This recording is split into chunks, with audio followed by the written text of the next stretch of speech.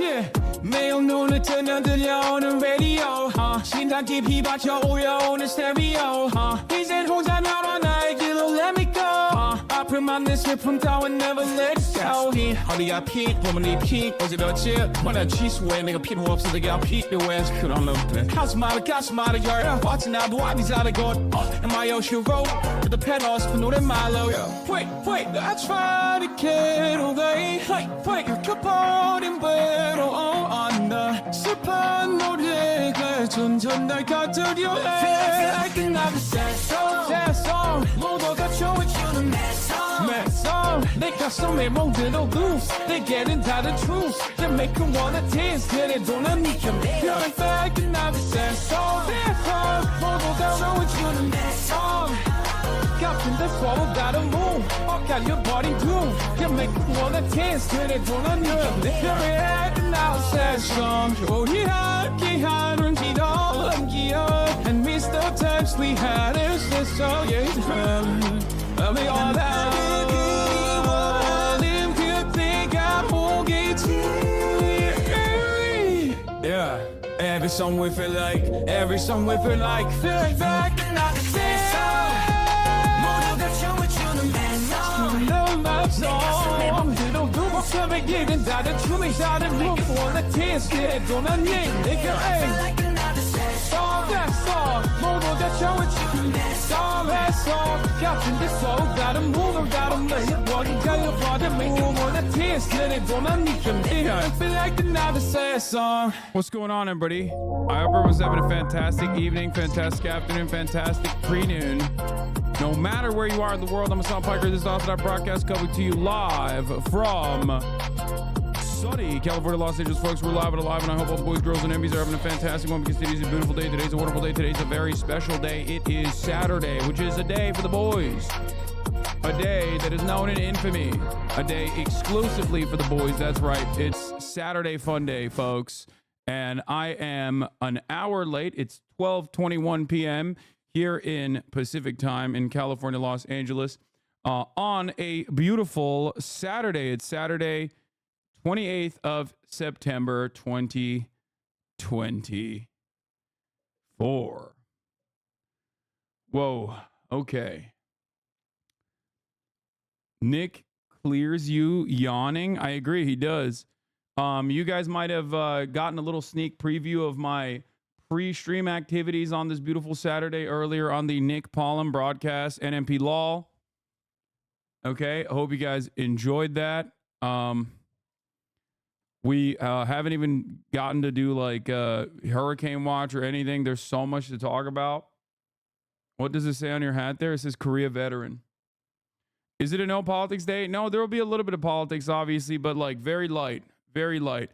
This is the part of the broadcast where I tell you about my personal news about what's going on in the world of HasanAbi Piker in between the time period where I press the stop streaming button and press the start streaming button for all the newbies. You are dead serious about basketball. I mean, I was so ass today, and I apologize. Okay, for those of you who watched the Nick Pollum broadcast, I played basketball with him. Nick came in late last night. I ended the broadcast at 7 p.m. Shot a Fear End episode. It's a 3-banger, just the boys only. No Nick though. Nick was supposed to be one of the guests on the pod, but he was too late because he missed his fucking flight. Degenerate. And you were worse than ass. Man, shut the fuck up, bitch. Anyway. We did the pod for boys only, not the episode. Today's episode of the broadcast is not boys only.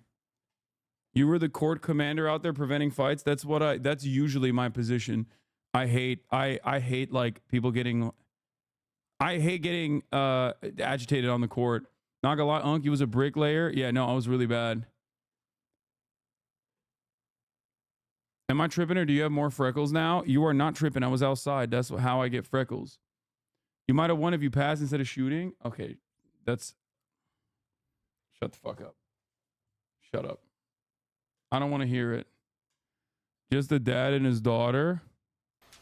Oh, this was funny. This was in the morning. So, in any case, yeah, we'll look at some highlights, more like lowlights overall. I was really fucking bad, dude. It was embarrassing. Normally I cook. So it makes it so much worse that I wasn't cooking, especially because it was on camera. And I say I cook all the fucking time and I never do.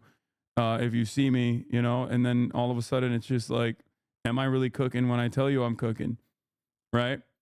In any case, Belgium Kevin, thank you for the 10 gifted subs, allowing 10 people to no longer see the second immediate 3-minute ad break that I hit. The lights were too bright.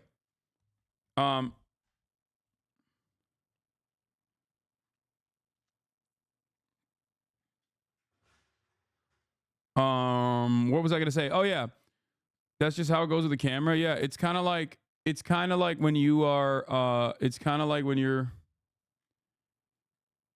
when you go to the doctor and you have a disease, you have a sickness, and you go to the doctor and you no longer feel sad, or not sad, sick. And it's like, well, what the fuck did I do this for then?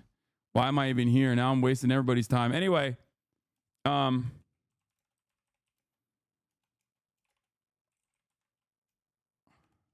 light news, Saturday, fun day with NMPLOL, or get him new clothes. I'll get him a fuckboy clothing setup, drip or drown.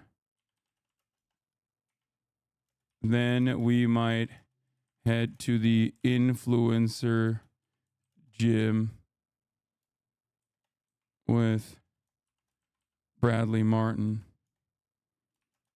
Get in now.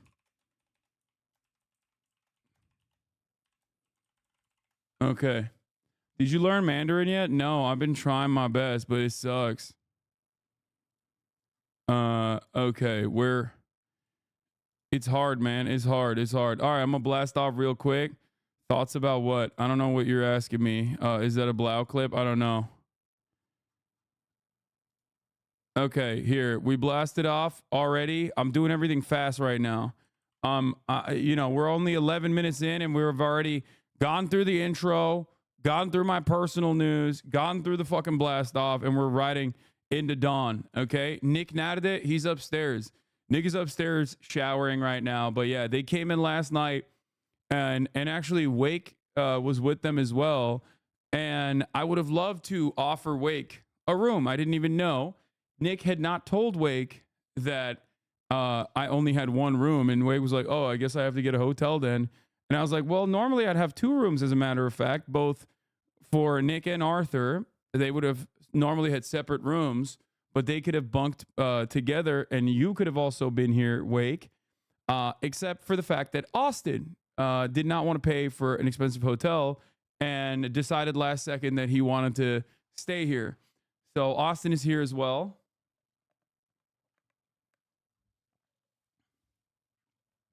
Take Wake IRL. Oh, yeah. I should. That would be fun. Anyway, so yeah. Yeah, motherfucker treats this like a free hotel, bro. I swear to God, Austin does. Anyway, we talked a lot about that on the episode, on the pod. Also, let me just send this shit to March real quick before I forget, because I have these videos that I shot yesterday that we're going to be adding on to the fucking, that we're going to be adding on to the, you got to get a bigger house, dog. Yeah, I know. We did the Do Re Mi Fa Sol La Si Do shit, the TikTok challenge yesterday, and I failed it spectacularly. I failed it in a spectacular capacity. I'm not afraid to admit it.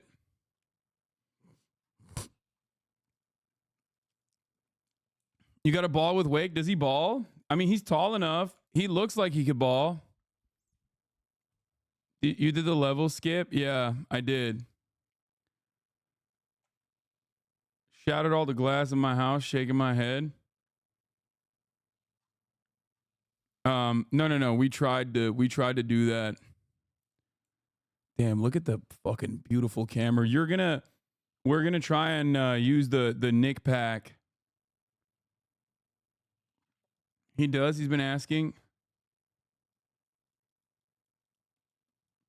I unbanned some reformed NMP chatters during the collab today. If they get banned again, I said you're gonna whip me with an extension cord, so I think they'll be good.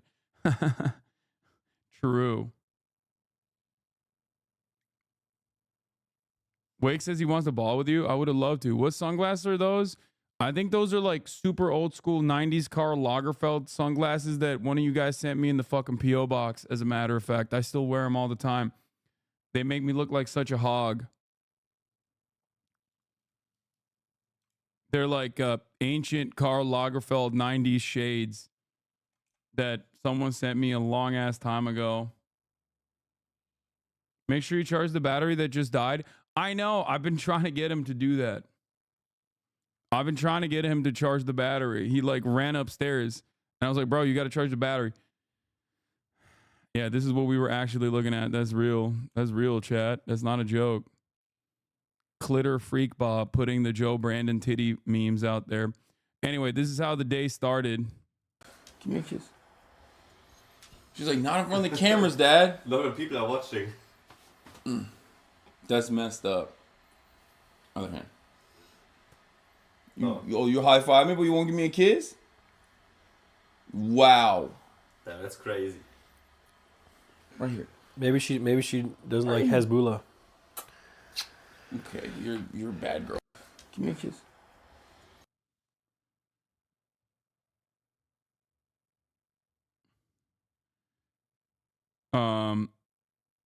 Hold on. Gym today. Can I come stream for your gym today? And also, can I bring my dog? Wake is coming to stay in LA for a bit. Bitch, I know. He was in my house last night, but he couldn't stay with me because someone... Wait, bro, you are not wearing the same shit. Did you shower yet? Oh, yeah, that's... Yeah. Hairspray? No, I don't think so. You use hairspray? I don't think I have hairspray. No, I don't use anything in my hair. Yeah, just... She's mad you're embarrassing her in front of your friends. Yeah, I know. I did. Play hockey with Nick. Nick would destroy me. He'd cross me up. I can't even stand on the fucking ice, dude. I can't even be on skates. Like, I feel like I am too big. I'm like, once you're above a certain height, I don't think God made me to fucking slide. You know what I'm saying? Because if I fall, there's far too much. There's far too much at stake if I fall. You know what I mean? Because when I'm falling from a much larger, much larger distance. Solo Peach Raid? Dog, they need trucks like you? What? Nick needs to teach you. Yeah, Fun Day is canceled. Breaking strong and consecutive explosions heard in occupied Jerusalem. Yeah, no, it's not canceled. Okay? I'll be honest with you. It's not fucking canceled. You know? Politic updates or not. Yeah, Hasan Nasrallah, Hezbollah confirmed that Hasan Nasrallah had been martyred by the Zionist entity in the attacks on Dahiyah yesterday. Look at Matt Rempe highlights. You can be a big boy. Okay, stop. I know a lot of hockey players are tall. I'm not coordinated enough. Okay, give me a fucking break. What is this? Well, yup, because I'm born a lefty. If I was an impressionable teenager, maybe I would have been like a Hitler Youth or something. But as soon as I started having my own political thoughts, I would have been a commie instantly. I love that. Do you think that you being a lefty is like your canon event? Like you're always a lefty? I think so. There are a lot of things that make me who I am. Like my parents teaching me to treat everyone with dignity and that all work should be respected, regardless of what it is. My father also taught me that rich people are the bad guys and that... That's so funny because no, it's the opposite. My dad is like kind of a neo-lib, dude. What the fuck? Big Dog has a fucking PhD in economics. You know, he is literally a fucking... He is as like neoliberal. He's as pro-capitalist as you can get. He loves capitalism. He wrote books on capitalism, you know? Also on antitrust, but still. So the AI doesn't have that. The AI doesn't have that knowledge, it seems. No rich person deserves their wealth. I think those ideas stuck with me more than any right-wing No rich person deserves their wealth. propaganda ever could have. That's how you know. Which right-wing propaganda? That's how you know this AI is like written by still someone who's like a liberal. You know what I mean? It's like a cartoonish depiction of what socialism is supposed to be. Like post World War I, do you think had the biggest effect on suppressing communist beliefs? Okay, now I need to try this fucking AI. What do you think of the site? Using your likeness without your consent? I don't give a shit. Oh, also, speaking of not giving a shit at this point, I mean, dude, look at this. Look at this. Look at this. This might be the craziest bribe in U.S. history, but according to reports, New York City Mayor Eric Adams accepted a $50,000 bribe of Zyn from a Twitch streamer. This is from the actual government indictment, so I'm going to read some of it to you. Quote, specifically, Adams, in a private meeting in Manhattan, met with the aforementioned Twitch streamer at a luxury hotel in Midtown. During this meetings, this is why you cannot like trust anything you see on fucking TikTok, bro. This is like the journalism that this is the level of journalism on TikTok, you know? God damn, bro. We Adams are so knowingly and willingly accepted a large bribe in the form of a bro said, according to reports, the reports are feared buck. pallet of Zyn nicotine pouches, and in-kind gift worth an estimated value exceeding $50,000, delivered in exchange for Adams' commitment to grant preferential treatment in future city licensing regulations affecting the gaming industry. Okay, God so damn. how did he get this Zyn? Well, according to the document, it says the bribe took the form of an unusually large shipment of Zyn nicotine pouches delivered to a private location in New York City. So this leaves the question, Mayor Adams, what the hell are you going to do with that much Zyn? What makes this story even crazier is New York City has laws that restricts the sale of Zyn, meaning Mayor Adams is not a normal guy like you and I who loves Zyn. Dude is just restricting it. So this sounds to me like he couldn't get his hands on it, so he wants... I'm just glad he didn't fucking name me in the indictment. Like I'm realizing that if Alexander Lol Overruled, which is his full name, actually had put my name in that indictment beyond the meme, there would be an unimaginable amount of actual fucking idiots who would have literally, like, they didn't put two and two together. They just thought, oh, Twitch streamer, that's unique, that's interesting. I'm 100% certain if he had mentioned me by name beyond just like memeing about whether it was me or not, I think this would be actual mainstream news. You know what I mean?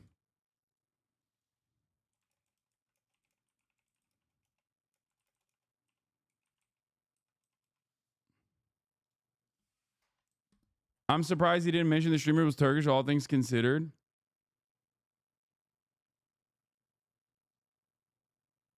Anyway, not sure why selling drugs is funny. People die from Zyn, dude. Yeah. It's crazy, man. It's crazy how easily misinformation spreads online. It's just no interest in the truth whatsoever. Also, here is a negative consequence of like that sort of misinformation spreading online.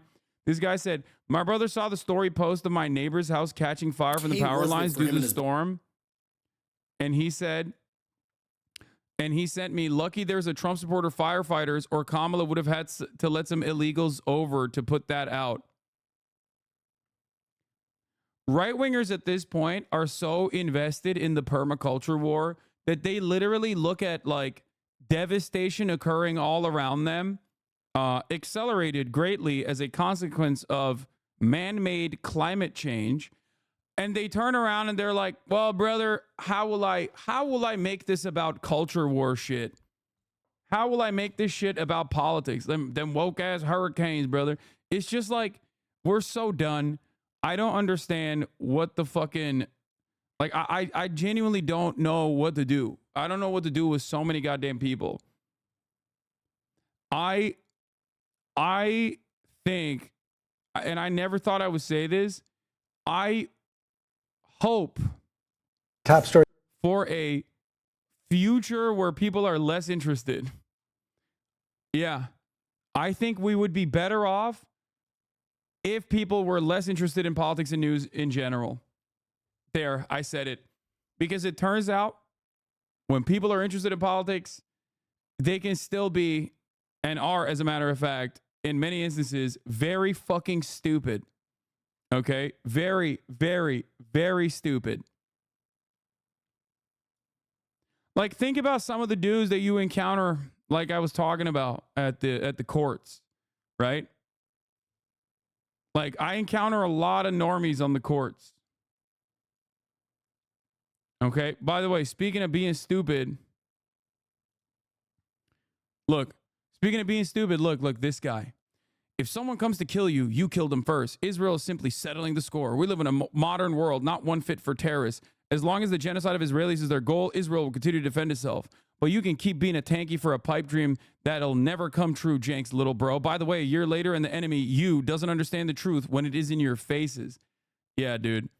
I like that Israel is like a genuine terrorist entity at this point.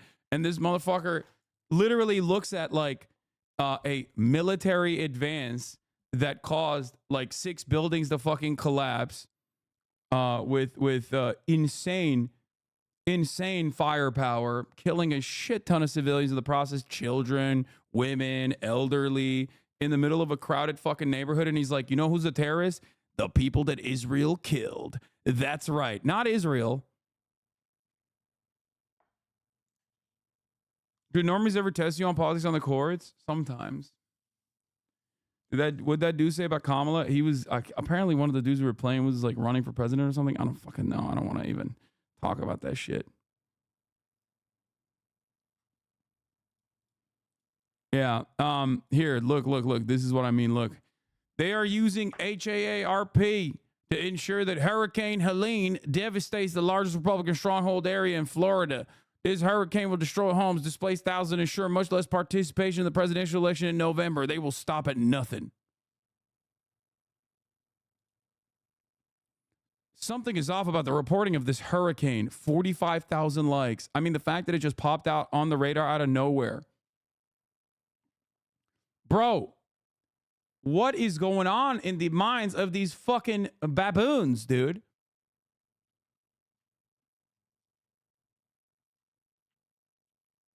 It's like your desperate inability to refuse to recognize the truth is causing you to make up insane shit.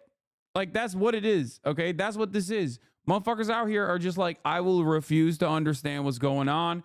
I refuse to recognize what is happening. I refuse. And that is why I will make up my own damn mind and instead hallucinate an alternative reality. Because the truth requires just a little bit of reading or a little bit of confidence in like people who have done the reading before you. You know?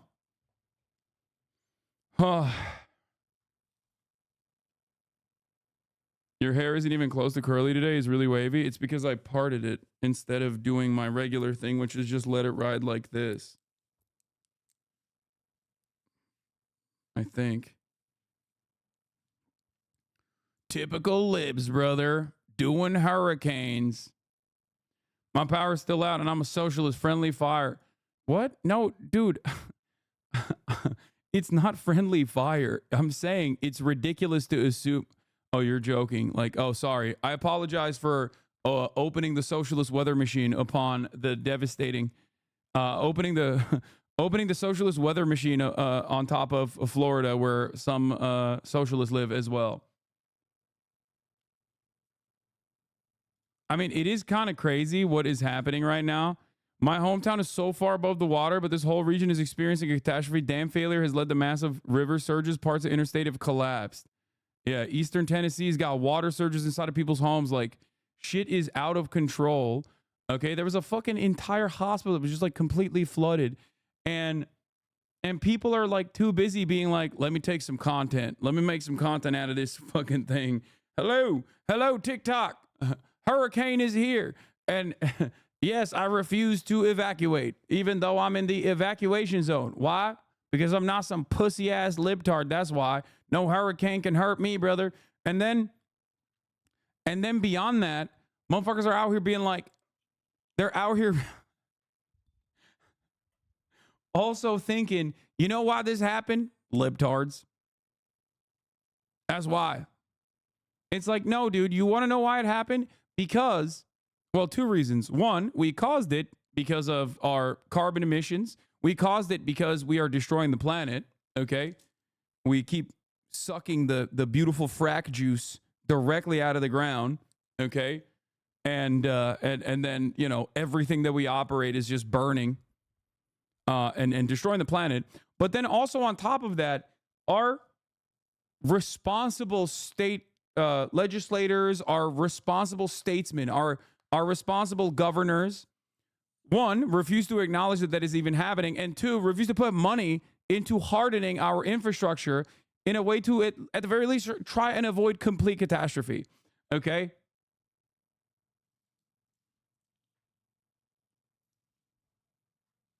That's where we're at this point. And motherfuckers are they're still like, nah, I refuse to believe that this is a real problem. I don't care. It must be because the storm is woke.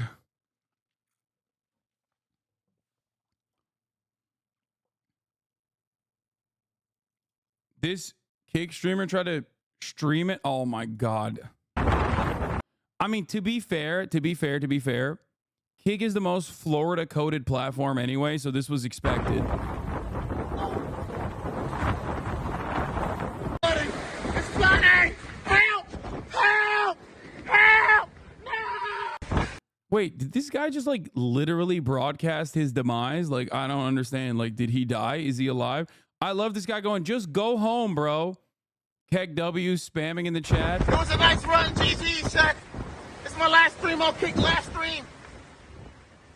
Is this stream real? Hurricane is a stream sniper. Going out with a bang. Fuck! Fuck, the water's hit me. Bro, you can't even the worst part about this kind of shit is that you can't even urge motherfuckers to like and subscribe because you're dead. Why would they subscribe to a dead guy? You know what I mean? Like, you can't even get them to subscribe to you. You can't even farm fucking revenue off of this because you're dead. There ain't no second stream after that. So why the fuck would people subscribe to you? You're dying. Donald Trump would have nuked Helen? Yeah, dead people famously do not provide any content, so you're cooked. Anyway. Helene?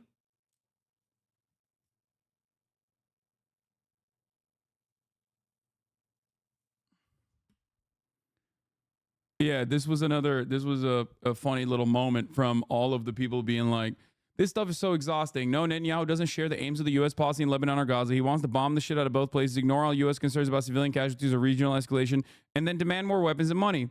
Wow, whoever keeps giving this guy weapons sounds like he's either a complete fucking idiot or just approves of all the mass murder of civilians. Do you have any leads on who they may be?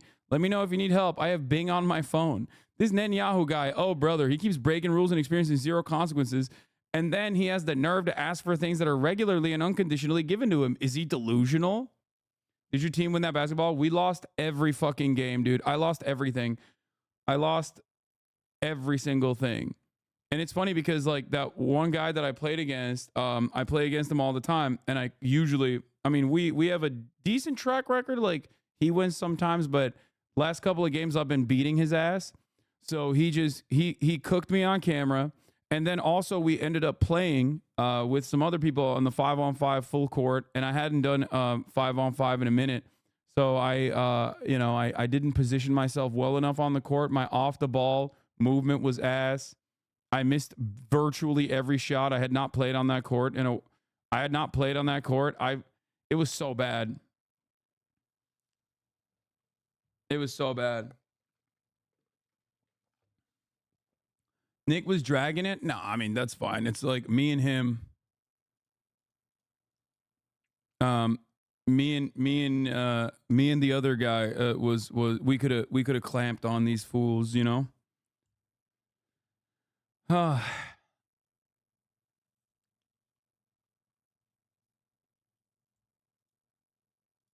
But oh, Donald Trump to the Hurricane Helene victims. You'll be okay.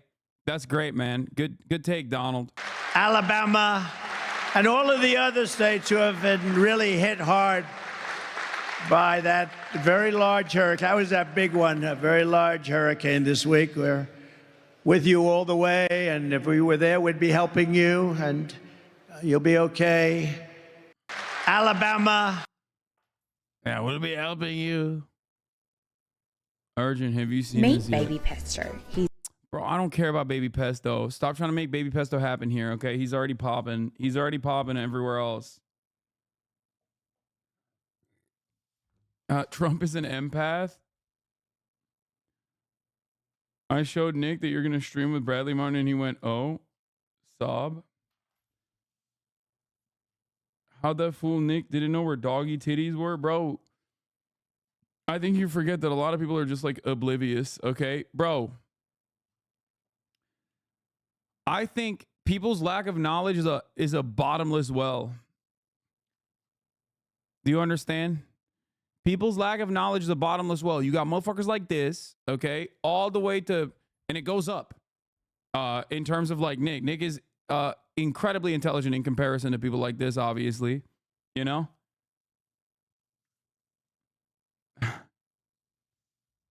So how do you stare in the face of, how do you stare at like utter stupidity every day on a daily fucking basis and still get shocked when someone is like not aware of, you know, basic facts that you have, I guess, taken for granted and live with inside of your mind every day?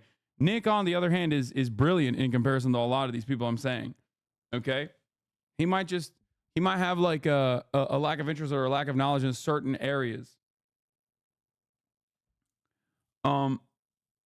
I get my news from you, and go, yeah, he's memeing. Nick also lies a lot for entertainment.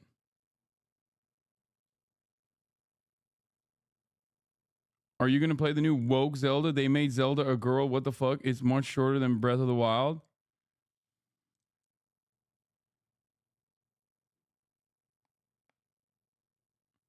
Kanka sen Ankara deyince biri Jacksonville equals Ankara dedi. Ankara'yı kimden öğrendiler? Benden öğrendiler.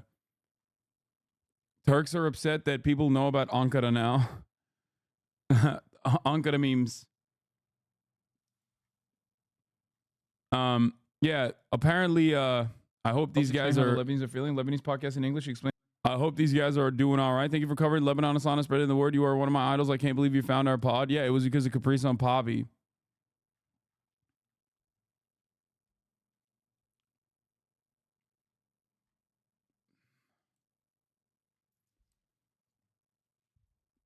I gotta say, I love both of you. My expectations were high and the stream exceeded them. Yeah. Oh my God. But yeah, Hezbollah leader Hasan Nasrallah is killed. He has been martyred by the Zionist entity. Okay. Hezbollah came out and confirmed his assassination. Iran has vowed to retaliate. We'll do a little bit of news real quick, and then we'll move on to some more fun shit, and then I'll talk about. Thank you, Adams Push, for the 5 gifted subs, and Twitch for the 5 gifted subs. I hope the chatters that are in Lebanon are okay. I hope they're safe. We are keeping you guys in our minds and our hearts. Martyred Omegalol. I mean, that is what happened. He got killed. Overnight, the Israeli military has eliminated its most powerful target yet. Israel says longtime Hezbollah chief Hasan Nasrallah was killed in an airstrike in Beirut. Hezbollah is now confirming that Nasrallah was killed The Israeli military said Nasrallah was at Hezbollah's underground headquarters, one of several sites targeted in a series of massive explosions that the Lebanese health ministry says killed at least 6 and injured more than 90 others. The killing of Nasrallah not only strikes a blow to terrorist group's leadership, but could also trigger a wider war with Hezbollah's main backer, Iran. Imtiaz Tayeb has the latest from Beirut. In a massive escalation, Israeli fighter jets dropped a series of bombs on Beirut's southern suburbs. Now that the threat is resolved, surely Israeli strikes into Lebanon will stop, right? Yeah. Were people really cheering, or is that propaganda? Yes. Like I've said before, the Lebanese society is very diverse and has had a litany of infighting and complications. A lot of the Lebanese society also despises their governance, and they see Hezbollah as taking advantage of that, power vacuum pretty much, because like they are one of the more popular parties and are the basic standing military of Lebanon in general. So for this reason, what's good? So for this reason, I think like some people definitely have different opinions about Hezbollah in general. Their domestic governance obviously is not great either. Having said that, however, most people see it as like a defensive posture that Hezbollah presents towards Israel, and they certainly hate Israel a lot more than they fucking even hate Hezbollah. But the video that they were using to say people were cheering Hasan Nasrallah's assassination is from 2019, and that's it. Like the one in Lebanon. I'm sure people in fucking what do you call it? I guess the way I would describe it is like if there was an alien force that was not China, like far more powerful than America, right? Like an insane power. And this alien force was attacking America relentlessly and showing that they wanted to occupy the country. And then they assassinated like the Republican paramilitary that was like actively fighting against the aliens. Most Americans would be like, this is fucking incredible. This is bullshit. Like, this is completely unacceptable. They would not, like, even if you had a disagreement with the Republicans in that regard, you would still be like, well, they're up in arms against like, you know, a much more powerful enemy. So that's the way to analyze it. Lol, worst metaphor in history. I don't think it's not.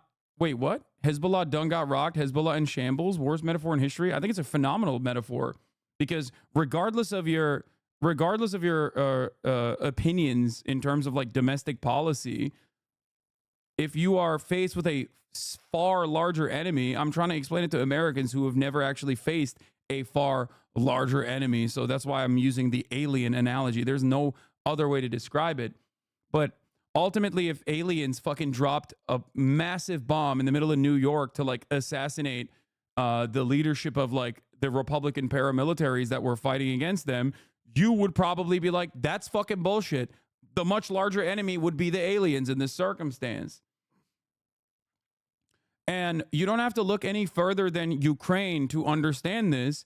There are plenty of Ukrainians who did not like the Azov battalion, who did not like the fucking Nazis in Ukraine, who fought against said Nazis in Ukraine, who, once the much larger enemy, Russia, came in and started fucking blowing their goddamn cities, entire city blocks, became aligned with the Azov battalion. That's usually how things go. This was something that I mentioned in the beginning of the invasion as well, where I talked about how invading a country does not denazify it. As a matter of fact, it just galvanizes and emboldens some of the more fascist elements within the country and turns them into national heroes because their emancipatory goals are now completely justified. So yeah, not even making a comparison between Hezbollah and Nazis. I'm just using that as an analog for people to understand, especially because a lot of people who despise Hezbollah love, the Azov battalion.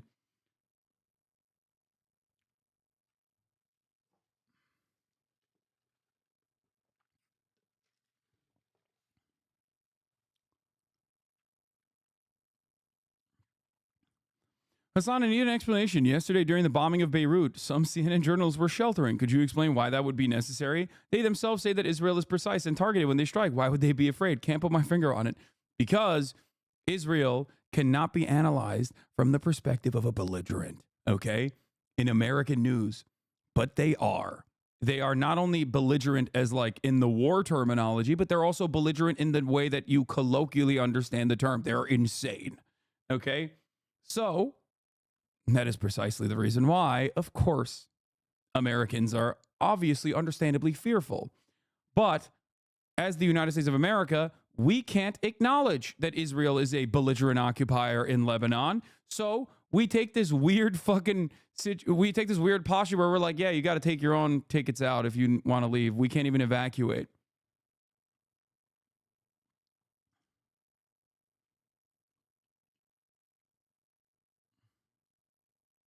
See?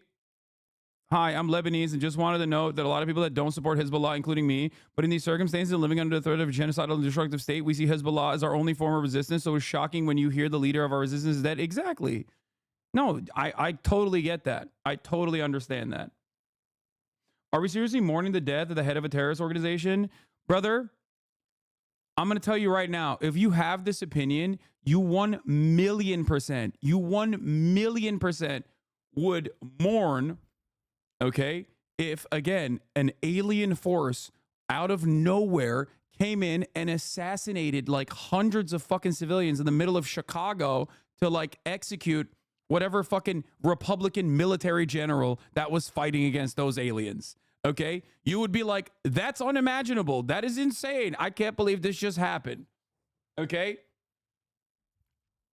You can slap on the terrorist sticker over and over again, but what you fail to recognize is Israel is a far greater terror in the region. It's just that we don't analyze Israel as a terrorist organization because it's a state.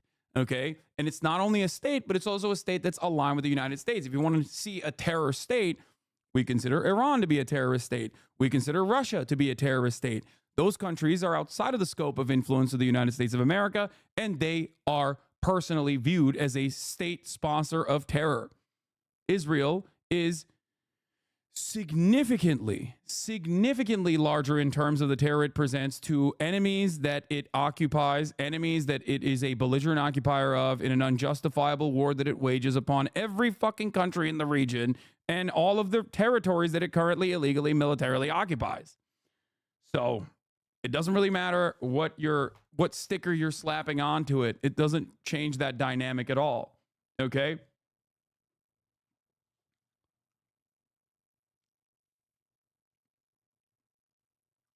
And in terms of analyzing Hezbollah's militancy in the dynamic between Israel and Hezbollah, when you look at the tit-for-tat bombing campaigns that occurred since October 7, right, between Israel and Hezbollah, Israel is responsible for 82% of all bombing, and that number has actually grown now as well.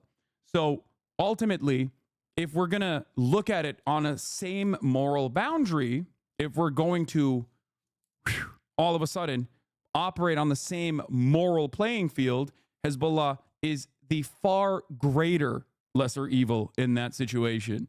Okay?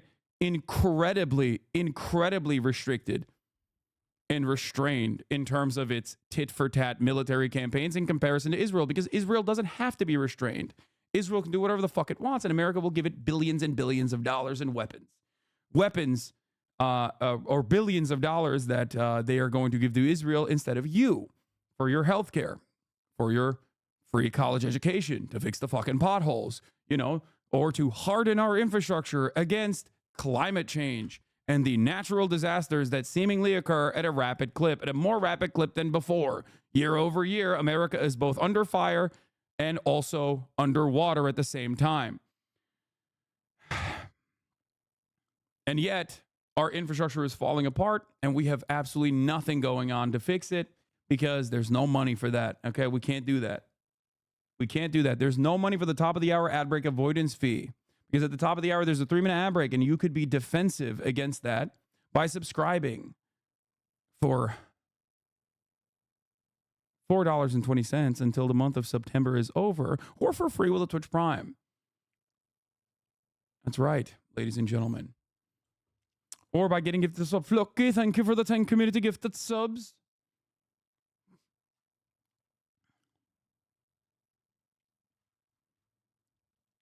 Here is the 3-minute ad break now. The 3-minute ad break. Here it is.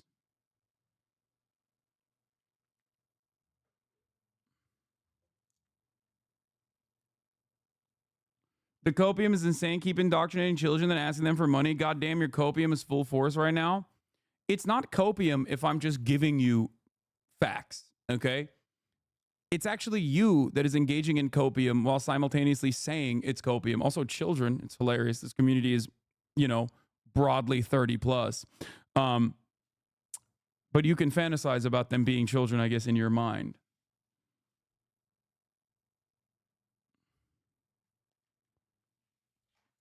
Not only are you wrong on that front, you're also wrong when you say this is copium. It's pure projection. You are the one who is coping in that regard, hoping that what I'm saying is not true. You need to explain you're coming from the POV of someone in Lebanon? Yeah, I mean, I'm explaining it from the perspective of people who are under a relentless bombing campaign at this moment.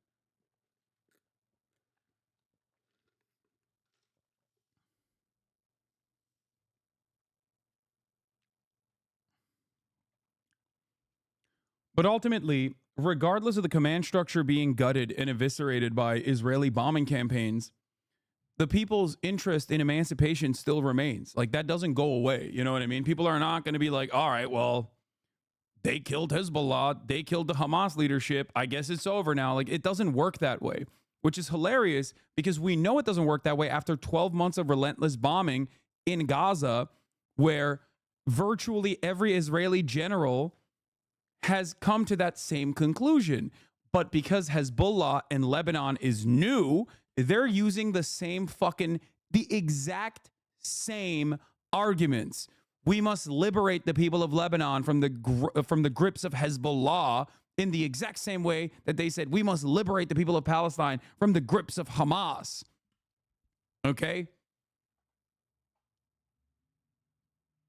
That's it. And it's funny to see chatters try to run that exact same route. Try to run that exact same fucking route. Like, as though this hasn't already happened for the past 12 months. They shut the fuck up about it now because they recognize it's a done deal. It's not going anywhere and it's not going to work. They leveled Gaza to liberate the Palestinian people. Of course not. Yeah. All they're doing is liberating the people of Lebanon from their bodies. Exactly.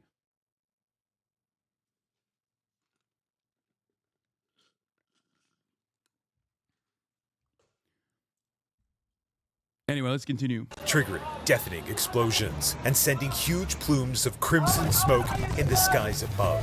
On the ground, near total devastation, at least 4 buildings pulverized.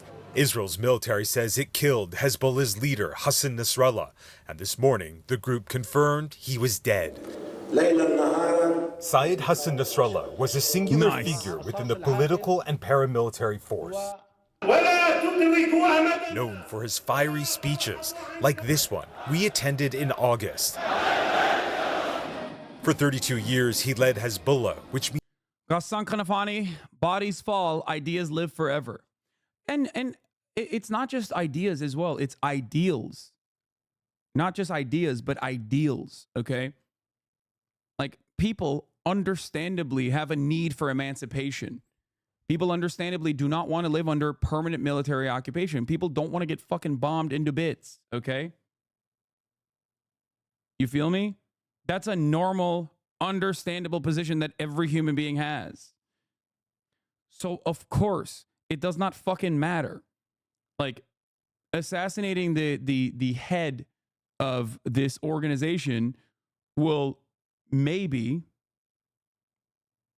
okay, will maybe stop it'll probably stop the bombing campaigns for like a little bit. Even that is not likely, right? From the Hezbollah side. But ultimately, when you continuously and mercilessly and relentlessly occupy territory, more and more territory, you keep bombing these people, they're gonna fight back. Okay? That's it. There is no world in which you can bomb people so hard that they end up liking you. They're just gonna like you less. And this has happened over the course of the past 20 plus years of permanent military occupation in the Middle East with America. Look at Afghanistan. The Taliban has taken over Afghanistan again. You know? It's fucking stupid.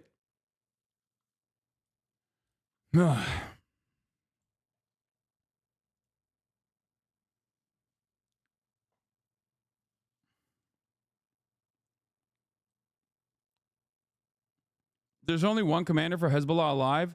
Dude, I don't think you guys understand. Unless you personally think that people's understandable resentment against Israel in the territory was because Hasan Nasrallah was like the singular figure mind controlling everyone to hate Israel, this doesn't make any sense. Why do you... A lot of Americans fail to comprehend this, okay? A lot of Americans, because we are so comfortable in the lap of luxury, in the first world, in the core of empire, we have no way to comprehend a much greater threat to our existence. We don't have any way of understanding that, so much so that we make up our own fake threats against us, like some fucking goat herder in Afghanistan or some rice farmer in fucking Vietnam, okay? Like, we literally have 0 enemies. We have 800 military bases and 0 real enemies. So much so that we make up new ones in order to justify our fucking check your pager. Like, this is again, a powerless person posturing as though they benefit from America and Israel's actions. You, motherfucker, do not have health care, okay? You will never achieve the American dream. You will never be able to own a house. You will never be able to get upward social mobility. Your life will be worse than your parents' generation. But because you recognize that, you have to like grab onto anything. You have to grab onto anything and everything you can to be like, well, no, this is check your pager. You're Hezbollah. You're gonna die. You are still the same fat kid on the inside, insecure nepo baby loser. I know, man. You're right. Gray name sock account in my chat, who was probably on his 8th fucking fake account just so he can chirp in here, is not the loser. It's the Twitch streamer that he's fucking yelling at on a Saturday, on a beautiful Saturday. You could be out enjoying your life, but because you're angry and resentful, okay? Yes, I am. Are you mad? Do I seem mad? Not even a little bit, because I understand the hurt that you have experienced. I understand the systemic problems that you experience on a daily basis that have hardened you to this degree, that make you seek out this kind of negative engagement with people online because you can't have this conversation. You can't have a normal interaction with human beings in the real world, okay? You come across as a resentful, angry little worm in here. You don't come across as like a cool guy who expertly trolled a Twitch streamer. I'm gonna be honest with you, and I'm telling you, okay? This is where it comes from. Like the anger and resentment that you have, it builds up. And the lack of future prospects that you see in front of you makes you angry. So you lash out at anything and everything you can. And you grab onto like America's actions as though they are good for us, as though they're great for us, you know? Oh yeah, a fucking 9-year-old was exploded in Lebanon, but you don't care. That's a good move. That was fucking sick. Like, go turn off the fucking broadcast and literally watch college football or something, okay? It is probably a more productive thing for you to do. True, we should just let you spread pro-terrorist propaganda unfettered. I never spread pro-terrorist propaganda. I am not in support of Israel's actions, and I'm not in support of America's actions, okay? You support Houthis killing women for trying to get educated. There has never been a single moment where I've supported such things, and you will not be able to find that, and that's precisely why you're just making it up, okay? You're making it up. Also, the irony here is that you support just killing the women yourself with American bombs. You literally just made a reference to that right here. Check your pager is a reference to Israel's terror attacks in Lebanon, utilizing a civilian communications device in direct contravention of international humanitarian laws and rules of fucking war. It is a violation of the Geneva Convention. It is literally an act of terror. Former CIA Director Leon Panetta has said as much. And you're in here justifying that act of terror, celebrating it, and hoping that it happens to someone who is living in the United States of America. Okay? A civilian communications device, yes. That is what a pager is. Most commonly used by doctors and nurses, which Israel also killed a fucking nurse. From when it was a civilian device, guys, pagers are a civilian communications device, okay? I can't believe we're having this conversation again. I'm not mad. The reason why I'm not mad is because I hear this all the time. And I know where this anger and this spite comes from, this resentment comes from. I know why you're upset. I just wish you could have a little bit of an open mind and recognize the hurt that is your own government is causing you, okay? But instead, you want to close your eyes to that and go, hey, at least there's someone lower than me that my government is fucking owning right now. My government is actually funding and supporting the ownage and the carnage in the third world, so it's great. It's not going to fix your life. As a matter of fact, it probably grows your resentment and anger as you flail desperately in this death spiral that you found yourself in.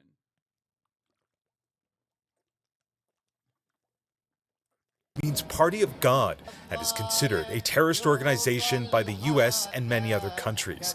And through support from Iran, he expanded it not only into a political You force. are doing it right now. These takes are atrocious. As resident Texan, 19-month subscriber, what takes? Do it from the perspective of a Syrian now? What? I have no idea what you guys are talking about. All right, let's continue. Hezbollah, which means Party of God, and which is considered a terrorist organization by the U.S. and many other countries. Through support from Iran, he expanded it not only into a political force, but also one of the most powerful and heavily armed standing armies in the region. Nasrallah's death would be a potentially catastrophic blow for the group. Several of Hezbollah's military commanders have been assassinated in other Israeli strikes since July. And thousands of its members were injured in booby-trapped pager and walkie-talkie explosions earlier this month, leaving it badly diminished and potentially leaderless. The stunning developments follow Israeli Prime Minister Benjamin Netanyahu's address to the UN General Assembly, where he received a mix of boos and applause. And will continue degrading Hezbollah until all our objectives are met. Yeah, I wonder what those objectives are. For the record, there's never been an instance where Israel has not said that they're doing this for like security concerns. Just so you understand. Like, it is always a security concern. Okay? This is like the justification for the state of Israel existing since 1948. Okay? So when they say, oh, this is a security concern, understand that like that is the justification for you to hear in the Western world and understand and agree with. Okay? The tactic is always the same. Okay? Fuck shit up, displace civilians, and then settlers come in and take over that territory. People understandably feel resentful and spiteful against Israel, fight back. Then Israel encroaches on more territory because you have to protect those civilians that now moved into that area, right? That's why people are desperately inside of Israel. You have ultra-Orthodox, rabid fucking ultra-Zionist, ultra-nationalist settlers who are fascists trying to go into Gaza and settle again. And they have plans to settle Gaza again. This is what they did in the West Bank. This is what they used to do in Gaza. This is what they did in Sinai. Okay? And this is what they did in Golan Heights. This is what they did in Shebaa Farms, which is technically Lebanese territory according to Syria. And it doesn't matter, right? They will always have an appetite for more and more territorial acquisition. And then when they move people into that territory, and the people that are now displaced from that territory are like, well, what the fuck is this shit? This was my family's farm. Why the fuck did you take that? Some Zionist on a Discord chat called you HasanAbi. I've heard that a million times over, my friend. It's not new. I don't really care about it. I think it reveals their position more than, anything that I've ever said.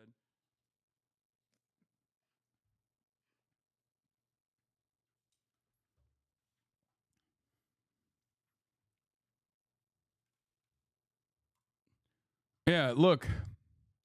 Israel is preparing for a limited incursion into Lebanon.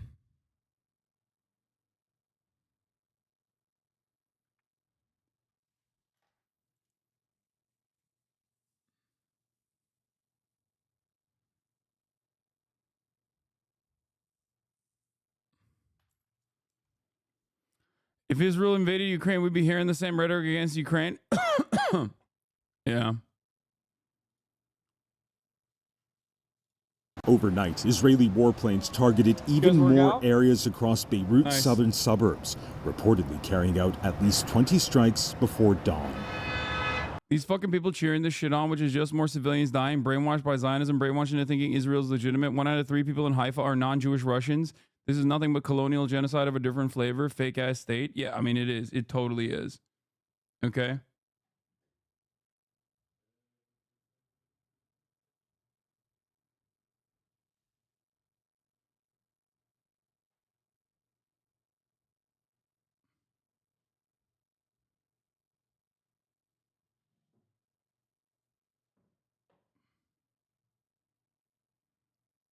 Oh my God. Oh my God, I just realized something. Wait, hold on.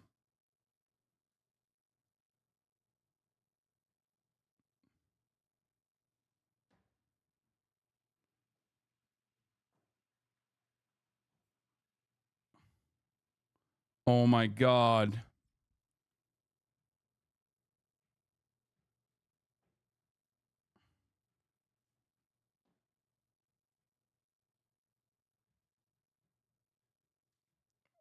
I didn't realize that there was miscommunication between me and Quen. We were going to do it on Sunday.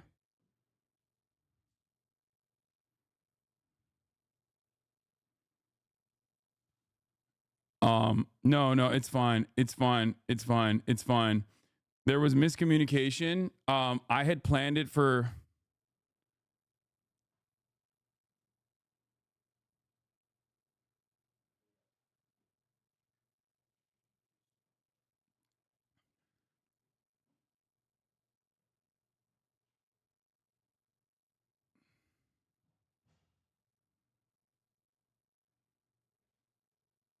shit.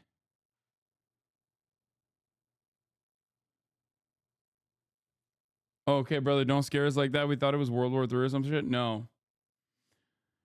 Oh, okay, let's continue. Sorry. I booked everything for Sunday, thinking that it was on Sunday, but I think on the email I didn't realize that they booked it for the 28th. And the 28th is today.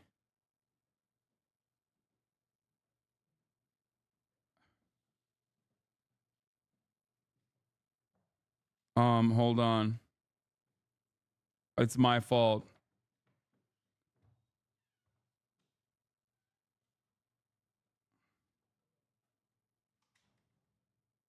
Hold on. Let me fix this real quick.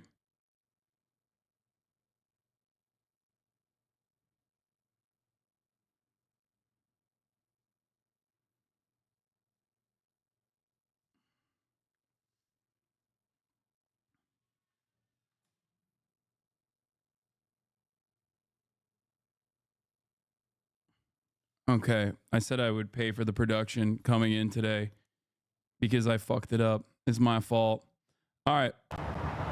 Now, President Biden and Defense Secretary Lloyd Austin have both denied being given advance warning from Israel of the massive strikes targeting Nasrallah, with Secretary Austin saying the first time he was told about it was while the strikes were actually happening, as the White House now instructs the Pentagon to, quote, assess and adjust U.S. forces across the Middle East as needed. Jeff. Yes, thank you. Destruction that will echo through Lebanon's future for years to come. Now, only glimpses remain of the lives that lived here and the 4 apartment blocks that stood until 3:30 this morning. Scenes repeated across village down south, everyone is fleeing, and the likelihood we lose that land is very high. Christian village, by the way, no Hezbollah.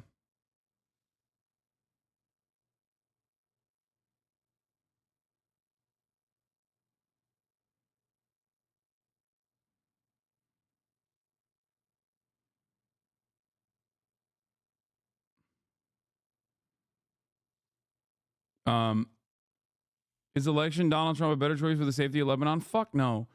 There is no better choice. There is only one choice. America does what it wants to do. I need you guys to understand, okay? America and Israel, as an extension of America, is a force that will not change its trajectory regardless of whether a Democrat is in charge or a Republican is in charge. This is something that is important for a lot of people to comprehend because this is a Democratic administration doing this, and Democrats are supposed to at least present themselves as a counterbalance against the Republican incursions, okay? Against Republican neocon sentiment, against Republican death and destruction. And it's very obvious that they're not doing that. The Democrats are not doing that, and they're waging the exact same bloody war. So Donald Trump is not going to change that trajectory even a little bit, if not make it worse. It doesn't really matter to the people that are directly under this permanent occupation at this point. But if you are living in these regions, there is unfortunately no solution for you in terms of like who is going to be, who's going to be in charge of this death and destruction. That's it. And before you fucking point to this, okay, and say, when Israel killed Ahmad Yassin, the leader of Hamas, the Bush administration condemned Israel for killing 7 others. When Israel killed Hasan Nasrallah, the Biden administration congratulates Israel for its measure of justice and Israel strikes against 300 people. This right here makes it seem as though George W. Bush is more moderate, okay? On Israel, he was. And I repeated this before. I talked about this like a couple days ago. But that does not mean that like the American foreign policy has moved so firmly into the right that this doesn't mean that like a Republican would do that right now. Trump would do that right now. They would not. Okay? Understand where we are in terms of like America being a uniparty in its analysis of foreign policy. Okay? We are uniparty on foreign policy, especially. George W. Bush was more moderate technically and still fucked up the bag in Israel-Palestine in very meaningful ways. George W. Bush was also a fucking death-dealing warmonger. His administration is literally the worst.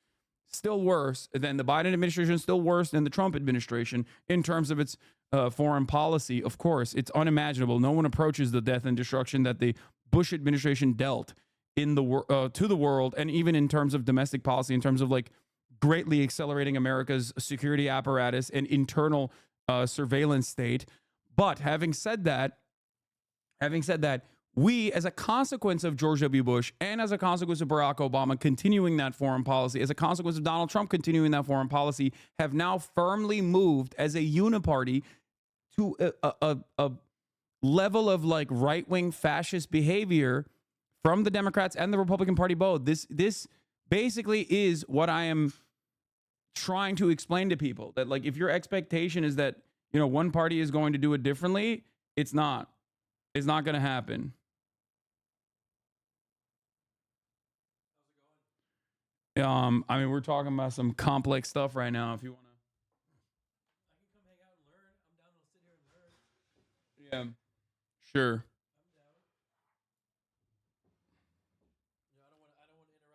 I'm quite ignorant when it comes to politics. No, it's all good.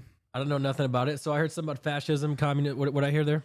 Yeah, we're just talking about the leader of Hezbollah being killed in an Israeli strike on Beirut. Give Biden 4 more years and clear Bush? No, I don't. I mean, Biden doesn't have 4 more years anyway, so it doesn't matter. Where's this at? This is Beirut. This is Lebanon. This is Lebanon's capital with 2.5 million people living in it. Well, it's probably a larger number now because a lot of the Lebanese population that was in southern Lebanon have had to escape into Beirut because they thought that would be a safe territory for them. What are they running from? Israel. Israel's bombing the shit out of everywhere. Wait, what? Israel, America's greatest ally, the most important country in the world, the most moral nation, the most moral democracy on the planet, is ruthlessly and mercilessly bombing southern Lebanon, including southern Beirut. What did Lebanon do? They just kind of were there. They happen to be Israel's neighbor. You're kidding. Yeah.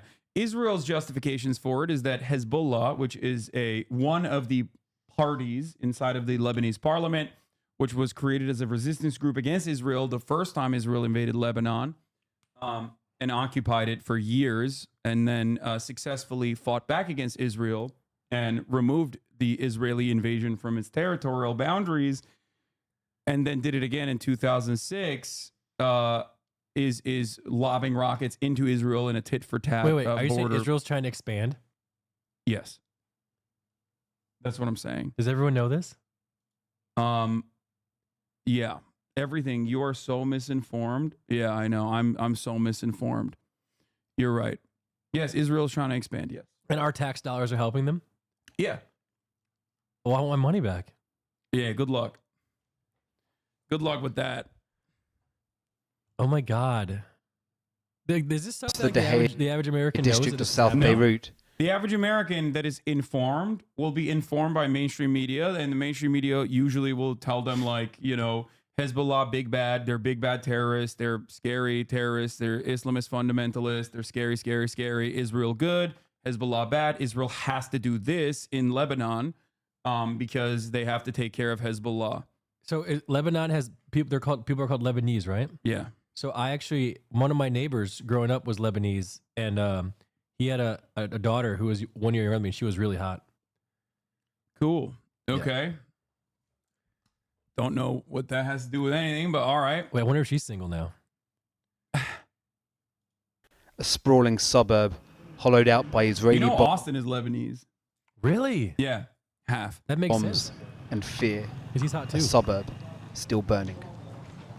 There's an intense heat coming from the basement of that building. The sky is dense with the smoke. It smells acrid. The scale of destruction around here is vast. Not just at this site, but everywhere you drive around Dehae, there are signs of these airstrikes. And just a moment ago, we heard Israeli planes in the sky. There is a tense feeling now that as bad as all this is, yet more could be coming. What's Fresh that helmet fire gonna from do the against sky rocket? did soon fall. Nothing. But they brought So why mere is he wearing it? tremors. In case like debris falls on his head? Yeah. Are they bombing civilians? Yes. Like a shit ton. Yeah. Like, yeah. Fuck yeah. Of course. Who do you think lives there? These are just residential buildings. Yeah, there's babies in those buildings. There's mothers in those buildings. There's elderly people in those buildings, and they fucking destroyed them and killed like 300 of them. It's overwhelming majority civilians. Like, Are they trying to intentionally hit civilians? I think their goal is to cause as much chaos as possible, like they did in Gaza, where they don't like their goal is to just like destroy the normal existence of people there to make it unlivable. Isn't that kind of the definition of terrorism? Yes. Okay. Yes, it is. And they are doing that. They are doing terrorism for sure. Oh my God. Compared to the seismic eruptions that leveled large parts of Dehae last night. The city looks An beautiful. What the hell? overwhelming use of force focused on Beirut is a beautiful city. Like Lebanon is a beautiful country. Beirut is a beautiful city. Like it is a very modern city. Like it's a city. I see a shopping center right there in the bottom Yeah, left. it just looks like fucking, you know, it's no different than like Paris, you know what I mean, or Chicago or some shit. It's just like a city. breaking Hezbollah's command and control center and decapitating an entire movement. Sheikh Hasan They claim, Israel claims that there are cruise missile launchers hidden under every building, and that grandma is hiding those cruise missile launchers under her, bed, and that's why they have to hit those targets. And they use our weapons to hit those targets. They don't have those bombs, so we give them billions of dollars. I believe, like, I don't know what the sum total is, but since 1948, the inception of the state of Israel, when it first became a nation state by doing pretty much this kind of stuff from the jump, we have given $250 billion total. And the Biden administration greatly accelerated it post October 7 in terms of like tens of billions of more that we have given to the state of Israel to continue bombing all of these countries. I don't want to sound like an idiot here, but why are we doing that? How do I explain it? Like, why would we help them do this? I don't understand. Israel is, God, how do I describe it? It's like I have to describe to you what settler colonialism is, where you like send a bunch of people to an area with the specific purpose of colonizing that area. That's kind of how America was founded as well. We are a settler colonial nation. We've sent a bunch of people here, and then those people came in and fucking killed every single indigenous person. And then we occupied more and more That's what land. Thanksgiving's about, yeah. Yeah, exactly. And so like Israel's doing that since 1948. Originally, it started under the British Empire when England or British Empire took over Palestine, the area that is called historic Palestine. And they didn't really like Jewish people a lot. This is like, you know, pre World War II. Who didn't? Most people in Europe did not. They were very anti-Semitic. And so they were like, oh, we don't really like Jews that much. We should just send them somewhere. Where can we send them? A lot of the Christian Zionists like predate almost like Zionism being like a Jewish movement. There was a guy named Balfour, Lord Balfour, who made a declaration. Basically, was like, we should ship all of the Jews here in England to the desert instead, to historic to mandatory Palestine.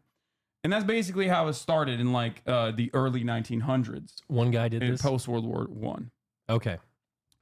After they took over Palestine from the Ottoman Empire.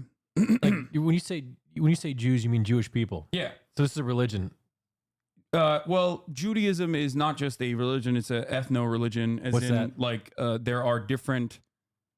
Like, it is also an ethnicity as well as both. Okay.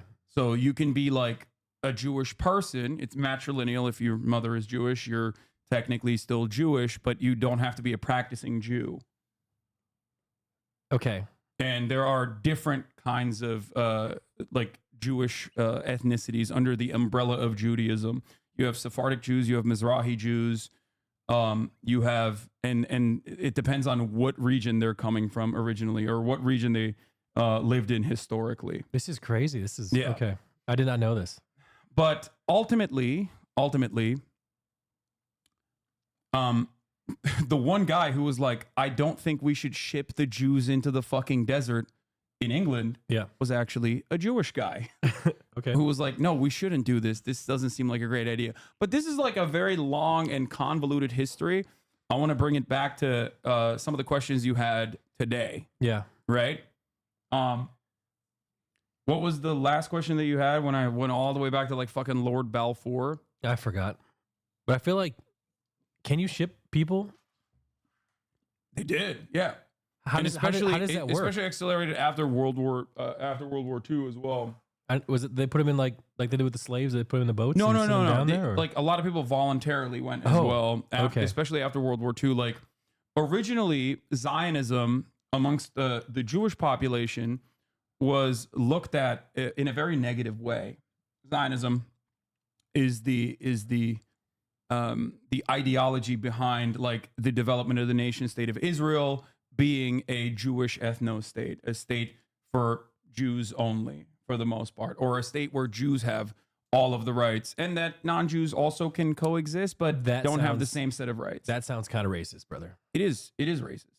That is precisely why I say, and many academics consider okay Zionism to be or? a fascist ideology, because it is. In the more like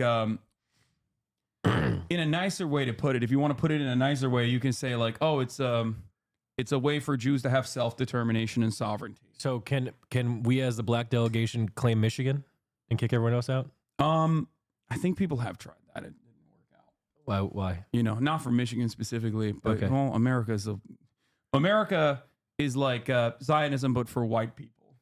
Okay. But whiteness also is not as like hardlined and as defined as like as Judaism is as an ethno-religion. So whiteness can expand usually. We also did it in Liberia too, but that's besides the point. I don't want to get into that. Got it. But basically, you are legitimately insane.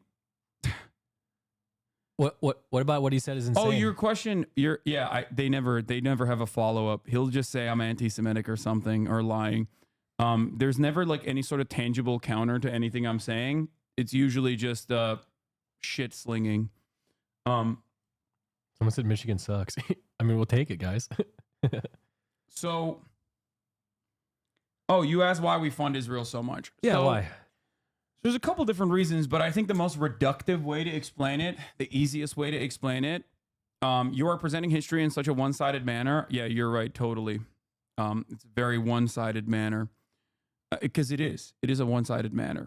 It is a moral wrong. If you are anti-fascist, Zionism at the time was very reasonable. Yeah, that's why all the early Zionists now sound exactly like me, right? Fucking Albert Einstein.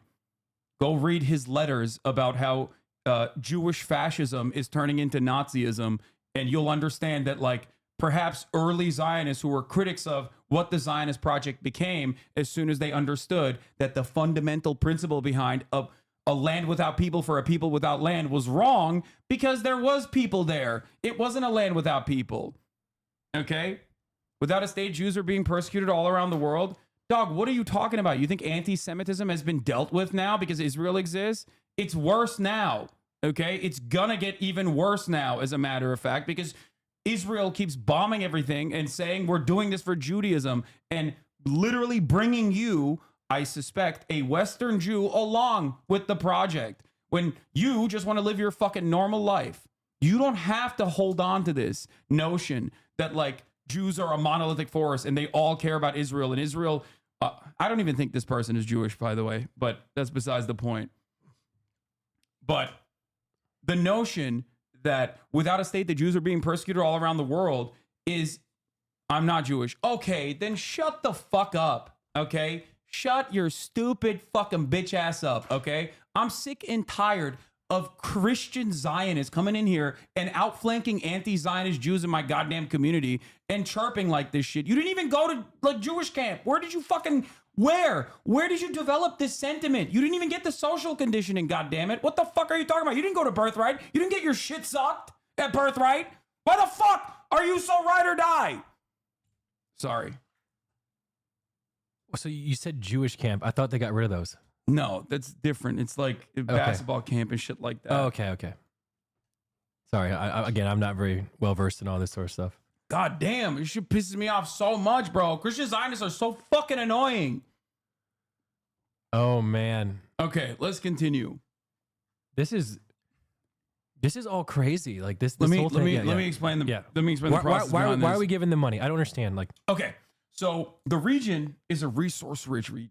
Okay? There's a lot of oil. We care about oil. Still? Everything runs on oil. Of course, everything runs on oil. What about Tesla? So that's really important. And there's also a very important trade route there. Okay? Yeah. Here, I'll show you a map. Okay. Okay? Let's show you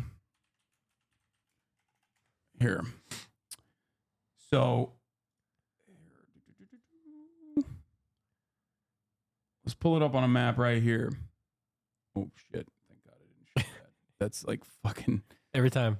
I know. You can't beat it's it. Fucking annoying. All right. Okay, here. What the bro? I pulled the image. This is the image. This is 1P, dog. What the fuck? God damn it, Google. Get better, okay? Get fucking better. Here, I'll show you let's do trade routes. Maybe that's a better map. Okay. So, here. Open image, new tab. What the What is happening? Why is every image like this, bro? I'm gonna be honest. I can't load porn either. Yo, what the fuck? Yo, this shit is hella annoying. Okay, let's see. This one works. Okay, thank God. Okay, so this is a trade map. Okay, these are some trade routes. Okay, one of these trade routes, especially if you want to cut directly in from like Asian countries, if you want to cut directly in to Europe, is you have to go through this area. Okay. This area that's known as the Red Sea.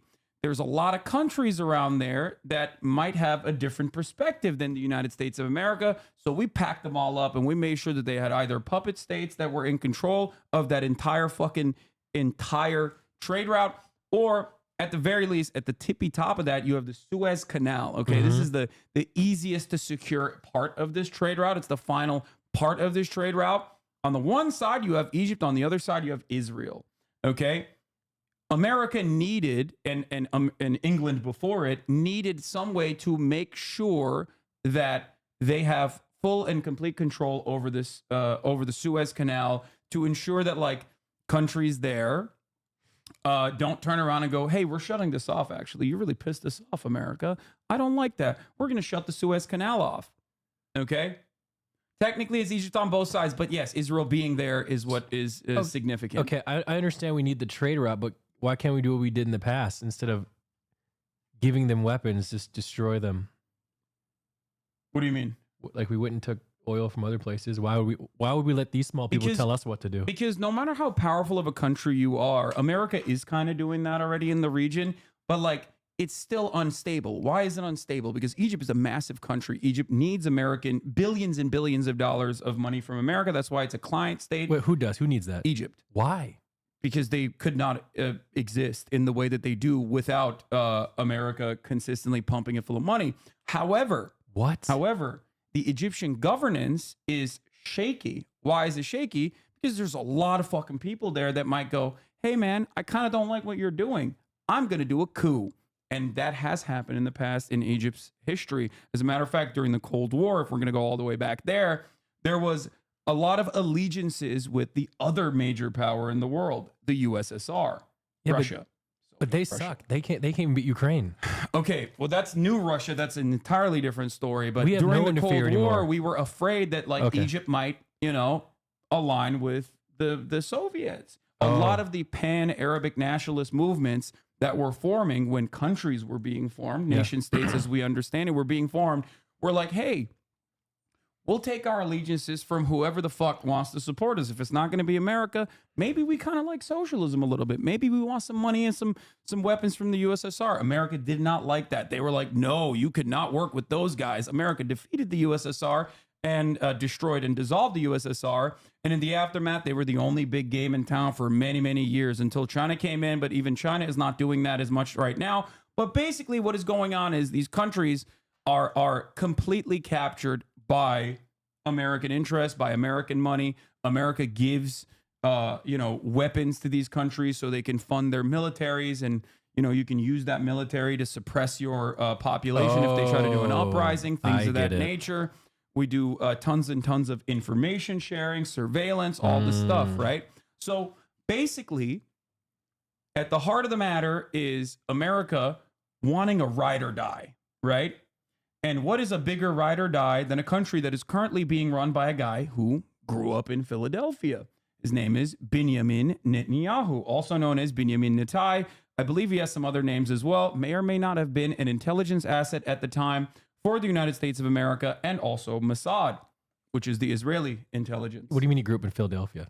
He just grew up in Philadelphia. And he's the leader of and he a is different- yes, and he's the longest running, I think at this point, leader of Israel. Yes, the current prime minister. How is that possible? How is that possible? Don't you? He just fucking grew up in Philadelphia. What do you mean? Okay. Anyway, so he also went to MIT. So here's the thing. All of this makes a lot more sense if you look at Israel as not just like Egypt, a client state, a vassal state, but instead just as an American state, the 51st state, right? Are you saying that they're attacking other countries because we want them to? Yes. So Shut here's how up. this works. Israel is basically another state of the United States of America. That's the way to analyze it. We say it's sovereign, but it's not really sovereign, okay? It's completely motivated and controlled, and there's like, obviously they have their own territorial ambitions and whatnot, but like ultimately America is the big dog in here in the party, okay? It doesn't seem like it right now because Biden is a fucking idiot and very, very, very much invested in Israel's ultra-Zionist project. But Israel is basically the 51st state of the United States of America. And not only is it a state, I like to say it is one of the most important states. Like, it's not like North Dakota. You know what I mean? We could get rid of North Dakota. Who fucking cares? You know, unite the Dakotas. Who gives a shit? No one will think about that ever again. But Israel is significantly more important. That's why it gets more money than other American states. So, Jesus, that's it. Israel basically is an American state, but in a resource-rich region that has its own espionage facilities. So there's like plausible deniability when they do stuff. You're like, oh, that's a different state. Well, that's not us. Come on, guys. It has its own unsinkable aircraft carrier, basically, in the region that we're constantly giving them all the newest weapons and newest toys that we develop in the United States of America. And our tax money completely funds and props up the Israeli state. And that is precisely the reason why in the American stock market, there are more Israeli companies than there are Indian companies and like 3 or 4 other nations combined. So our partnership with Israel is like this, okay? So who's like making these calls? Because you know it's Biden can't even think. So like who's making these calls? Like who's in charge? Like who's running the show here? I think a lot of the people that Biden has surrounded himself with are all on board with the interest of Israel. They're like, yeah, they're going to keep doing this. They're going to keep pummeling, but I think it's okay because, you know, they're the good guys and everyone else is the bad guy. I don't see how this is, like, for the average American, why is this good for us if Israel's pummeling this area? How do I explain it? So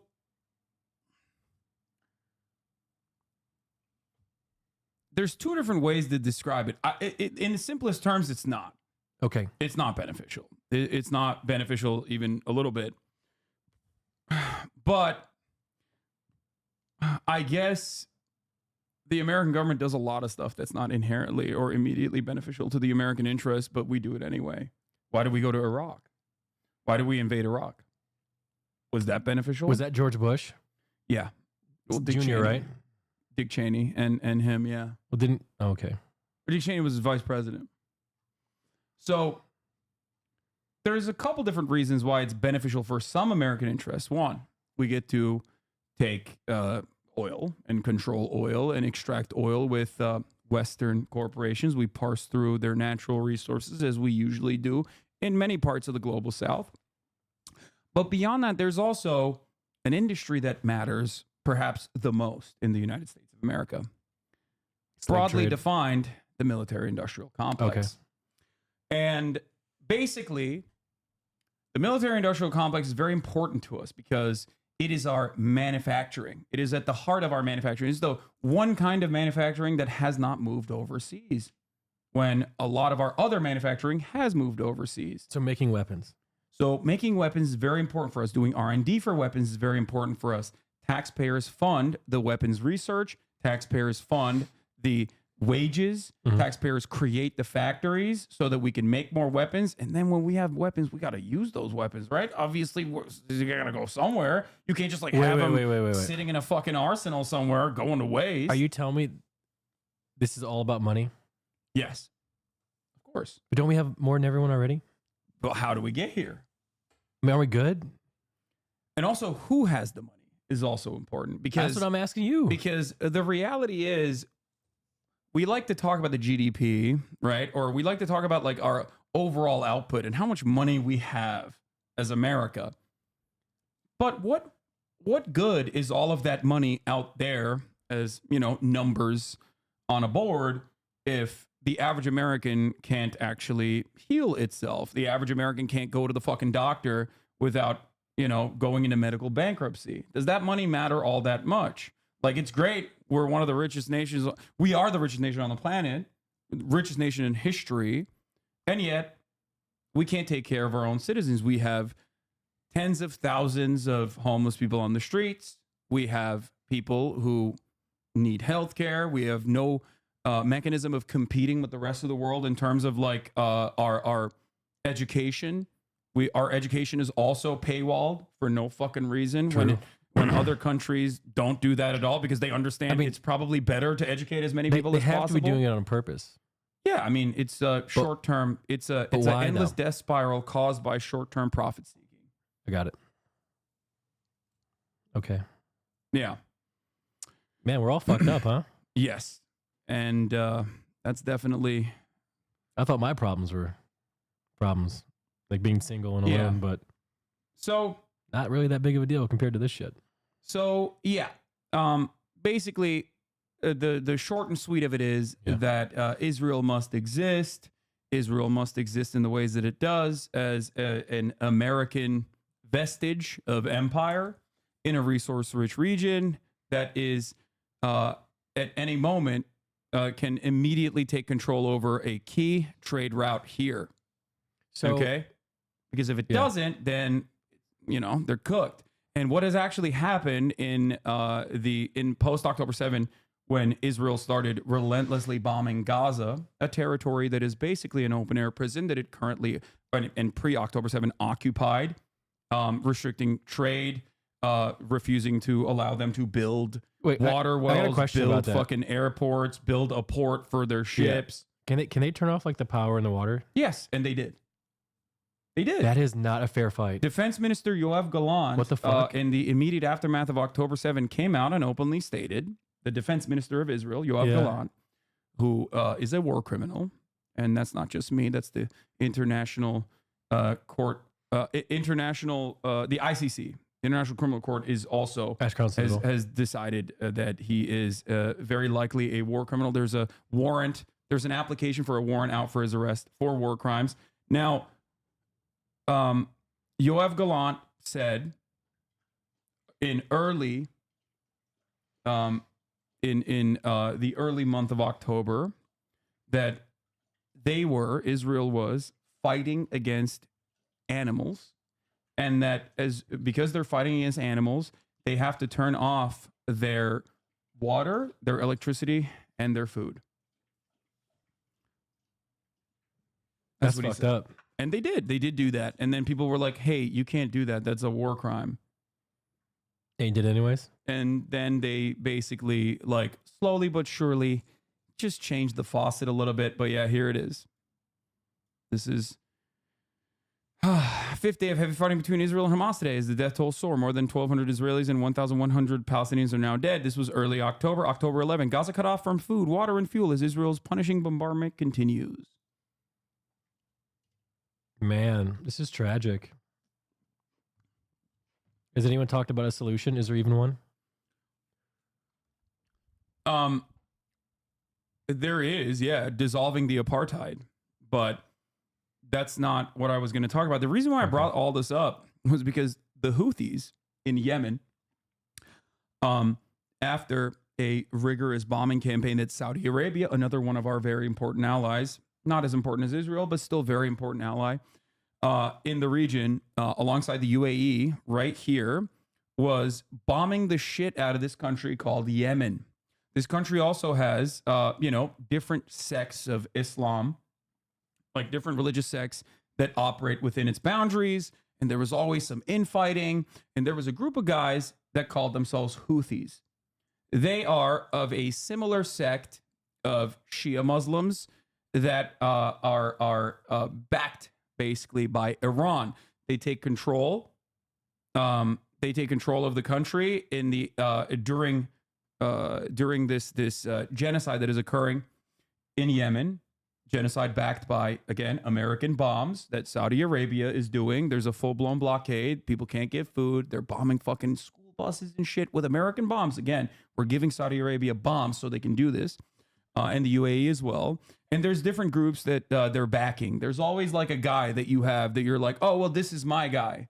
This guy should be in charge, actually. But then everyone's like, well, we fucking hate that guy. They might not even like the Houthis themselves, but they're like, but we don't like this guy either, right? And everyone is trying to take advantage of that situation. All these other regional actors are trying to take advantage of that situation. Houthis basically come out as the victors from that, okay? And they set up a new coalition called the Nasrallah movement in Yemen. And what they immediately start doing is they start saying, oh, Israel, you're going to fucking blow up Palestinians? Well, guess what? We're going to blow you up. And you're like, what do you mean? You guys just fucking overcame a genocide. What the fuck do you mean you're going to blow it up? I didn't even think that the Houthis had that smoke, okay? I didn't think that the Nasrallah movement was going to do that shit. Okay, I thought all they did was basically walk around with like blades in their fucking belts and look cool, okay? And make musicals. They make a lot of musicals. I can show you some of them in a second. Oh, okay. Well, it turns out they do more than that because they do also get like a lot of weapons from Iran, which is a much larger regional actor as well. Outside of the musicals, they also literally have an insane arsenal that they are not afraid of using against anyone and everyone. So they go, guess what? Hey, you like the Suez Canal? You like the fucking Strait? You like the Red Sea right here? You like that trade route? It's gone. How are they going to do that? America does it all the time. How are the Houthis going to do that? Well, they go, listen, you want to fucking bring a ship through here? We're going to take it. So that's exactly what the Houthis start doing. They start fucking sending in helicopters onto fucking ships and taking over the ships Like and Rust. going, it's our ship. Yes, exactly like Rust. Wait, we got to have that. They're doing cargo. We have to, yeah, here it is. This is Rust. Bro, they fucking, look at this. They got the Palestinian flag that they painted under the helicopter with the Yemen flag. They fucking they start overtaking the ships. And they're like, guess what, dog? No more trade to Israel. If you're an if you're owned by an Israeli corporation, or if you are actually sending ships to the Israeli port of, it's not Eilat, it's the other one that is now bankrupt. But what was the other port? Haifa, right? Is it Haifa? Is Haifa the bankrupt one? Anyway, there's a lot of information. I can't recall all of it. But they go, if you are sending ships into Israel, if you are owned by an Israeli subsidiary, if you're owned by an Israeli corporation, we're going to take over your ship. You cannot fucking use this trade route anymore. Guess what, bitch? It's our fucking territorial boundary, and we're going to enforce this until you stop doing genocide in Gaza. Because they say it. They're like, listen, we don't like you. We're not a fan of you. Okay? So this is like a third party. Yeah, this is a group of people that are like, no, we care about the Palestinians. We don't want you bombing them. So we're going to fucking take action. And we're going to try to punish you economically to the best of our ability. And by God, they started doing that, and they were doing it real well. So they started taking over these ships. They started targeting the ships. If you pass through, they communicate with you. They're like, hey, where are you going? Whatever, blah, blah, blah. And if you're trying to get in there, we're going to fucking bomb you. Are there people on this helicopter right now? Yes. What do you mean? Of course there are people on this helicopter. What do you think? It's a fucking drone? Kind of, from this angle.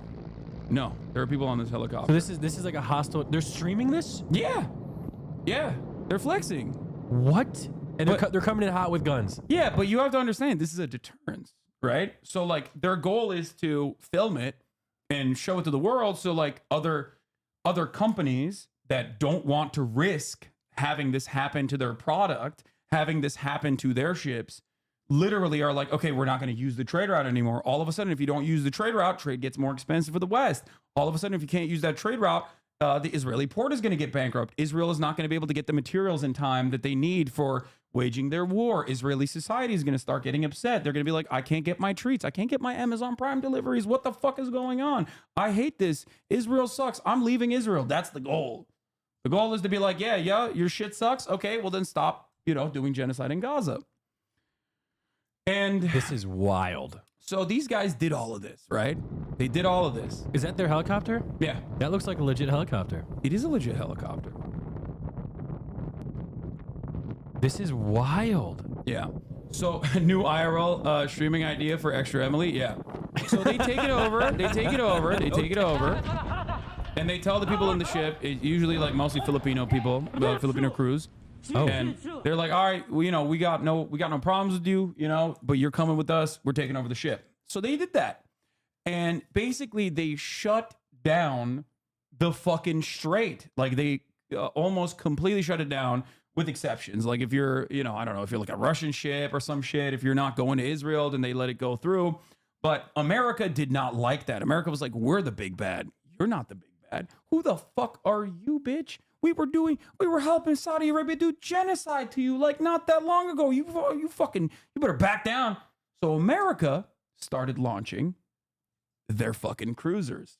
Okay? they started sending their big old ships. And at the time, a lot of people celebrated it. They were like, oh, the Houthis are going to learn today why, like, we don't have healthcare. And they were flexing. They were flexing that we don't have healthcare because we need to because we are the dominant force globally. And I'm like, bro, why the fuck do you care about being the dominant force globally when you don't have healthcare? You're a fucking idiot. You're a loser. Anyway, so basically, they started this this operation called Prosperity Guardian, which one of my friends calls Operation Amazon Prime Shipping. But basically what ended up happening with Prosperity Guardian is they started bombing these Yemeni positions. They were like, we're going to fucking mercilessly bomb you. Oh, yeah? You think you can fucking... Wait, who's bombing who? America. And also England. Are we allowed to do England, that? America. We can do whatever the fuck we want, Don't big we have dog. to like declare war or something before we... No? Are we just throwing bombs for fun? What? I don't know. I thought we were supposed to do stuff like that. Yeah, no. That's a cute question. No, we do whatever the fuck we want. Okay. Well, not we. It's them in charge. Yeah, America gets to do whatever the fuck it wants. So no. Basically, Operation Prosperity Guardian starts. Okay, it's a United States-led military operation by a multinational coalition formed in December 2023 to respond to the Houthi-led attacks on shipping in the Red Sea. Okay. Here are the belligerents. The United States Navy, the Royal Navy, the Royal Australian Navy, the Royal Bahrain Naval Force, the Royal Canadian Navy, the Royal Danish Navy, the Finnish Navy. One of my favorite was the Seychelles Coast Guard that also were like, we'll take some of that piece. We'll take a piece of that action. Anyway, ultimately, this coalition of royal navies and forces got together and they were pummeling Yemen. They were blowing up Yemeni positions where they have rockets or whatever, right? But to the Yemeni people, they were like, dog, death is all we know. We just overcame a genocide. You think this is going to fucking stop us? I'm going to make more musicals now. So they did. And they started bombing American military ships, Navy ships. They even recently, and this was like kind of reported. I'm not entirely sure, but I think they might have even targeted the naval vessel for refueling the other naval ships in the region. They had to literally tow that away. But they're not afraid. Basically, and I'm going to show you this. Here are the Houthis hammering 3 U.S. warships with 23 ballistic missiles and drones from the Red Sea after the Tel Aviv attack. And I'm going to run the 3-minute ad break right now, and I'm also going to pee real quickly. Okay? I'll be back in a second. You watch this. Okay. So this is going on like right now.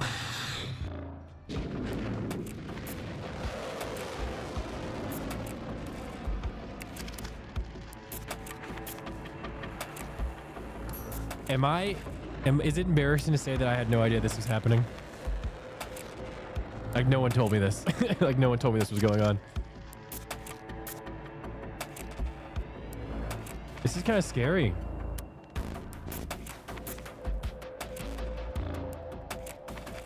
Oh my God. I assume people are getting hurt when all this is happening.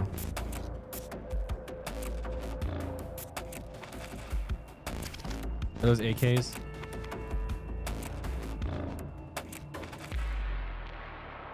Live here stream thing. I like coming over here because I learned so much about things I don't know.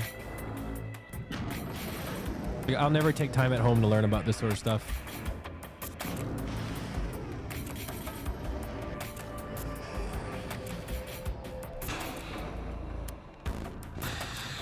Every time I see some of these missiles getting shot, it just seems like that money could have been put somewhere else, somewhere better for anybody. All this seems like a waste of money and life, you know? So, anyway, the sides. reason why I brought all this up Yeah. is because you're right. It is a huge waste of money. Yeah. And it's especially a huge waste of money because the Nasrallah movement, the Houthis in Yemen, said, hey, there's an alternative out there where we don't have to do this fucking, blowing up ships shit. Right? Who said this? What is this? Oh, this is, hold on. There is an alternative out there where we don't have to wage war like this. Mm-hmm. Right? It's a beautiful, prosperous alternative. It's called Israel Stop Doing Genocide in Gaza. Right. So they said it. They were very clear. They're like, we'll stop. We don't give a shit. It's not like we love blowing up the ships. Just stop doing genocide in Gaza. But Israel was like, no, we have to keep doing genocide in Gaza. So America was like, of course, Israel is our ally. We have to do everything we can to bring them to heel. Is it really that black and white? Pretty much. I mean, I'm simplifying a little bit, but yeah, here, I've seen this. You've seen this. Yeah. Oh, that's so loud. But one thing you also have to remember is, where is that money going? Now, the missiles are going in the direction sometimes of like Yemeni positions, okay? But where is that money coming from? Well, that money is taxpayer funded. Taxpayers paid for the people's wages in factories to build those fucking munitions. And then the American military purchases those munitions, giving that money back to the corporations. And basically, it's this never-ending cycle. But when you got it, you got to use it. If you don't use it, you lose it. And by that, I mean you lose the budget. So you always have to keep, you always have to keep using the endless amounts of funds, the ever-expansive funds. So, at the end of it all, okay, Operation Prosperity Guardian. Yeah. Was it a success? We are the most powerful Navy on the planet. I mean, look at this. Look at all these people. Look at all these places. Look at everything that's going on. It was a whopping failure. It was a massive failure. The Houthis were determined. They were not able to stop the fucking bombing campaigns. And America, in the process, spent billions of dollars and attacked and never stopped attacking Houthi positions over and over and over again. Okay? And at the end of it, they said, we're throwing up the flag. We can't deal with this. It's so done. Is it still going on in the trade route? Are they still going after the ships? Here is a very funny moment where, here, let's listen. So someone asked Biden, are the airstrikes in Yemen working? Well, when you say working, are they stopping the Houthis? No. Are they going to continue? Yes. At least he's honest. Yeah. And that's precisely what happened. And basically, it was a spectacular failure with American media openly admitting its failure. Here is, let's see what the total cost was at the end of it. Operation Prosperity Guardian failure. Here is from Jeffrey Wells. I mean, he's like a think tank guy. Operation Prosperity Guardian, a colossal blunder demanding an unyielding response. This was back from August. Okay, they wanted to annihilate the Houthi infrastructure. They wanted to end the floundering. This guy is like advocating to go all in, I think. Enable disaster, fix it now. Ultimate goal, neutralize and deter. Call to arms, no half measures. Okay, where is the actual cost? I need to see it. Not the fucking Navy equipment cost. I need to see the total dollars spent on this operation. Tell Nick about the aid pier cost. Oh, God, that was even crazier. But for that, I need to describe to him like the rules of waging war and what you have as a nation state, like the obligations you have to the civilian population. You have to allow humanitarian aid to flow into the areas that you're bombing so that the civilians don't get fucking killed. And Israel, being the belligerent occupier, already is illegally occupying Gaza and has no right under international law to be able to bomb Gaza in an effort to defend itself. That's like literally illegal for them, but it doesn't matter because Israel's America and America is Israel. And, these rules of war are not for us. It's for our enemies. Oh, my God. And in this process, because this was such a glaringly obvious violation of humanitarian law, a lot of these NGOs, non-government organizations, aid organizations go, hold on. You can't stop the flow of humanitarian aid into a civilian population. That's a war crime. It kind of seems like you're trying to genocide these people, Israel. So America goes, we got it. We will fix this problem. Now, did they actually want to give humanitarian aid to the Palestinians? Fuck no, they don't give a shit, right? Is that when they dropped the packages? That was part of it. I Yes. saw that. That was part of it. Didn't the package hit somebody and kill them? Yes, it did. The other part of it was, let's build a pier. And on May 17th of 2024, this $230 million U.S. Gaza aid pier opens. There it is, that pier. It doesn't look like that anymore. Spoiler alert, the pier is gone.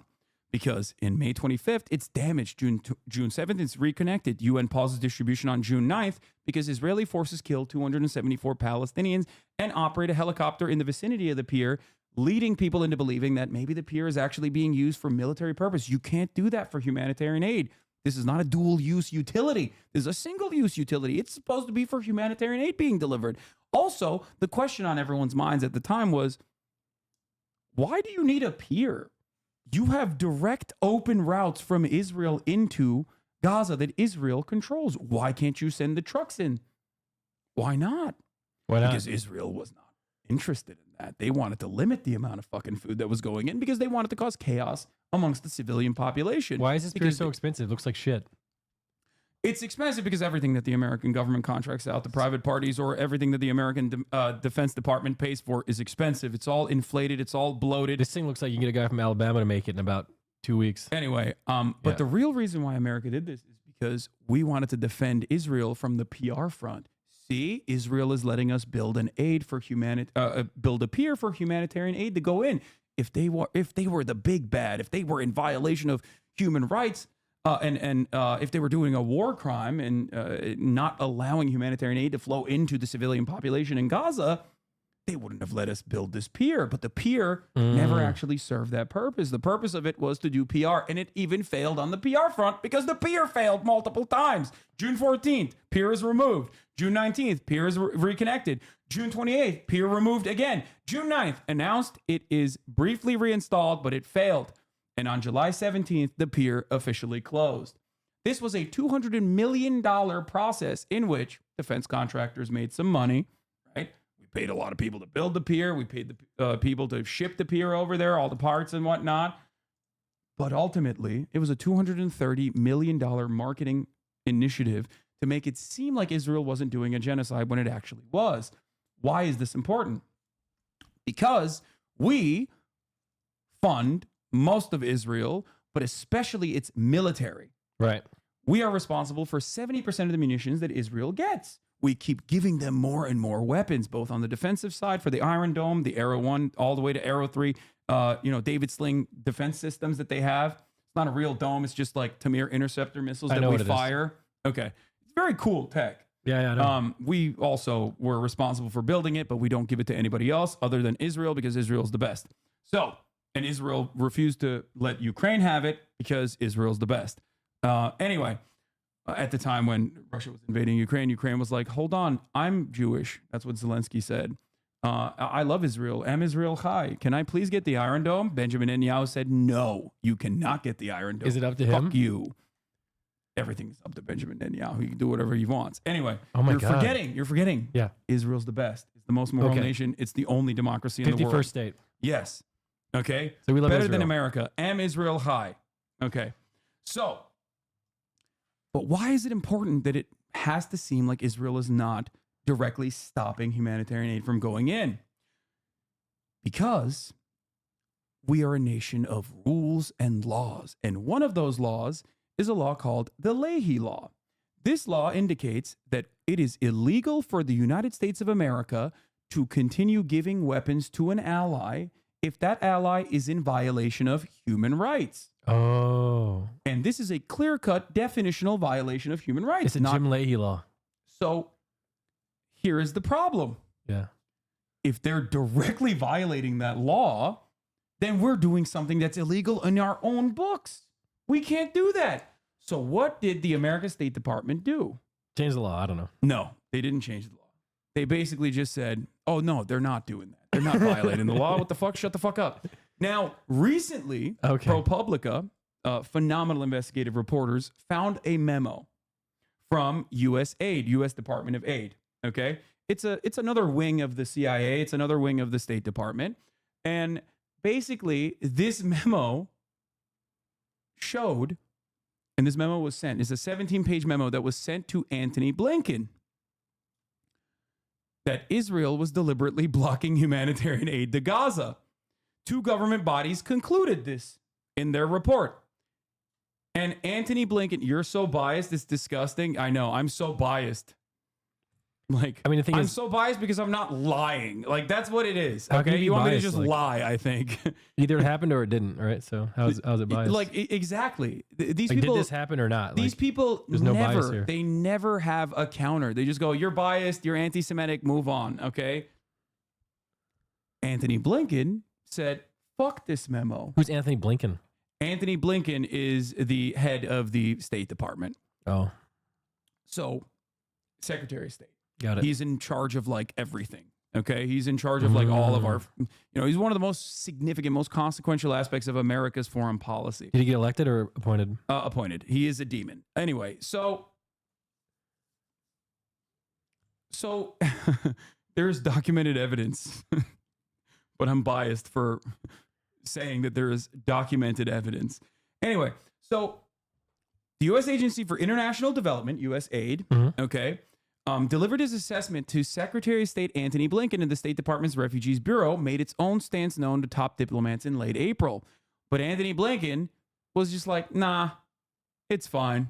It's not happening, and refused. And then further lied to Congress officially in like official meetings that he had with Congress, consistently and repeatedly lied to them and said, Israel's not violating human rights, and Israel's not stopping the delivery of humanitarian aid. The problem is, Israel was doing that in such a glaringly obvious way that we didn't need this fucking memo to know that. We already did know that because every other fucking human rights group on the ground was saying Israel is doing that. Not only were they stopping the flow of humanitarian aid into the area, they were letting metric tons of flour just sit there and perish. Oh. Like they were just like, there was aid. It's right there. It's inside of the territorial boundaries of Israel. They're just letting it perish because they're like, fuck you. We don't want you to have it. We want you to die. We want you to basically live in chaos, in destruction. This is crazy. So he lied to Congress to continue supporting our endless bloodlust in Israel, to continue giving Israel weapons. When you say he's a demon, do you mean because he shreds or because of violating international law and helping fund a genocide? Okay, a bit of both. Good question, chatter. Anthony Blinken is also known for shredding. That's him right there, baby.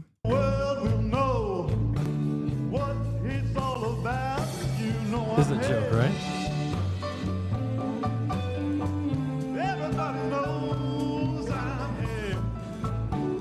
No, I'm him. Who? The devil? Is that what he's singing about? Yeah, I mean he's had a couple different tasteful moments such as this one. So Israel wasn't just fucking denying humanitarian aid from entering Gaza. Israel also was killing humanitarian aid workers at a rapid clip. They just kept killing humanitarian aid workers, and there was a very famous moment called the Flower Massacre, where Israel allows some trucks to go in, and then they shot at the trucks, causing chaos. And then the trucks like ran over people. They shot at a lot of the people that were trying to get the fucking aid from these trucks. Then Gaza, like the Gazan officials, said, okay, we have a police force. What the fuck are we doing? We might as well use the police force, whatever remains of the Gazan police force in terms of civil governance. So the Gazan police chief was like, we are going to do a single file line. We're not going to let chaos happen when we are trying to get aid out. We're going to do this responsibly. So they brought forward the internal, civil police force in the region to deliver the aid to everyone. And they were in a single file line. People were receiving aid all of a sudden. The next day, Israel killed the fucking police chief. Literally the next day, and then said he was a Hamas terrorist. This is just one of the forgotten aspects of Israel's bloody campaign over the course of the past 12 months. It's just one. I'm just giving you like a Sunday. You know what I mean? Just one. It's not even, this doesn't even hit the top of the line in terms of like the ruthless efficiency in which they have slaughtered everyone. And also on top of that, have mercilessly destroyed all the buildings and made it uninhabitable. Gaza. Is it just rubble now? Yes. I mean, how many people are left, man? There are millions of people displaced. The total number of people that was living there is like 2.5 million. There are 42,000 people that they confirmed killed directly with rockets and directly with like shooting them and killing them. The Palestinian Health Ministry calculates the direct Israeli kills separately. The number that you hear is usually around 42,000. The number of death and the number of casualties is so much higher than that. They've maimed so many people. They've blown people's arms off, blown people's eyes off, all this stuff, right? So basically, that number is actually very small in comparison to the much, much larger death number because, for example, Dropsite News actually interviewed my friends over at Dropsite News actually interviewed, I think, like the chief medical, like the chief of the health bureau, whatever remains in Gaza. And they were saying that like the actual death toll is significantly larger because there's so many people dying of, there are people dying of starvation, of course, there's famine in North Gaza. But beyond that, there's a lot of people that like have cancer, for example. They can't get their cancer treatment. Why? Because Israel is occupying the only fucking cancer ward that remains in Gaza. Israeli military is using that as a fucking battleground. So they can't get fucking cancer treatment. So they die of cancer, but that doesn't even log in as like a direct casualty of Israel's bombing campaigns. If you want to see what the before and after looks like, here is, this is, by the way, this article is more than 10 months old at this point. Holy shit. It's even worse than that. This is what it looked like before Israel, and this is what it looks like after Israel. Is this all of Gaza or just a portion? All of Gaza is like this now. They did this in the north first, and then they slowly moved to the center, and then they moved into the south. Now, you ask an interesting question, because there was a red line. Rafah is the southernmost point of the Gaza Strip. Rafah has a direct entry point into Egypt. Egypt is a separate country, right? But remember, I told you Egypt is a client state of the United States of America. So basically, what happened is Biden was like, well, you told everybody to fucking leave northern Gaza and go to southern Gaza to Rafah. That's supposed to be a safe zone. So Biden accidentally said something very important. He said, my red line is an invasion of Rafah. Do not invade Rafah. That's my red line. And at the time, Biden was actually also like, he had stopped one of the countless amounts of weapons that they were sending to Israel. One, Israel was very mad about that. They were like, how dare you fucking do that? Here is Biden's red line after Israel, of course, immediately violated that red line and invaded Rafah. We lied. We kept saying to the American public, they're not invading Rafah. It's a special military campaign. This is what Rafah looks like before. This is what Rafah looks like now. They leveled it. Yup. Jeez. Yeah. And Biden said that was the red line. That was the red line, but he never enforced it.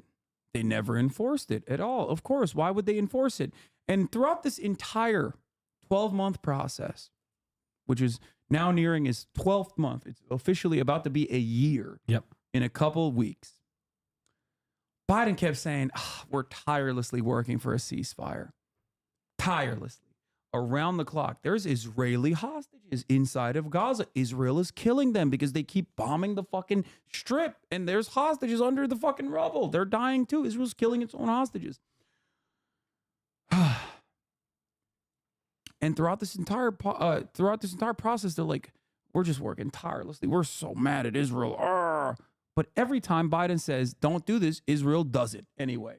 And they do it flagrantly and they do it openly.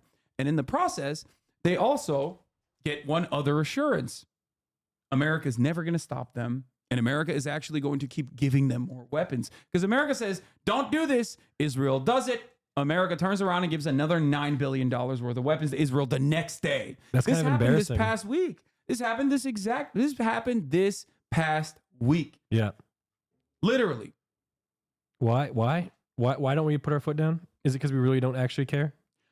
This is the most complicated answer of the entire equation beyond what I just explained to you. It's like, it doesn't make any fucking sense. Like, enough is enough, right? It's really embarrassing for America. America's losing its soft power capabilities. America can't no longer dictate the rest of the world in the same way, because they can always be like, oh, really? You think Russia is doing a bad job? Well, how about Israel? That's what many people are saying already, right? People that are aligned with Russia. Make no mistake, what Russia is doing is also unjustifiable. They're doing America shit in Ukraine. But the problem is, when you can't rein in your attack dog, yep, dog's off the leash. Then when your dog is off the leash and you just keep giving your attack dog more meat to fucking grab onto, ultimately, people are going to look at that and go, well, I don't know if I believe you, man. I don't know if I believe that you want to be the fucking, you are ready to be the world police. It seems like you are not. You're weak. You're a bitch. And that is true. That is precisely what's going on. America is getting weaker on the global stage. China is actually doing a fantastic job with soft power initiatives, doing global trade. It's a really important trade partner of the United States of America as well. And as that's happening, more and more countries are going, okay, well, I mean, I don't know about these Chinese guys, but like, at least they didn't enslave my people. Like, African nations are like, well, we got on the one side, we got countries that have historically enslaved us, countries that still control our banking, like France and England, and countries that have enforced like rigorous and rigid austerity measures by giving us some loans from the World Bank and IMF, and then immediately implementing ridiculous austerity measures so we can't even fucking fix our country. You're keeping us poor. China, on the other hand, is like, we got money. I'll give it to you. And I'll even let go of the loans that I'm giving to you. You want to build a port? Let's go. Let's build a fucking port. You want to build railroads? I'm fucking down. And in that process, these countries are like, okay, well, I'm going to go fucking work with China. America sees that. They don't like it, but they're losing their grip of power around the planet. So they are desperately clinging on to whatever fucking ally they have in the region, Israel. How does China feel about this whole Israel-Gaza stuff? Do they make any statements about it? I mean, they keep saying Israel should stop killing Palestinians or whatever, but overall, China also deals with Israel. China gets fucking surveillance technology from Israel. Israel has what is known as the Pegasus system. It is the most technologically advanced surveillance mechanism known to man. It's so good that the American government actually said, Israel, you can't do that. Why? Because it can break into anyone's phone. Anyone's phone. This is real? This is a movie? Yeah. No, this is real. This is not a movie. As a matter of fact, it may or may not have played a formative role in a lesser known chapter of our lives in America, where MBS and our boss, Jeffrey Jebediah Bezos, had a little bit of a back and forth, a little bit of a beef, as a matter of fact. Jeffrey Bezos buys the Washington Post. There's a Washington Post journalist who is, kind of an American security state asset. His name is Jamal Khashoggi. Jamal Khashoggi is constantly shitting on MBS, constantly shitting on Saudi Arabia. Saudi Arabia says, hey, you should come to the fucking consulate.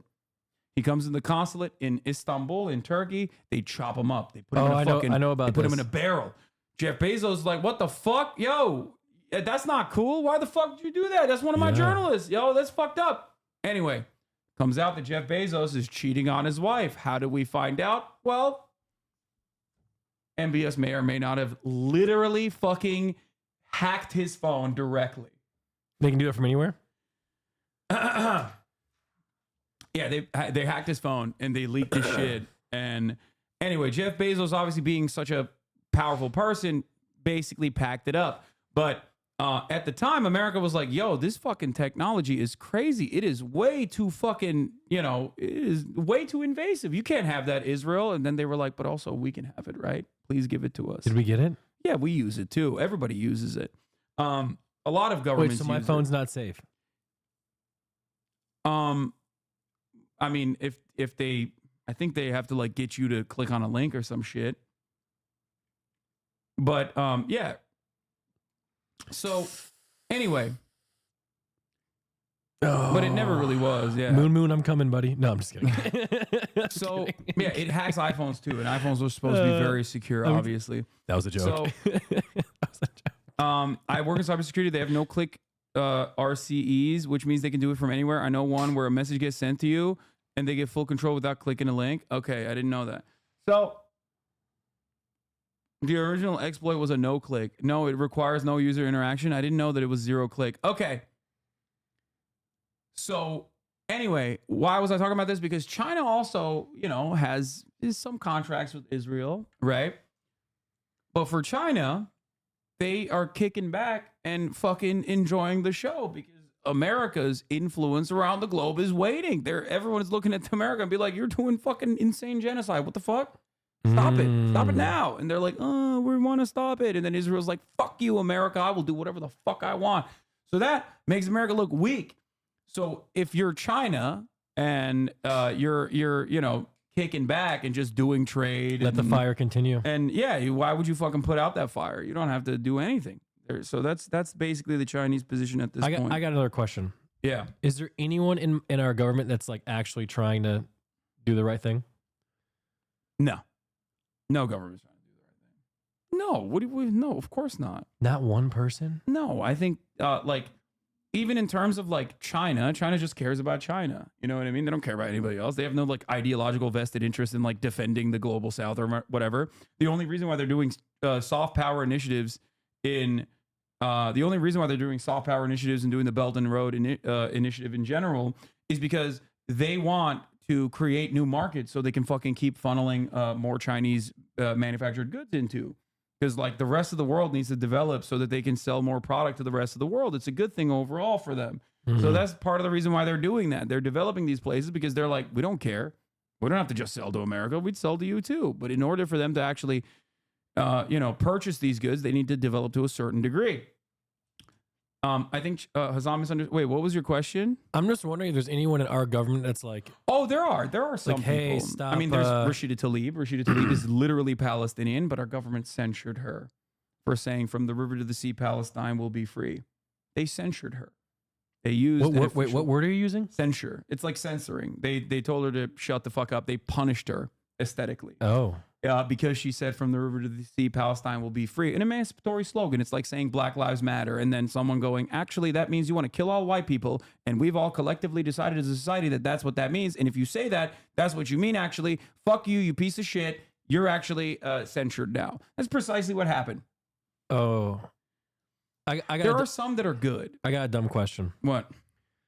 So you know how you're saying back in the day, like, everyone was like, hey, Jews, you go to this Israel place and, start over, whatever. Is there any way like now we can take people from Gaza and put them in a different area? Well, that's what Israel wants to do. That's called ethnic displacement. But didn't that already happen to them once? It's also genocide. That is how Palestinians were originally kicked out of their homes. But isn't that better than getting like just kind of a big no-no? Getting murdered? Well, I think the best outcome would be for them to be able to live and coexist. Obviously. So that's what they're trying to do. That's what we're trying to achieve. Build a better place, like. Because Israel's not an unstoppable force. It's not fucking a natural disaster. It's not a fucking hurricane. It's human beings that are like clicking a button to fucking, execute these people. So obviously that would basically be like giving in to Nazi Germany in that situation. You know what I mean? But didn't it already happen once? What do you mean? Didn't it happen once that like people were moved? Yeah, they were moved into Lebanon, Jordan, the West Bank, and the Gaza Strip. And now look what Israel's doing in those places. I don't know. It seems like just from what I've heard, like Israel's just not going to stop pounding these people. Yeah. So if they don't listen to what we're saying, surely something has to change. I don't know. You're not wrong. Obviously, like Israel's ultimate goal is to basically fucking get all the Palestinians in Gaza Strip and everywhere else to just like move further and further away from Israel. And then they use that as a precedent to be like, well, they're over there and they're scary Palestinian guys. They always want to do terror to us. We got to take over that territory again. That's usually how they do it. That's how they did it in Lebanon, you're too. Saying if they moved out, they would continue to persecute them? I mean, they have continued to persecute them.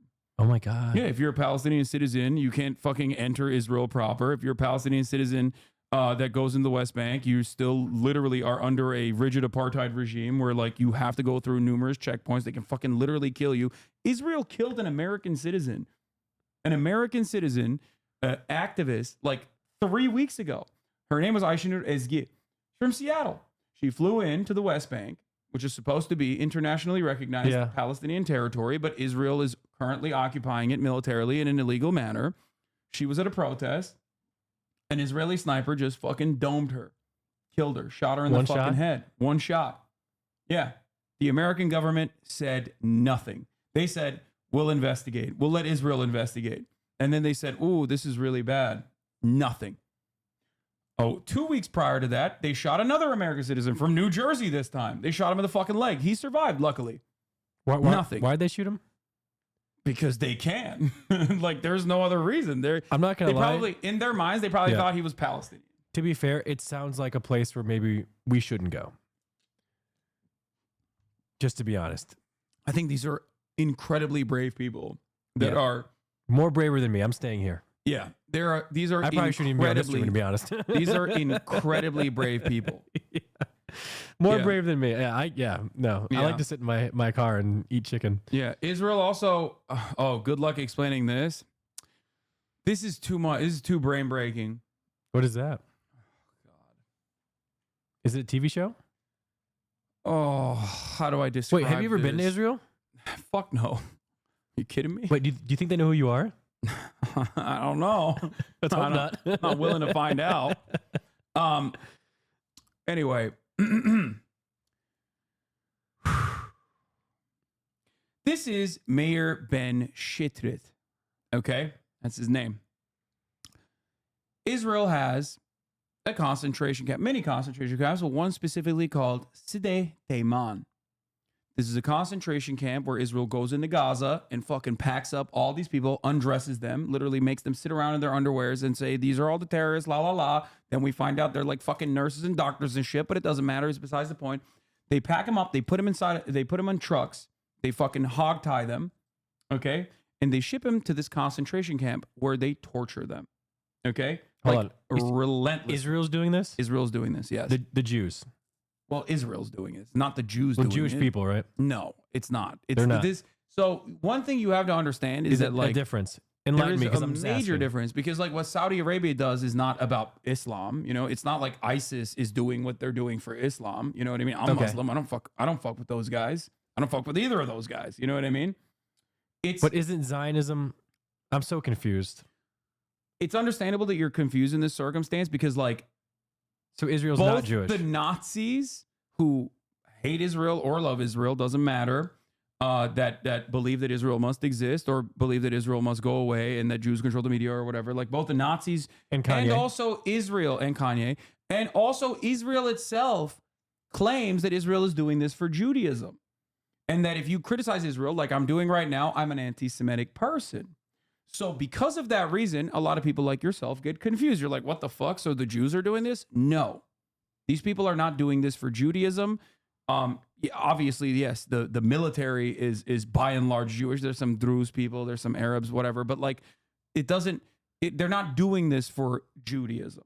So they're using it as a veil. They're using that as a defense mechanism. They're using that as a defense mechanism in the West to propagandize their position, to be like, no, you don't understand. We're doing this for Judaism. All Jews care about this. They only care about this. Got it.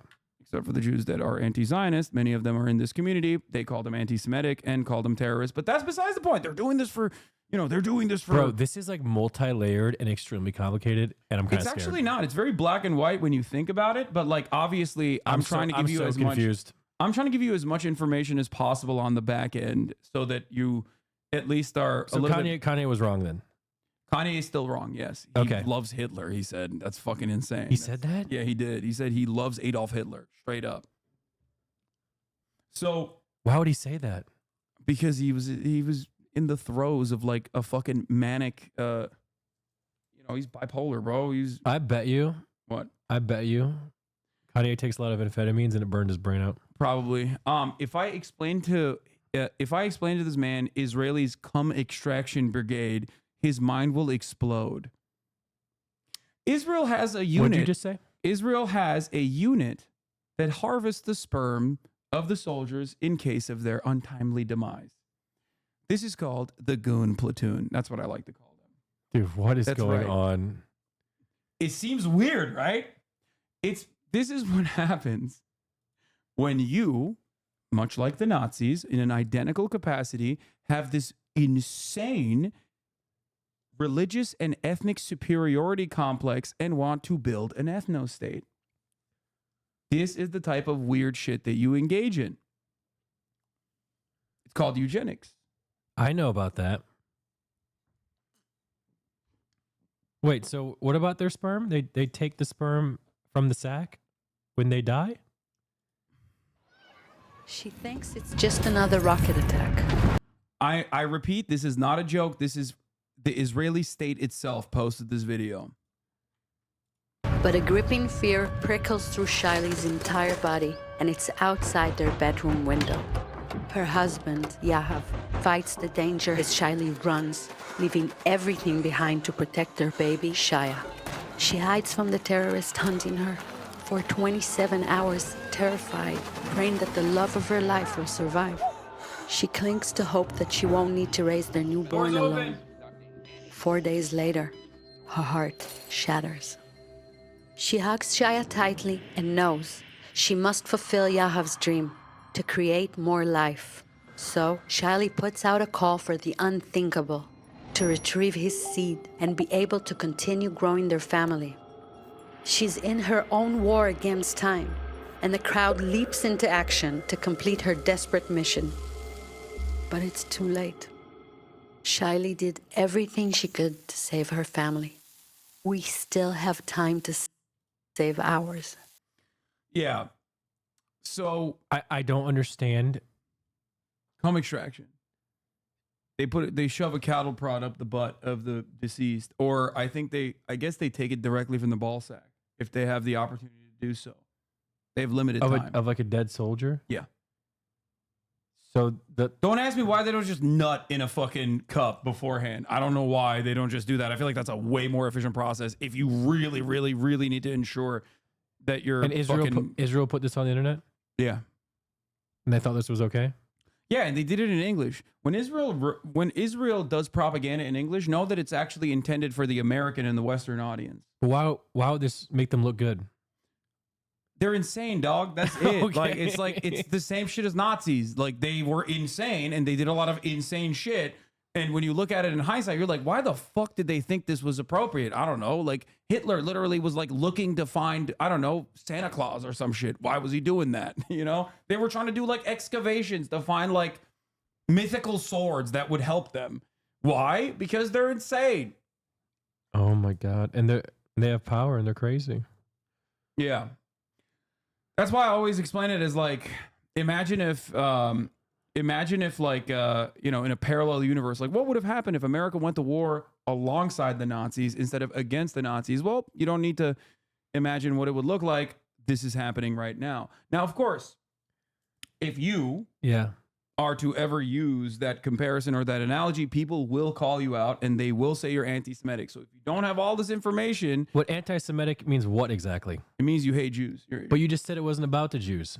It doesn't matter. Most people still will, out in the wild, most people still operate on the boundaries of like, oh no, Israel's the Jewish state. Of course, they're doing this for the Jews and all Jews actually care about Israel, yada, yada, yada. That's not the case, but that's how propaganda works. A lot of people still think that this is like the way it works. So for that reason, I'm just letting you know, they will call you anti-Semitic. You shouldn't fucking say a lot of the things I'm saying. Keep in mind. Unless you know all of the information I'm not going to repeat what you're back saying because I'm so fucking confused because I don't know what's going on. But number two, I don't really give a fuck of what people say about me in general because I just don't care. Like, listen, I do things that you probably don't like. Yeah. Like we took that fucking Saudi deal. You did? Oh yeah, me and XUC both. Oh, no. Damn. Yeah. Nice. Yeah, we did. I'm sorry. I needed the money. Oh, you want to see a Houthi musical? Sure. These were the people that the Saudis were killing, by the way. Just so you know, these fucking musically gifted individuals. Yeah. Okay, I'm sorry. I need the money, guys. I'm gonna grab my food.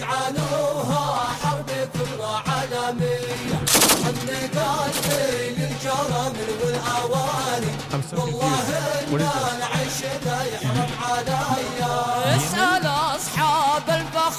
والمعالي واسألوا عن الحشود العسكري يوم سيطرنا على الخبه بآلي ما نبالي بالهضر والمدفعية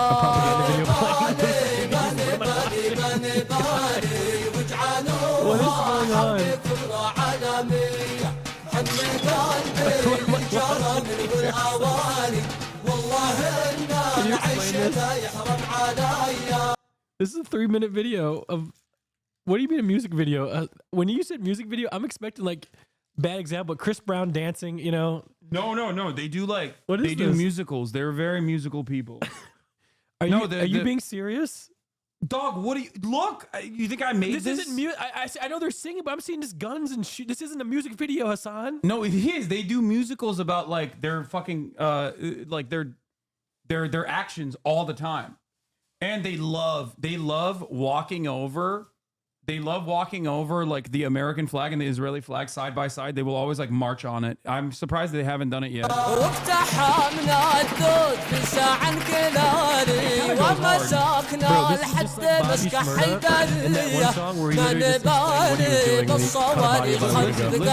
saying they do not care about the heavy missiles. Like they will literally take the war to them no matter what. It's an act of for them it's an act of resistance. You know what I mean? Oh, for sure. Oh my God. Oh man. You know what? I also took a McDonald's sponsor and I drink Starbucks. I'm sorry.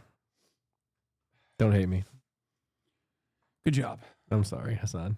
Are you proud of yourself? I scabbed too. What? Okay, stop. I'm sorry, Hasan. Stop. And I like feet.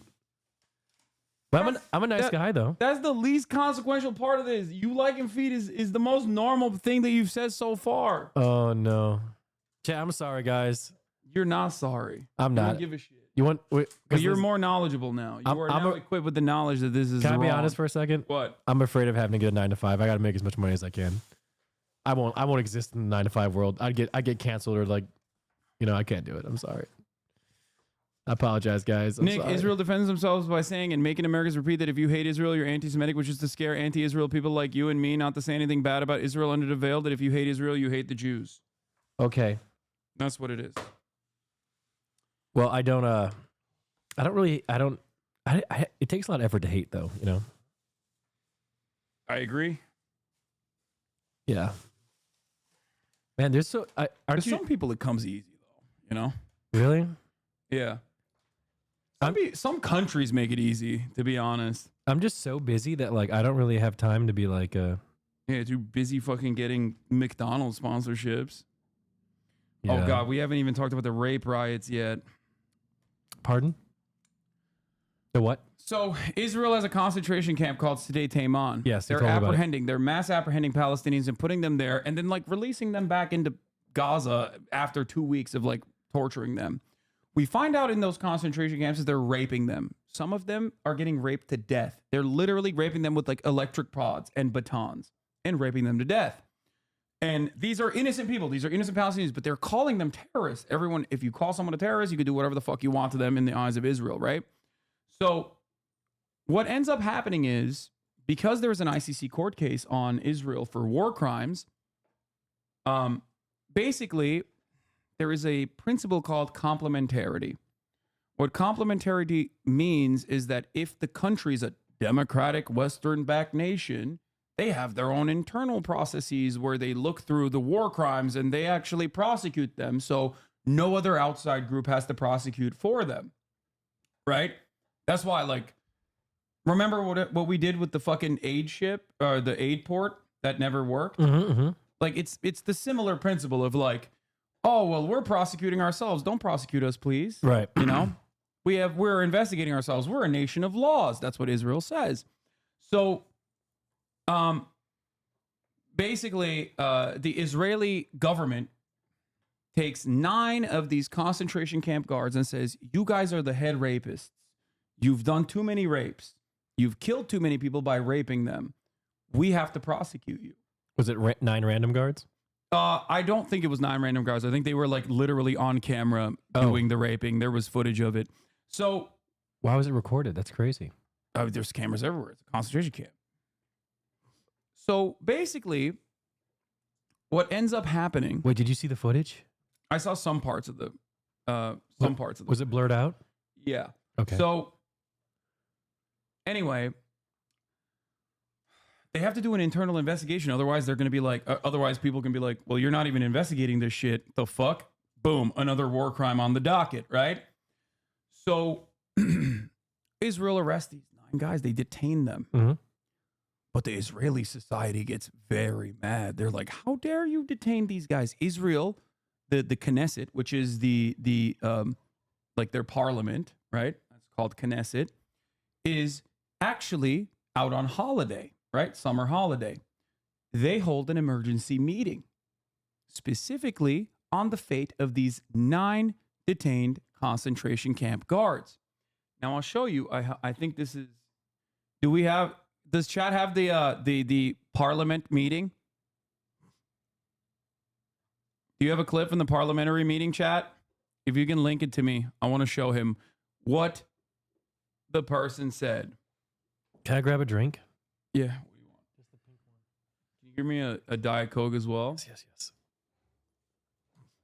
Did Nick volunteer to learn this stuff on his own? He did. He just came in and I might. Thank you. Chad, I might not know a lot about this stuff, but don't get it wrong. Like, this stuff fascinates me and I love to learn about it. Like, I'm really I like World War II and I'm like a big fan of serial killers. That was probably not the best phrase of that, but you know what I'm trying to say. Well, I mean, yeah, it's you know, Israel is behaving like a World War II villain and also behaving like serial killers. Here is the meeting. Okay. In the Knesset. Yep. Okay. Where one of the parliamentary like officials from the Ta'al party, minister of the Knesset, Ahmad Tibi, says to insert a stick in a person's rectum, is that legitimate? Here is how the person, the Knesset member from Benjamin Netanyahu, remember him? Yeah, the guy in charge. From his party, here's how he retaliates. אבל יש אירוע כרגע בשדה תימן שמשטרה צבאית הגיעו לעצור חיילים ששמרו על מחבלי נוח'בה. והחיילים בשדה תימן, מתקן מעצר של מחבלי נוח'בה, ומשטרה צבאית שם הגיעה לעצור כמה לוחמים שם שכנראה בגלל איזה שהם טענות של יחס למחבלי נוח'בה, ויש שם אירוע של התבצרות וכולי. הטרלול שהמדינה שלנו נכנסת אליו סביב הסיפור הזה הוא מטורף וצריך להפסיק אותו, ואני חושב שצריך פה לתת דוגמה אישית, ואני אומר עכשיו, ואני קורא לחברי הקואליציה לעשות כמוני, אני קם ואני יוצא מפה, ואני לא הולך להצביע יותר על שום דבר, עד שהסיפור הזה והטרלול הזה, שיש מי שבפרקליטות חושב שאפשר לבוא ולעצור חיילים על דברים שעושים למחבלי נוח'בה, לא... This man is saying he's outraged. He's outraged. Why is he outraged? Not because it came out that his soldiers are raping Palestinian prisoners to death. He's outraged that those people are being prosecuted and detained. Yeah. But it doesn't end נגמר. there. אוקיי? ואני מאוד מבקש, ואני חושב שחבריי בקואליציה טוב יעשו, אם יעשו כמוני. אנחנו לא יכולים להמשיך כרגיל. להכניס מקל לרקטום של בן אדם, זה לגיטימי? כן, אם הוא נוח'בה, הכל לגיטימי לעשות לו. אוקיי. הכל. He goes, yes, it's legitimate. You can do anything you want to them. Okay? So he's a pro-rape advocate, you said but they weren't even terrorists, there's people. Yeah, they're just regular old people, but they call them terrorists. They call them Nukba, which is like the elite group of terrorists, Hasan, right? This is insane. Yeah, of course it's insane. I know. And you know what's really interesting? I don't fault you for not knowing anything about this because the American media did not even cover it because what happens after this is even more insane. It got crazier. So they detained the 9 guys. Yeah. Do you remember January 6th? Where some of our bravest patriots stormed the halls of Congress? Like fucking Squeaks and Senna. Yeah, I remember. Okay. Israel has its own January 6th moment where they storm the detention center and the facility where the 9 guards are being detained with guns. They go in and they're like, you are going to release these rapists. It is a pro-rape riot. The pro-rape riot is attended by members of the Israeli Knesset. It's all over the news. They're like, no, we want this to happen. We want them to keep doing the rapes. There is like a rabbi that comes out and is like, it's legitimate, like to do that. Okay. So wait, can I ask you a question? What? And this might sound stupid. Okay. But why do they have to rape? I don't know. Why do they have to rape? I don't understand. It's ritualistic and systematized humiliation of the enemy. That's what it is. The enemy is not human. They are less than human. They are subhuman, and they are a scourge, and that they must be dealt with in incredibly violent means. Rape is a deterrent in this circumstance. That's insane. Yeah, I know it's insane, bro. That's what happens. That's why I'm saying it's fucking fascist. This is Nazi shit. That's why I will always say it. Like, this is some Nazi shit. Anyway. I can tell you most of my friends don't even know that this is going on. Of course they don't. Even people who are like knowledgeable on the matter, who like pay attention to this stuff, if they're only getting their fucking resources from CNN, will never know this shit because CNN doesn't cover it. Because if they covered it, oh my God, Americans would be like, what the fuck do you mean they did a pro-rape riot? You know what's funny? You're the streamer I watch the most. Yeah. But when I realize that when you're on my monitor, yeah, I'm not actually listening to a word you say. I'm just looking at you talking. I listen to you all the time. I watch you almost every day. Jesus Christ. And I'm not even listening to what you're saying or comprehending it. That's not good. I just like the way that you're like moving around and shit. Because this is all new to me. This is like the first time I'm locked in and I'm paying attention. Okay. Well, I hope this is instructive and informative. I'm not going to lie. I'm fucking scared. I mean, yeah, makes sense. This is horrifying. Like the things you're telling me is straight up fucking horrifying. Yeah. You know, I thought ERP was bad. So, yeah. So here's the pro-rape riot. There are lawmakers in the riot. They attacked the base in protest of the Israeli military police detaining 9 soldiers suspected of sexually assaulting a prisoner. And who are these people here? Exactly. These are just like Israeli society members. It's like citizens. Members of the parliament, like the Israeli Knesset. Lawmakers are leading the charge. It's like fucking if January 6th was being done by, you know, like prominent members of the Republican Party, which it was, but like not really prominent members of the Republican Party, but if they were like actively leading the charge. Like Derek Evans, who made it into the Capitol only to have his political career cut short by that mistake. This is all insane, man. So there's so much more to life than like, why is everyone fighting? Can't we just? But hold on. Yeah. The pro-rape riots succeed. They break them out. But it doesn't end there. Not only do they break them out, they don't go back to raping, do they? Here we go. Here we have. Yeah. Mayor Ben Shitrit. Yeah. The prominent rapist, okay? The number 1 rapist. Why do we know who he is? That's because he puts a balaclava on his head, okay? Like a mask to hide his identity. Right. And goes on national television to defend his rape. He's like, well, I have every right to do this. You know, they deserve it. He's the top rapist, right? At the heart of this entire story. Then he unmasks himself voluntarily. And then Israeli national television turns him into a TV, like a TV star. Now, Mayor Ben Shitrich, who was investigated on suspicion of rape, no less, is coming tonight to open everything about the Sidi Yemen affair, or Sidi Taiman affair. מאיר בן שטרית שהתמודד עם הנוח'בות בשדה תימן ועכשיו מתמודד עם האשמות קשות וכולנו רוצים לשמוע מה יש לו להגיד וגם יהיה, תגיד לי, לאן אתה עומד ככה? He looks like a serial killer. Yeah. Is that him again? Yeah, the top Israeli rabbi blessed the soldier accused of the rape, by the way. Wait a minute. Why do people keep saying accused? Wasn't it just defended? Well, they're using you know, they have to say allegation because the court process never went through. Well, I mean, okay. Yeah, here is in June 2023, while in reserve duty in the West Bank, why can't we go into the Negev with machine guns Why can't we go in with mag machine guns? Why can't we go in with the holding force of a grenade launcher, such as the place of a terrorist? 2 days ago, all these terrorists were standing there, 150 to 200 armed terrorists. Why don't we get 3 to 4 attack helicopters up in the sky and spray everyone? He posted this. He also posted, his defense, or in many instances talked about like what he was doing. Here's Ben Shitrich, who is settlement adjacent to Hebron. He's a settler too. There's a different designation for like the most insane aspects of Israeli society, because like you have people living in like Tel Aviv and Israel proper, okay?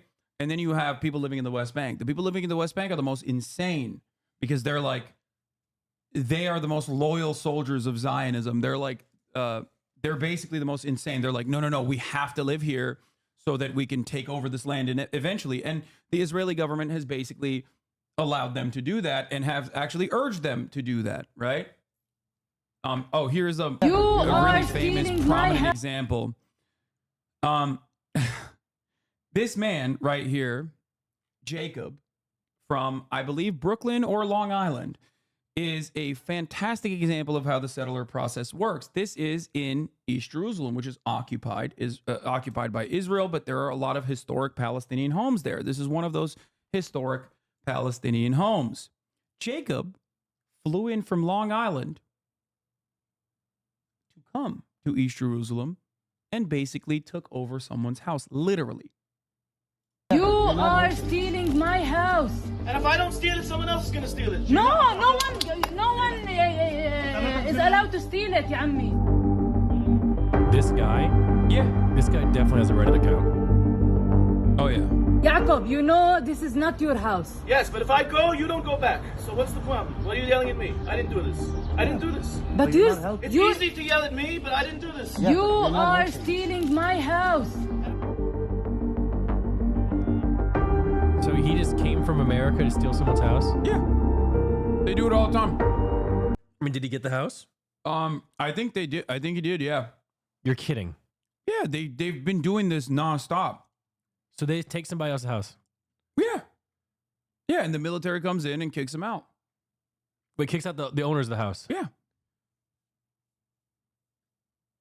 Bro, I'm not gonna lie. This is depressing as hell. If you were to, like, for example, sometimes in the media they'll be like, an anti-Semitic incident occurred in a fucking Jewish community center the other week, where anti-Semitic protesters attacked Jewish people that were quietly congregating.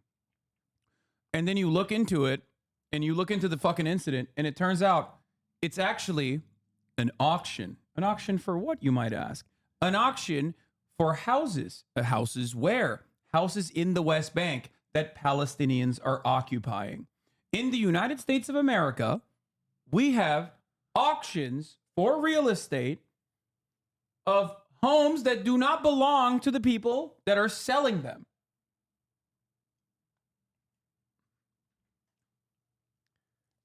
Dude. And when people go and protest those auctions, the American media says anti-Semitism. Oh my God. It's all just fried, dude. How do you like read this stuff all day and like not like cry yourself to sleep at night? This is fucking horrible. I'm motivated by the change that I'm motivated by the change that I might actually create in this world by educating one extra person, whether it's you or thousands of others that watch, that learn what the truth actually is, and change their minds, and then go out and protest, go out and spread the truth to other people. That's why I do it. And I've been doing this for, especially this is an issue that I've spoken about for years at this point, 10 fucking years professionally in public life. I've spoken out against Israel's actions because like a lot of people only became more knowledgeable of like the stuff that Israel was doing after October 7. Right? Oh, but this has been ongoing. This video is from fucking 3 years ago. By the way, I'm an example of this because I always thought Israel were the homies. Yeah. That's kind of how there was Peyton as me as an average guy from Michigan who just went to college. Yeah. So that's the picture that was kind of painted to me growing up. So as someone who's been doing this for years and years and years, I never thought that there would be this much outward support for Palestinians, because 5-6 years ago, when I said stuff like this, people would be like, "You're anti-Semitic. You're the most anti-Semitic person I've ever seen. Fuck you." Oh my God. Yeah. Can I have a random question? Yeah. I don't know if you know about this. What is it? Since we're again, this has nothing to do with.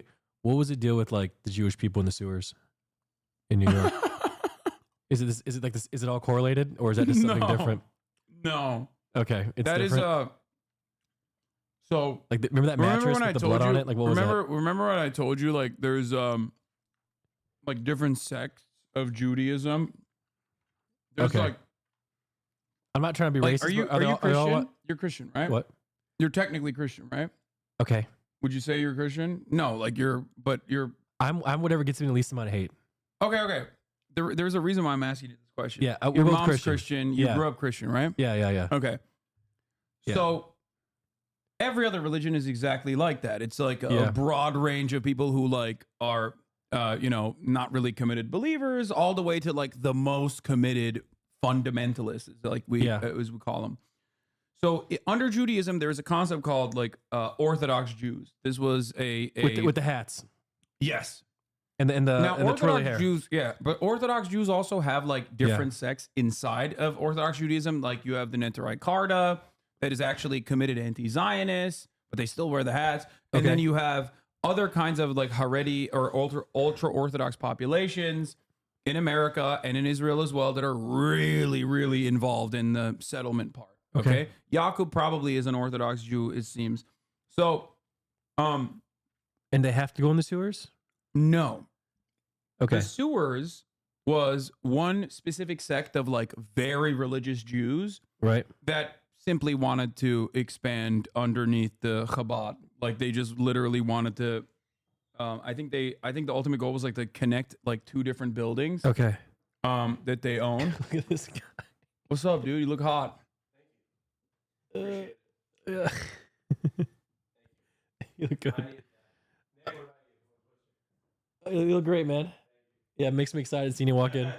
No, We need- basically I they need just this wanted right to now. expand. They wanted to expand from one building and connect it to Did the they other. ever explain the mattress with the blood on it? I don't think so, but it's just a dirty mattress, bro. Come on. Yeah, but in a basement. Anything. Like I don't. Okay, but if it's Ted Bundy's basement or I know, Jeffrey but it's Dahmer's, like- you know what but happened. they're not. Okay. I don't think they were like doing. I'm just again. I watched a lot of serial killer stuff. The mattress was sus and it scared me. So I will never be going to the sewers in New York after seeing Yeah, that. it was literally. It's like Yeah. I don't know what the fucking mattress was about, but it's like a shit stained mattress is like one of the most common things you can find in the New York sewers. Okay, I've never been there. I don't know what was going on there, but I'm not going to go down there. That's not meant for me. Okay. Yeah, I want to be above ground. But it was ultimately a building dispute that was supposed to be internally dealt with. Yeah. As in, what's up?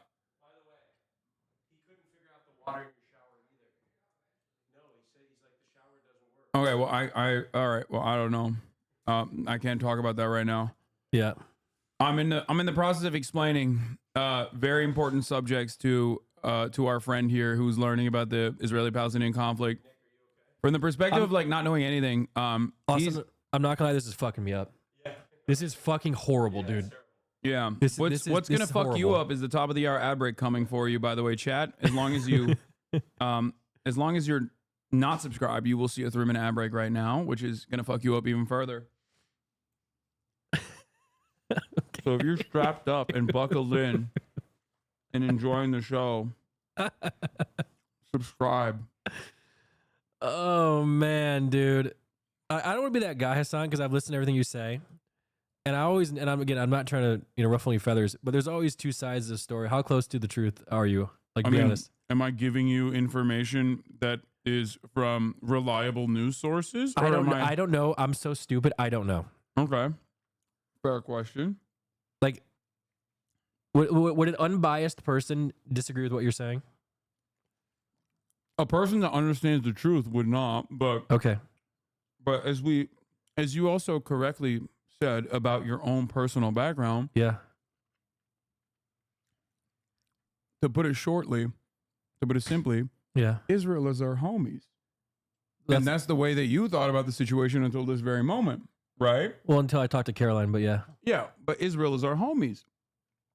So ultimately, I guess the question biased, is, so like if you, I guess you the show question this, to yeah. ask you is What do you this, think, right? Cole? Like, was there two sides to slavery? I don't know, but No, there were, of course, there were people that were defending slavery. They were making it seem like, no, this is totally sick. That's the entire purpose of racism to begin with. White supremacy was a justification to continue the enslavement and capture and trade of like African men and women. Well, I'm here because of that. Okay, but that's not both sides of the fucking. Like, there's always going to be people who try and rationalize horrifying actions. That does not. Oh, mean I'm not that rationalizing. I'm just saying, like, what I'm against it, but at the same time, what like, I need individuals like yourself to Yeah, do yeah. is to look at this information and go, even if this is untrue, seek it out and corroborate. Yeah. Look at trusted resources and exercise some critical thinking. Make up Yeah. your own mind. You know? I don't. Okay, you want to hear a bad take? What? Oh God, here we go. I think some people, myself included, are like too stupid to think. I'm just not smart enough to figure it out myself. Especially something like this. I'm just not. I can do tech with computers and I can do all this sort of stuff, and I disagree. I just this shit's all above my pay grade, man. I mean, but I disagree. You literally have made up your mind already. Because you hand fed it to me. Honestly, I know, but that's my job. How many people have access, like direct access to someone like you? Not many. That's my goal. That's why I want to reach out and hope that people will be as charitable as you are. Yeah, but he's answering like all my questions, chat. Like everything I can type in chat, right? But here's the thing. You won't be able to get this sort of one-on-one. No, like, but you know? that's what I try to do. And that's Yeah. the problem, because I see you get stun locked and you fight there people. are a lot but of people yeah. like you, Yeah. but then a lot of other people with nefarious purpose Yeah. make it seem like they're asking genuine questions in an effort to fucking lock my shit up and get me stun locked and have me respond you to do get them. stun locked though. I do. Yeah.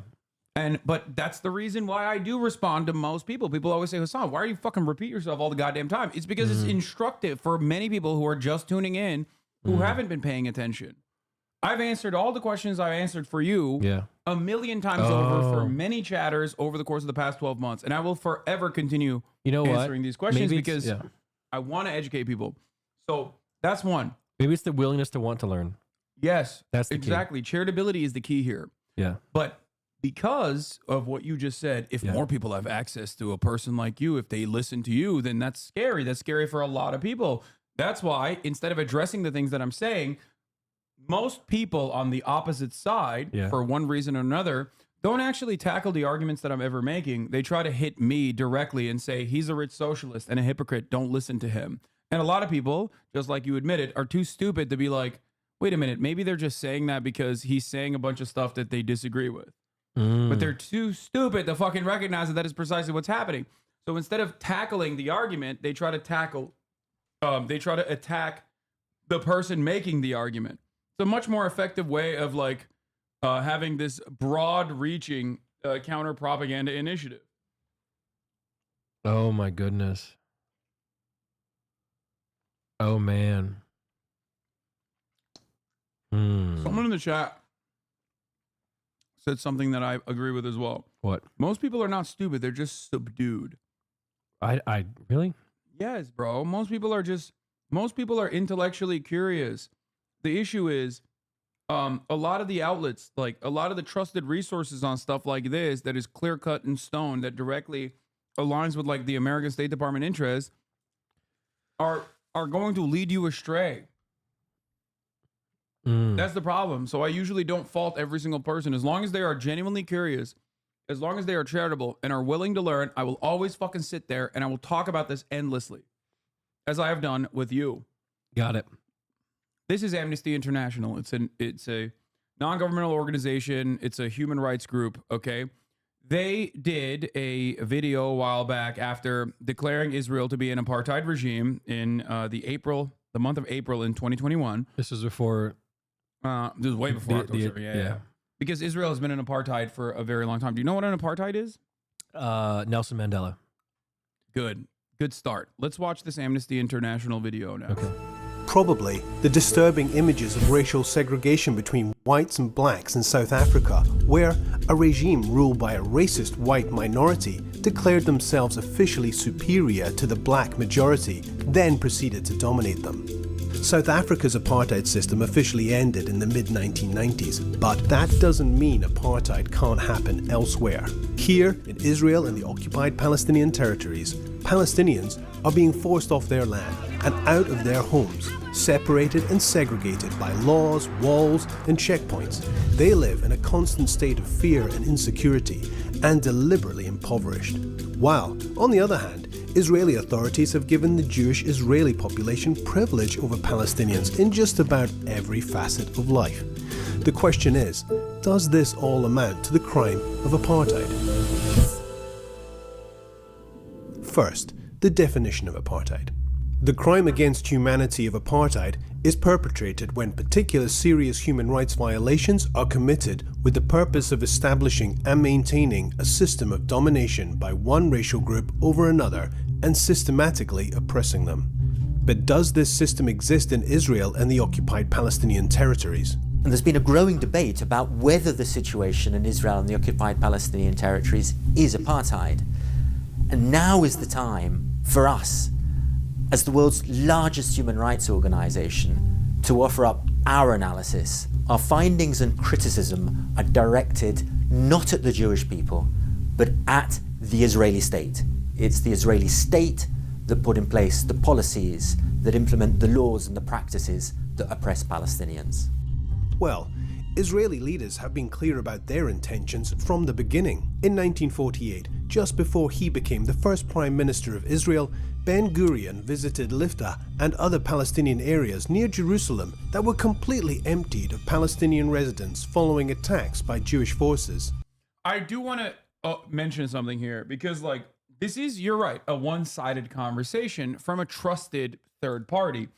Having said that, there are a litany of misinformation and cherry-picked points throughout history and genuine suppression of the truth in terms of like historic data that defenders of Israel has engaged in the Western world, especially, and in Israel as well, for a very long time. This is precisely the reason why a lot of people are also, that are educated on the matter, might actually arrive at an entirely different conclusion. Because the way that this is talking about it is the correct way, like is an accurate analysis of the events that unfolded during the Nakba, which means the catastrophe in 1948 when Israel moved on all of the Palestinian villages and like basically purged Palestinians from their ancestral homelands where they lived in by hundreds of thousands. They moved 750. They moved 750,000 Palestinians from their homes and basically forced them. This is 1948. 1948, So yes. just after World War II. And it's going to describe that right now, but the way that people who want to defend Israel, I'll just give you the alternative argument. I'll steel man their position as well. Those who are defenders of Israel will say, actually, no, that's not what happened. These Arabs, as a collective, were always angry at the Jews because they had anti-Semitism at their hearts, and they always wanted to, not live alongside Jews because they hate Jews.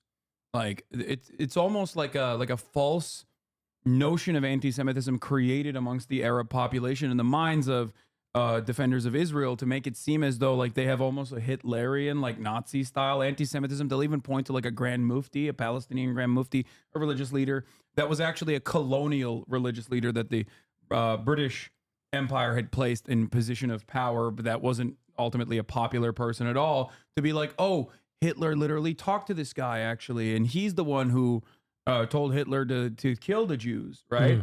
Which is Holocaust revisionism. And it's Holocaust revisionism that was actually repeated by Benjamin Netanyahu, as a matter of fact, saying that the Palestinian Grand Mufti played a prominent role in getting Hitler to be anti-Semitic and do the final solution is unimaginable Holocaust revisionism. Only fucking Nazis would believe that shit, which Benjamin Netanyahu is. Anyway, Oh my So there goodness. there are a lot of fucking counters. There are a lot of counter arguments to everything that they're talking about, but this is an accurate assessment of the truth. Okay. And if you are unfamiliar with the counter arguments, and if you haven't done the reading, people who are at least propagandists that want to make the truth seem different will be able to effectively wind you down. Okay, will be able to effectively make it seem like you're wrong, right? But anyway, let's continue. He stated, "There are no Arabs, 100% Jews. If we persist, it is quite possible that in the next 6 or 8 months there will be considerable changes in the country, very considerable, and to our advantage." More than 70 years later, then Prime Minister Benjamin Netanyahu posted on Instagram that Israel is not a state of all its citizens, but rather the nation state of the Jewish people and only them. So, it's no surprise that Israel built a system of racially discriminatory laws, policies, and practices that privilege only Jewish people. And Palestinians, well, Palestinians live there too. They were there before Israel was established. But, as we will explain, they've been trapped for decades in a system that treats them as a lesser, non-Jewish racial group. Before Israel was established in 1948, Palestinians comprised most of the population, around 70%, and owned the vast majority of private land, about 90%, in what was British Mandate Palestine. Jews, many of whom had emigrated from Europe, comprised around 30% of the population, and they and Jewish institutions owned about 6.5% of the land. The port of Haifa in Palestine lies shattered by bombs and strewn with dead.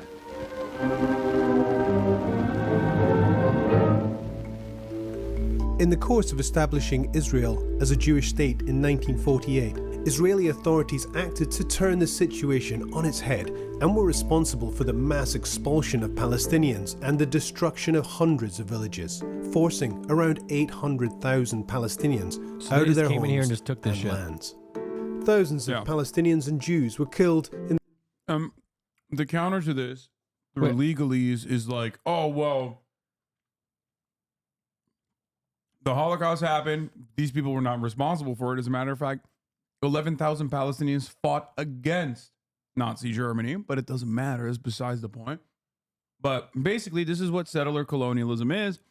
And ultimately, the way that, like, in Israeli society, the way that these events are explained is totally backwards. Like, oh, it was an Arab war against Jews, and the Jews fought back, so we had to send the Arabs away. But the question in that situation is, why didn't you let them return to their homes? These are civilians. Therein lies the problem. I think they came in wanting the whole land from the beginning. That's precisely what it is. And this is just what it's come down to. Ultimately, that is the final evolution of Zionism, which is happening currently, unfolding in front of our eyes. in the context of attacks on civilians during this conflict.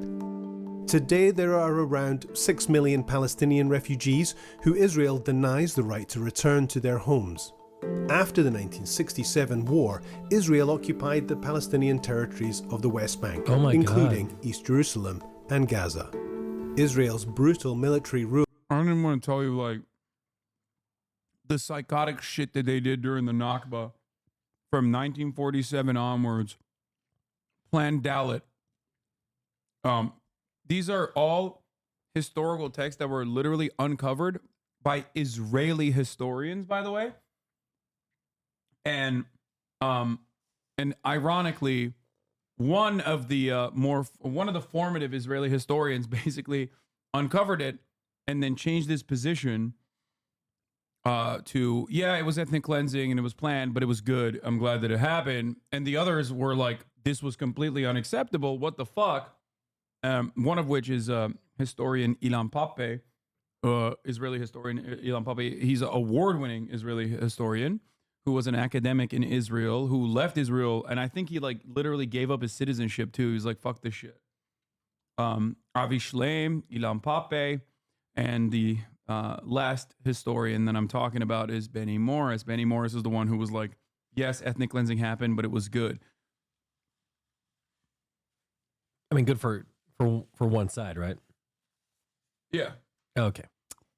This is one of the many things that they did. The Zionist paramilitaries attacked the village of Deir Yassin. A lot of the stuff that they talked about during October 7 was shit that like Israel had done in Deir Yassin, throwing babies in ovens and things like that. Sorry, what?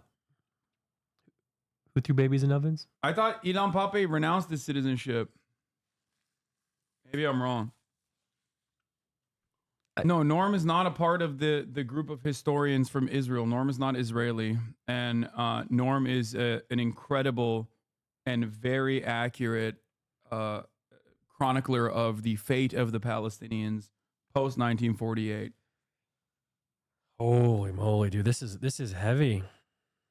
Rule, coupled with the establishment and expansion of illegal Jewish settlements, has coerced Palestinians into enclaves, creating further fragmentation and segregation. Nothing. All right, well, you're not paying attention. No, I asked a question of who threw the baby in the oven.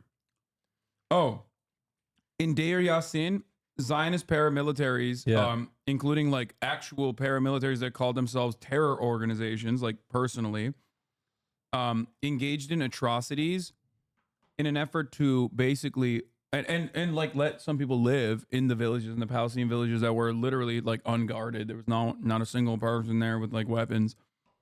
One of the most like gruesome acts of horror was when these terrorists came into the village, and they obviously had a bunch of these people at gunpoint, and there was a baker, and he had this big oven for baking bread. And they took the baker and they told the baker, you have to throw your own son in the oven. The baker refused.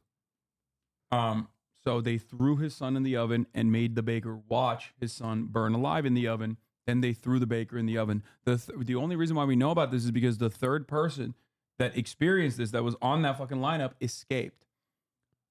And basically the reason why they let a lot of these people escape in the villages after doing like insane atrocities to them, like rape, straight up like raping them to death, killing a bunch of people. The reason they would let people escape is so that they wanted the Palestinians to go to other Palestinian villages and say, this is what they did to us, leave when they come. So they would do like some of the earliest aspects of PSYOPs, basically. They would go into like major cities and they would have these big speakers on armored cars. And the speakers would be blasting like machine gun fire and bomb explosion sounds. They didn't actually have the fucking, they didn't want to use the machine gun fire, whether it was because they just didn't have a lot of resources or whatever. But they basically would surround the city with military and run these like crazy fucking sounds to make people evacuate. Yeah. Would basically surround the city so they can only evacuate from one single file line out of one area of the city. And they would obviously never let them return ever again after evacuating the entire city. That's how they got all the land. Yeah. They didn't kill everyone, but they killed enough people. I think it was 15,000, if I'm not mistaken. Out of 800K? That's what they said got moved? No. That's the total number of people that were ethnically displaced. Oh, okay. But in terms of like directly killing them, they killed 15,000 people, but they used the deaths and the lynchings and the rapes to basically scare the 750,000 ethnic Palestinians into leaving. And then they still to this day say, oh, well, they voluntarily left. Okay, they voluntarily want to come back. They would not allow that to happen. They shot a bunch of people that tried to come back to their own fucking farms and shit. Yeah. So now ask Hasan about Turkey and what they do to the Kurds. I mean, I've talked about this quite a bit. But one ironic part about this is that, like, if Israel treated Palestinians in the same way that like the Turkish government treats Kurds, which is still horrifying, especially when you look at Kurdish majority areas where the Turkish military literally fucking engages in like military action. Having said that, however, if the Israeli military treated, or the Israeli government treated and offered full-blown citizenship to every single Palestinian person and considered them simply an ethnic minority, but they have the same rights, even though there is still a lot of racism, this would be declared the greatest human rights achievement of all time. And I don't think there's a single Kurdish person that would disagree with what I'm saying here.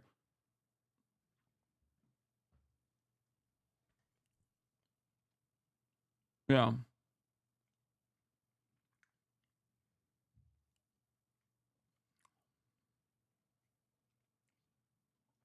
For the record, Deir Yassin and other massacres were carried out by Irgun and Lihi, paramilitaries that were folded into the modern day IDF by the state.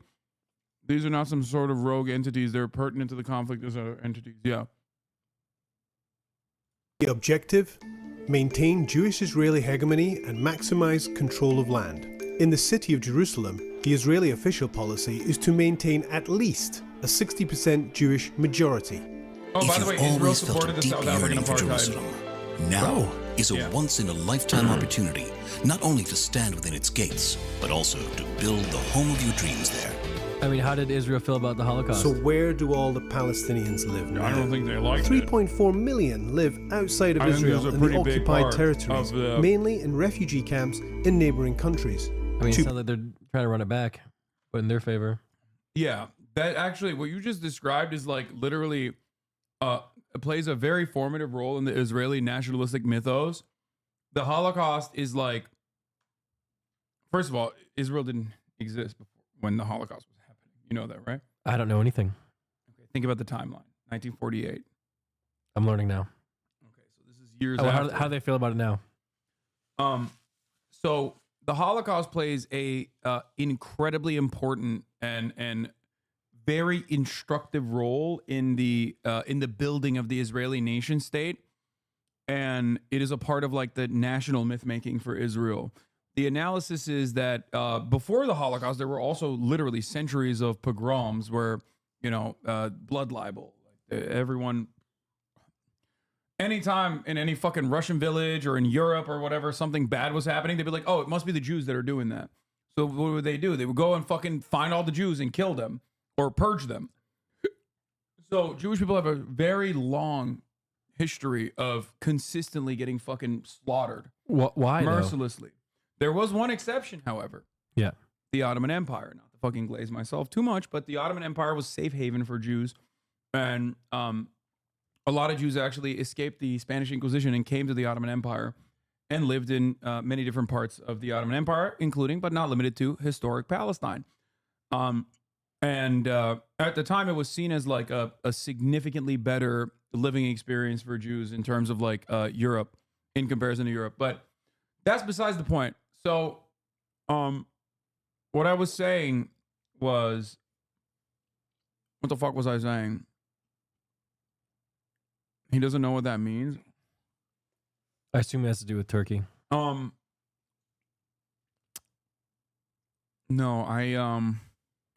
centuries of pogroms and the Holocaust. So centuries of pogroms and the Holocaust itself was like a enough is enough moment for a lot of people, I think, where some internalized the message behind never again as like, you know, we can never allow this to happen to anyone ever again, which is the correct message. That's the reason why that message exists. And others, namely those who were at the helm of spearheading Israeli society and building this nation, saw that as never again to us. Like, just, you know, nobody else. I don't give a fuck. We will do it ourselves, actually, even if that's what it takes, but never again to us. So it's the way I think that the Holocaust is viewed is like very complicated in Israeli society, where like there's almost an air of like resentment towards Jews that survived the Holocaust or escaped the Holocaust, where they are seen as like weak by, depending on what fucking level of mania you're operating on, where like there are a lot of hyper right-wing Israeli nationals who consider like Jews during the Holocaust to be weak. They didn't fight back. They didn't fight back enough, which is, again, ahistorical, because they did fight back. That's the Warsaw Ghetto Uprising, which is analogous to, you know, October 7 in many respects. But and that they did not know that they were being sent to death camps. Many Jews did not know that they were being sent to death camps. But the idea is like, the idea is that they were weak Jews and we will never be like them. We will be strong Jews. And And I think that's part of the reason why Israeli society is so militant, so hyper militant. One, because it's a settler colony in the middle of a region where it's like actively purged the ethnic indigenous population. So obviously there's going to be a lot of resentment towards that. But beyond that, it's the genuine, I think like a quite reasonable assessment of the situation as if you parse through Jewish history. Like, it is understandable, bro. If your people are getting constantly fucking killed everywhere and being made to be the only reason why bad things are happening, then yeah, you're gonna fucking be like, holy shit, we cannot have this happen again. We gotta be like super militant. And I think that complicates things a little bit if you're Jewish and learning about Jewish history, or if you're like a little bit interested about Jewish history. I think that is what complicates things, because there is an air of legitimacy to the generational trauma that Jewish people have experienced. Yeah. The problem is that generational trauma has caused Jews to be at the forefront of every single civil justice, social justice movement, civil liberty movement, including the abolition of apartheid South Africa. So while Israel was in support of apartheid South Africa, Jews played a prominent role in South African the fight against the South African apartheid. Why was Israel for it? Well, because they had their own apartheid and they wanted nukes. I think that was what it was, right? Didn't they fucking get like they developed their nuclear capabilities by collaborating with South Africa? I think. Am I mistaken on that? So Israel has nukes. Yeah. And we still give them weapons. Why? Well, because they have nukes. Oh no. Oh no. One of your viewers just typed inward. 0.5 million Palestinians live in Israel and East Jerusalem, restricted to enclaves that make up around 3% of the entire area. I remember 3 million Palestinians live in the occupied West Bank, but are only allowed to access 40% of the land to live and work. If they wanted the to rest of the travel to area Europe, could is they for the leave? Jewish Israeli settlers Yes, only. some. 2 million are trapped. So depends. The ones in Gaza are heavily restricted in their movement. The ones in the West Bank are also heavily restricted in their movement. Israel does something really fucked up, where if you leave the West Bank as a Palestinian resident in the West Bank, they make it so that it's virtually impossible for you to come back. If you have residence in America as a Palestinian, they still make it really hard for you to go there and visit, but you can go and visit because they're like, yeah, you're going to fuck off and you're going to go back to America or wherever you're from. But if you are a Palestinian resident of the West Bank and you leave the West Bank, they make it like as difficult as possible to make sure that you can't come back into the West Bank.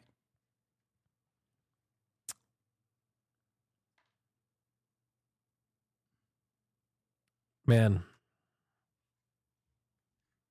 this is just insane. I'll be honest, man. It's not like this whole area needs a nice reset, you know? Okay, bro, but, you know. Give it to me. Let me start my Palminism there. Okay, but you have to remember, like. What? I'll These start it. innocent people didn't do shit. Yeah, they can join me. It's great. Like. You have the dark matter yet?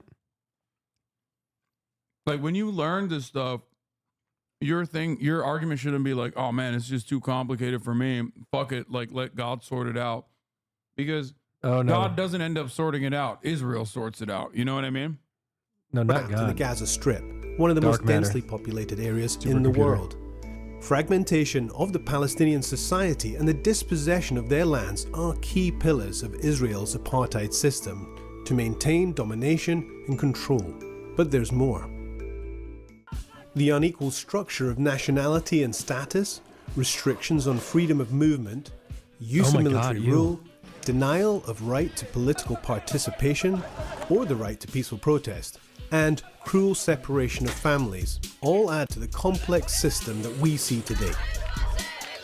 The world in general hasn't woken up to the fact that there is an entrenched system of oppression against Palestinians across Israel and the occupied Palestinian territories, wherever they may live, by the Israeli state. It's a system that's been put in place and maintained for decades, and it's that system that is the root cause of so many of the violations, the misery and the suffering that millions of Palestinians face on a daily basis. One way to understand this segregation and oppression is to look at the ID system. What's the ID system? Jewish Israelis have only one ID card, with a status that grants them the rights to live almost anywhere they wish in the country. Yeah. They can move freely with access to healthcare and vast resources. Okay. Palestinians, on the other hand, have 4 types of ID cards, if any at all. The kind of ID card you are given determines the level of rights you can enjoy and controls where you can go and what you can do.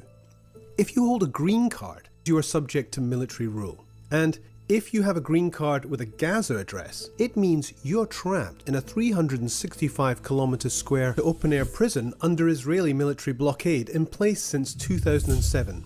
Israel controls what goes in and what goes out, from children's toys to medical supplies. 90%. They literally fucking banned, at times, they call it putting the Palestinians on a diet. And they have banned, at times, things such as cookies and pasta, only for the American government to go, what the fuck? Why are you banning pasta? And then they go, okay, we'll let them have pasta. Dude. Yeah. Of the people have no access to safe drinking water, 47% are unemployed, 56% live in poverty. Palestinians with a Gaza ID are forbidden from going to Jerusalem in the West Bank, even if they have family there. Some people in the West Bank are considered to live there illegally and can be deported immediately to Gaza if found by the army, even if they have been in the West Bank for decades. Whereas, if you hold a green card which has a West Bank address, then you live here. This green card means you can live within specific Also, if you're a fucking idiot and you only regurgitate whatever the fuck Israel says for its justifications for the genocide, like some former Twitch, now Kick streamers, you will look like an absolute baboon in front of knowledgeable people when you turn around and say, oh, they banned sugar, like cookies. Okay, they banned cookies and pasta because they're making bombs out of it. Is that possible? No, it's not. It's already fucking processed. It's inside of a cookie. You can't fucking, unless Palestinians have figured out something that no one else has, alchemy of that sort. Okay. You can't just fucking use cookies as a bomb making material. Listen, the Unabomber would have figured that out if it was possible. Yeah. Ted Kaczynski had an IQ of like 175. Yeah, if you read his writings, I quite the idiot, in my opinion. What he said about technology wasn't far off. Okay, but that's it. That's like kind of the only thing. Everything else was crazy, but he hit the nail on the head about the society and technology. But it was also insane, bro. Amen. Enclaves surrounded by illegal Israeli settlements. And there's a separation wall and fences built around you since 2002, which Palestinians call the Apartheid Wall. It's 8 meters high in places and 700 kilometers long. That's twice the height of the Berlin Wall and more than 4 times its length. 80% of it is built inside the West Bank, occupying even more Palestinian land. So they actually built the wall. There are separate roads for Israelis and Palestinians, hundreds of checkpoints scattered throughout, not to mention the 54 years of occupation, which has devastated the lives of millions of Palestinians. Palestinians with a West Bank ID can travel to Gaza or East Jerusalem, but only if they receive a permit from the military to do so. This blue ID is for Palestinians in East Jerusalem. They can travel to the occupied West Bank as well as to Israel, but they are not citizens of Israel. They have only been granted a residency status. So how do this you get means this blue one? that they cannot vote in Israeli national elections, and if they leave East Jerusalem for too long, for example, to study or work abroad. It's the only, see, this is what I was talking about. They have their residency revoked. You don't get it. Like, they don't give it to you. They don't offer it to you unless you're literally already in East Jerusalem, which is a territory that Israel literally has All right, I'll ask you this much. Would it shock you if you were to find out that Israel has opened in the laws direct goals of what the population percentage of a certain area needs to look like? Well, after finding out about all this, probably not. But like, if I were to tell you, 4 hours ago that like, did you know that Israel has an interest in maintaining a certain percentage of like the Jewish population in an area? I can't answer now because I saw earlier they said they wanted 60% or something. Yes, I saw that. Yeah, I remember. Yeah, it is literally a part of the overarching goal of the state is like we have to keep this area 60% Jew. This sounds As a Canadian citizen, I'm not allowed to fly into Tel Aviv. They would put me on a flight to go back. I'm only allowed to into the West Bank through Jordan, and I can't go to Jerusalem either without a visa from them, which they normally deny. Yeah. If you're a Palestinian, if you're an Israeli citizen, if you're an Israeli Jew, right? Because Israel has its own demographics, which is really funny because like Israel is relatively diverse in terms of like the actual ethnic backgrounds, because there's plenty of Arab Jews as well, right? Like if I were to put a fucking lineup and be like, which one is Palestinian, which one's Israeli, you would not be able to tell them apart.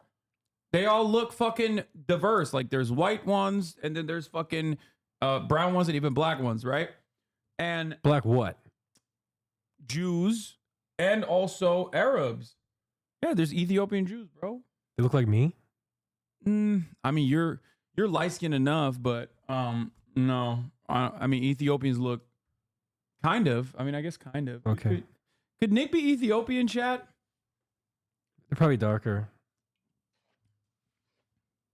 And the same goes for Arabs. Anyway. Yeah. Israeli society has created because of its ethno-state status. The Israeli government has created a designation. There's two tiers.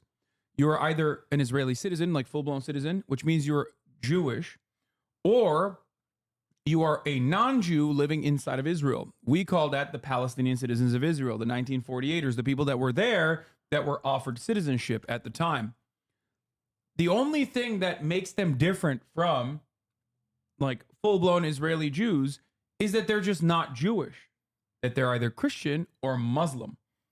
Now, here's where things get interesting, okay? There are Arab Jews. Itamar Ben-Gvir is the Ministry of like Interior Defense or whatever, like the national police guy, right? Mm-hmm. He's fucking from Iraq. He's Arab, but he's Jewish. So even if you're Arab, you still get slotted into Jewish as your ethnic and religious background. And what's really interesting about this process is that if you are an Israeli Jewish citizen, right, regardless of where you're from, and you want to marry a Palestinian Muslim in the West Bank, you can't bring the Palestinian Muslim from the West Bank into Israel. Even if you get married, you have to live in the West Bank now. You can, your citizenship only goes down. Like you only get level down. You can't level up. Okay. That is. Yeah. I've had a conversation with a literal Arab, with a Jewish Arab from Israel, teenager. Mm-hmm. And in the conversation, I tried to explain to him that like he's technically Arab as well, or Itamar Ben-Gvir is Arab, and he got mad at me. He was like, "No, they're not Arab. They reserve the term only for non-Jews. Calling an Israeli Jew an Arab is like calling them a slur." There. Yeah. Okay, Hasan. Yeah. Help me here. What? What's an Arab? I don't understand what you're saying. Arabs are people of a specific ethnic background from Arab countries, like predominantly Arab countries. Right. Okay. So where you're born at, it's that, not that speak Arabic. So you can be Jewish if you're born in an Arabic country. Yeah. There were plenty of Jewish people that used to live in Arabic countries. Some of them, some of them were literally after Israel was developed as a nation state. Some of them were fucking purged from the Arabic nations because they had their own pan-Arabic or their own nationalist movements in their development of the nation state. So they literally were forcing them out. Or Israel also personally, like in the case of Iraq, was making it so that They would do false flag attacks, like bomb synagogues. Israel would bomb a synagogue in Iraq to be like, see, they hate you. You need to come to Israel now. So let me get this straight. If you're in Arabic and if you're from help. You said if you say you're an Arabic Jew, it's a slur. Jews in Israel that are from Arabic backgrounds, okay, They will that come deny- from countries Arabic countries, do not consider themselves to be Arab. You can only be Arab inside of Israel if you are non-Jew. If you are not a Jewish person, you can be, if you're Christian or if you're Muslim, under Israeli societal designation, you are Arab. But if you're Jewish, you're not. Israel has actually a separate designation for Arab Jews. Jews of Arabic origin and Arab designation. It's called it's the Mizrahi. Chat, this is a lot to take in one day, guys. I apologize. This is just a lot to take in because I'm trying to get everything plain, plain as day. It's all good. Because I'm just getting confused here. If you are an Israeli Jew of Arab descent, you have a separate designation under like Israeli society. As a Jewish person, you are still considered a Jewish person. If they ask you like what your background is, there's a separate designation for it. It's called Mizrahi. And is that frowned upon? No. Okay. Well, originally, when they were first coming into Israel, they were frowned upon. There was a lot of issues with integration of Mizrahi Jews into Israeli society. I don't want to really get into that, but like they used to call them, like they considered them barbarians. Like, oh, you need to learn how to fucking. There was definitely a Ashkenazi supremacist undertone to a lot of this stuff, and there still kind of is in Israel. Ashkenazis are Eastern European and white Jews, many of which that live in the United States of America as well. So like. There is definitely colorism in Israel as well. They did a sterilization operation on Ethiopian Jews specifically because they claimed it was so that they would stop birth defects, but it was actually so that they would stop having children. Because they wanted to continue the Western European style nature of Israel. Israel also engaged in ecological terrorism, ecological colonialism, where they would like raise all the Arab villages, change the villages to sound more Israeli in name, like Hebrew. They also did like really unique shit. I mean, Hebrew as a language was basically revitalized. Like it was a dead language ultimately. Most Jews like spoke Yiddish or whatever the language that they spoke in their nation of origin. And then they literally single-handedly in this nation-state project revived a fucking dead language, brought it to the forefront.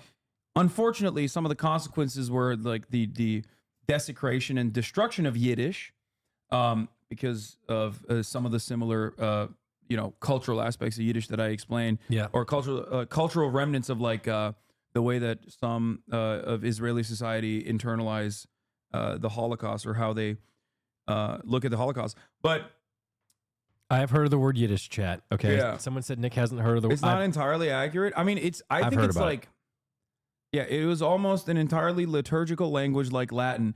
I think that like if Israel wasn't such a violent and a bloody permanent occupation, settler colonial occupation, like there is a lot of phenomenal achievements that you could point to, including literally like the revitalization of a language such as Hebrew in such a short period of time. I think that the problem is it came alongside the death and destruction. But in terms of like the ecological terrorism that I was referencing, they literally fucking would raise these villages, change the language or change the name of the villages to like, either biblical shit or fucking, or not even biblical shit, but like they would change it to like Hebrew words. But then also they would destroy the olive trees. Olive trees take hundreds of years to like grow and fucking bear fruit as efficiently as they can in Palestine. And they would burn the olive trees down and they would plant European style trees. They would plant trees that like resembled the European fauna, and like pine trees and shit. And obviously pine trees like exist in fucking Lebanon and shit too. But like basically they changed the ecology of the entire area, or not the fauna, the flora, sorry. And what ended up happening is like now they have a higher likelihood of having like wildfires because it's like such a dry area that it's not supposed to. They shouldn't have done it then. Yeah. Anyway, so yeah, they engage in ecological fascism. I have another dumb question. Yeah. For like Gaza and like the West Bank, do they have internet? Yeah. Yeah. So there's a couple different processes. One now former HasanAbi head who was executed by the Israeli state. Excuse me. One of your viewers was executed by a bunch of my viewers. Yes. Shut the fuck up. What do you mean shut the fuck up? He was also a TikToker. He also had a TikTok. Yeah. What? Yeah. There's a video of him. There's a video of him explaining the process of using eSIMs. And they killed him? Yeah. In an internet cafe. Oh, brother.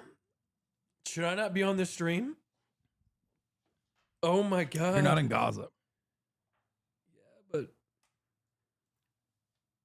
oh my God, this is wild, Hasan. This whole thing is crazy to me, man. It's been tough bringing this up, but I don't even want to cover this aspect of it. I don't even want to talk about it. It makes me really sad to think about. But his name is Meadow. Anyway, he was a TikToker and he loved growing plants.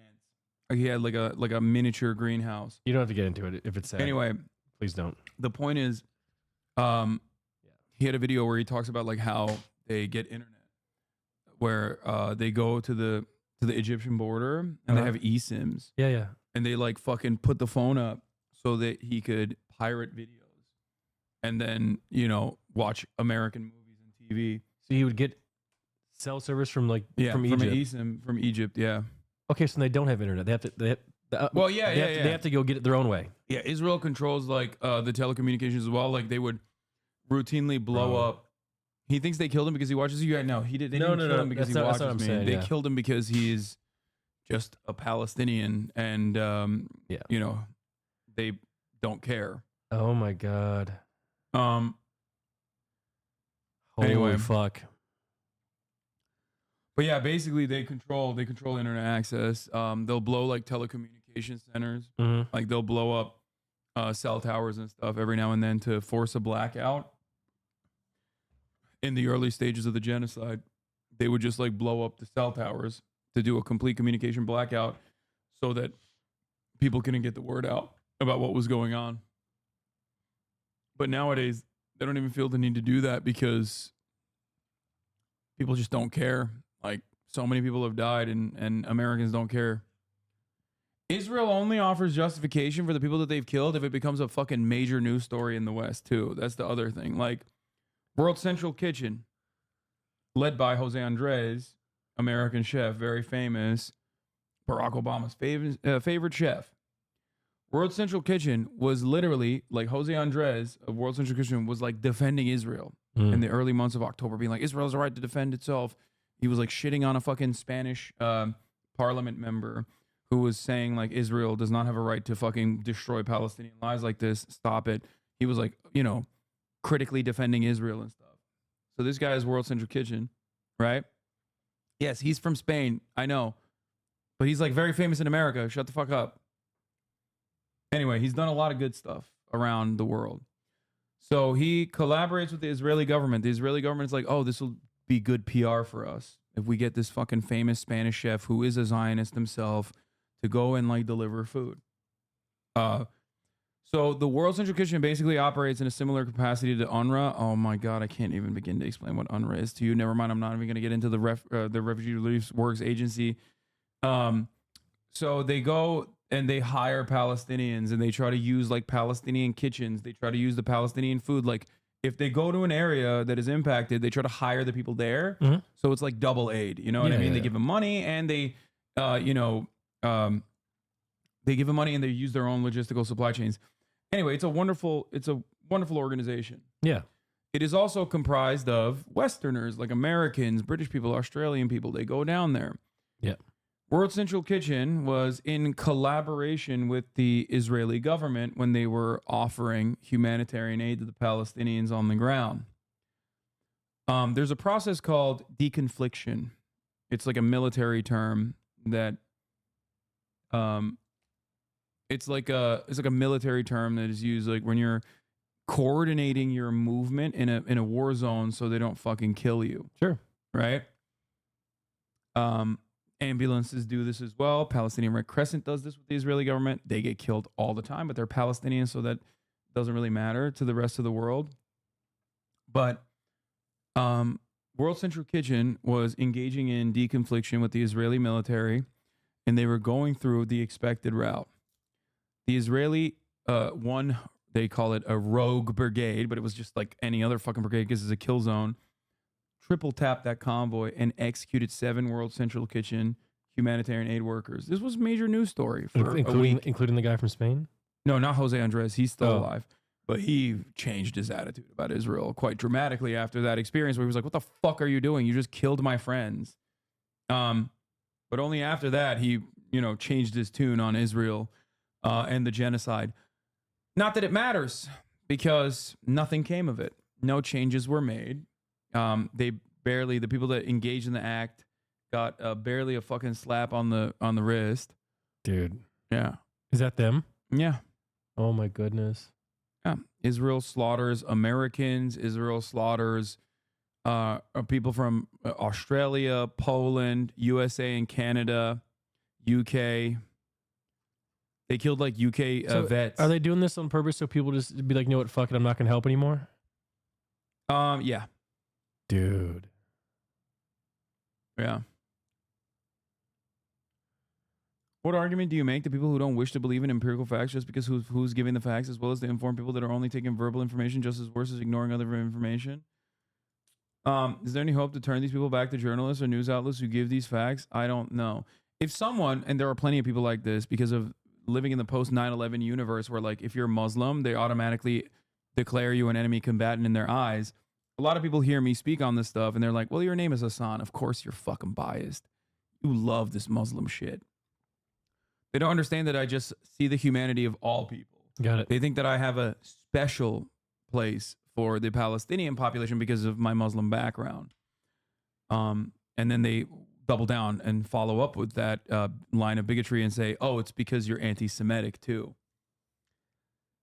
Anyway, oh yeah, here is the UN agency had to suspend operations in Gaza after a car was hit by gunfire at an Israeli checkpoint, the World Food Program.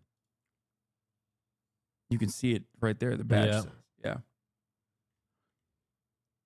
And so when these also notice, okay, what do they say though when they get accused of notice this? the way that like here I'll give you another example of manufacturing consent. The way that these guys, the way that Western media, the Telegram group. No, I don't want to. This is a different incident from World Central Kitchen. This is a different UN humanitarian aid group. You told me a story about earlier when with the cops that were lining up. Like they seem to be doing this all the time. So yeah. So here's the thing. Here's the thing. Do you notice something weird about this article headline? When you see this headline, doesn't it kind of make you feel like the gunfire could be coming from anyone? Yeah. Because it's hit by random gunfire. Yeah. This is what is known as passive voice. News outlets in the United States of America and also in the Western world in general will apply this technique called passive voice. You would never, like during 9/11, it would be akin to writing like airplane collision with World Trade Center causes 3,000 to perish. They wouldn't say that. Right. Terrorists attacked the World Trade Center is the fucking headline. Right. And it is a way to make it seem like whenever a cop kills someone in America or whenever Israel or an American ally shoots at or does something illegal to an American enemy. Yep. The way that like Western media tries to, put a, manicure the story and manufacture consent by manicuring the story and massaging it. What consent? Consent to get shot? No, manufacturing consent is like you're giving consent. Like you're reading this and you're like, oh, it could be Oh, anybody I that see, did it. Yeah, yeah. Okay, I okay. guess I like get it, Israel Sorry, I get it. might not have done it. It's a way to take the edge off. Basically, they do this all the time. But why? Why not just be like, what? Why? Consent in this circumstance is approval. Like Right. to give tacit endorsement. Who and owns the approval. Guardian? I don't fucking know. Some rich British guy. I'm just curious at why like soften it. The reason why Western newspapers soften these sorts of actions is because it's not because it's like owned by a singular individual. It's because the goal of these institutions is to do propaganda that align with the interests of their own state. That's why they do it. It's not like an individual that is engaging in propaganda because they like are personally invested in Israel. In some instances, they might be like literally invested in Israel, and like their portfolio has investments in Israel, right? Like that's one aspect of the story, but like usually they do this specifically to make it seem like Israel's actions are not. Even the LA Times actually said UCLA cancels classes after counter-protesters violently attack pro-Palestinian camp.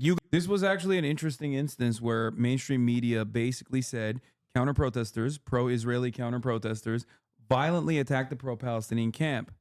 But watch what happens quickly. Mainstream media being like, yeah, listen up, big dog. You guys f***ed up a little bit. Dismantle the pro-Palestinian camp. Wait, check out the LA Times headline now. Much more ambiguous. No.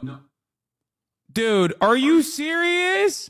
After violent protests at UCLA, UC president launches investigation into response. Why'd they change it? They changed it because it was too fucking anti-Israel. In real time, we watched it happen. They were like, all right, well, you know, maybe the first headline wasn't great. We should... They definitely... Yeah, look. Yeah. Gunfire kills, wounds dozens in hospital, encircled by Israeli tanks. Who did it? They definitely know who you are. Who fucking did it, bro? Who did it? Gunfire kills, wounds dozens in hospital? Like, as though this is a fucking naturally occurring phenomenon, you know, in Gaza. It's just how it works. Bro, this whole thing is just... honestly horrifying. Yeah. And I mean, they do this for a lot of shit. It's not just for like Israel, you know? Whenever there is capital interest, you will always have similar things happen. So I got a question. What? So when you see an article like this, what you probably do is look into it more to see what actually happened, right? Is that how it works? Yeah. Because the average person will see his article and move on with their day. Yeah, and that's the informed person. The average person doesn't know or give a fuck about any of this shit. But the informed population that want to learn about it read these articles and will, you know, their takeaway will be whatever the fuck the article wants you to think. Like an LSF thread.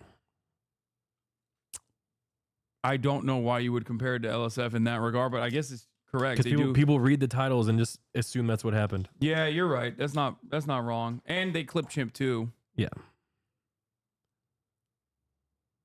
Yeah. Holy man, like you got to put in a lot of effort if you really want to know what's going on. Yeah, it's not easy. It's not easy. And that's why I also consistently try to tell people that are like newcomers in this community, like everything you've heard about me has a very specific purpose. It is to sully my reputation. To I make always sure defend that, you, by the way, in the morning. To make sure that, I know. To make sure that like you don't come in here with a clear mind or a clear conscience and a level of charitability. Your impact in here is supposed to be uncharitable so that you don't listen to what I have to say and you've already automatically declared me someone who is like biased against your interests and it's someone who is like sinister. Jeez, man. Yeah. I know this stuff's cooked because I talked to my dad about this once and the things that he was saying blew my mind. I'm like, Dad, I can't believe you just said this. Yeah. Because he, especially with like the drops, like when they were dropping the stuff, it was crazy. Your videos on the Lebanon pager attack? Yeah. Remember when Israel blew up pagers in Lebanon? That was recently. Yeah. Like 7 days ago. Israel has since killed 800 people in Lebanon. With pagers? No, with fucking bombing, direct bombing campaigns. But at the time they killed like, I think 11 with the pagers, including 2 children, right? And they maimed up like 3,000 people on top of that. And the media covered it as like this phenomenal instance of espionage against a scary enemy combatant. They blew up civilian communications devices after infiltrating a supply chain, not knowing who ended up with those fucking pagers at all. And yet, of course, they killed a bunch of people that were civilians in the process.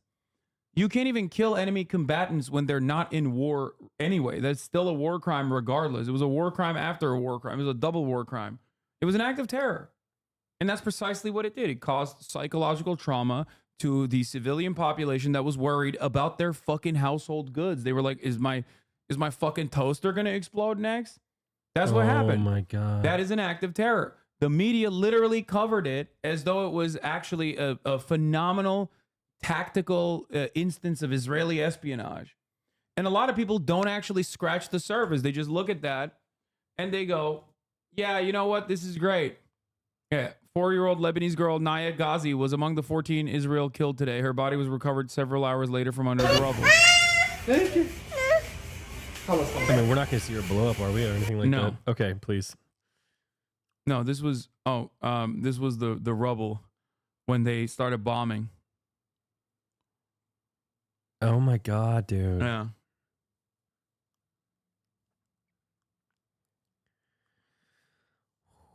This is heavy stuff, man. Yeah. Chat, you be here all days listening to this guy, huh? This stuff is not for the faint of heart. It really isn't. Yeah. So, you know, it is what it is, I guess. It is what it is. And this is why you like to play basketball, because that's where you can just be free. Yeah. Yeah, I get it now. If the enemy is fact, the only way to win is by attacking the messenger. Yeah. That's exactly. There were media correspondents that called the attack awesome. So many people. Like. Why would that be awesome if you're blowing up civilians with pagers? Because it's the enemy. They're killing enemies. They're killing Arabs. And the Arabs that die as collateral damage is simply just like Arabs that shouldn't have been in the way. Okay? That's what it is. That's how dehumanization works.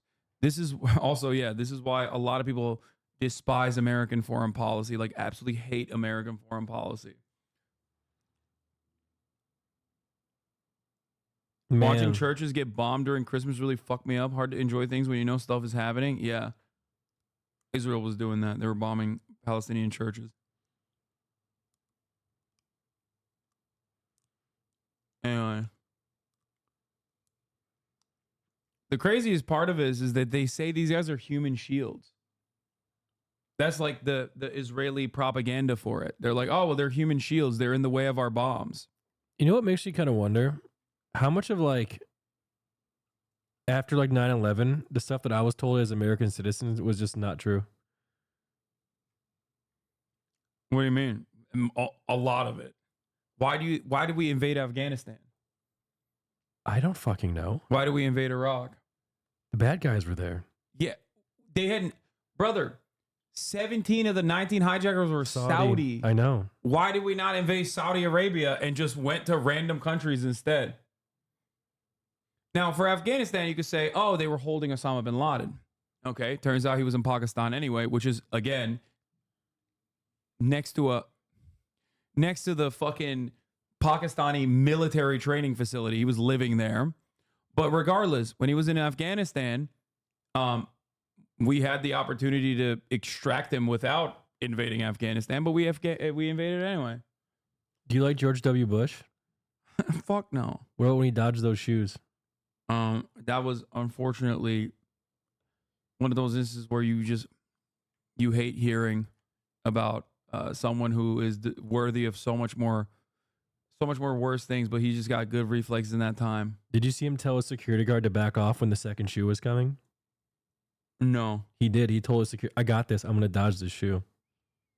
That's all I know. Dude, that's... Yeah. Whew. Man. They lied about WMDs in Iraq. They were like, oh, they have, WMDs. We got to go invade Iraq. Iraq was even less involved. Iraq was even less involved than Afghanistan was. And Afghanistan wasn't even fucking involved at all. Dude, life is just...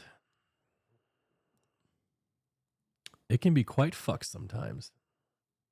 Yeah. And I'm over here just enjoying my Veronica Khalil every morning. But here's how this works. Yeah. Yeah. Bush rejects Taliban offer to hand bin Laden. Excuse me? 9:30 p.m. update. Taliban demand evidence of bin Laden's guilt. Second week of airstrike starts. Taliban urges U.S. to halt bombing. Wait, they were going to hand him over? Yeah, dude. Didn't it take us 10 years to find this guy? And Barack was like, we got him. Don't even get me started on.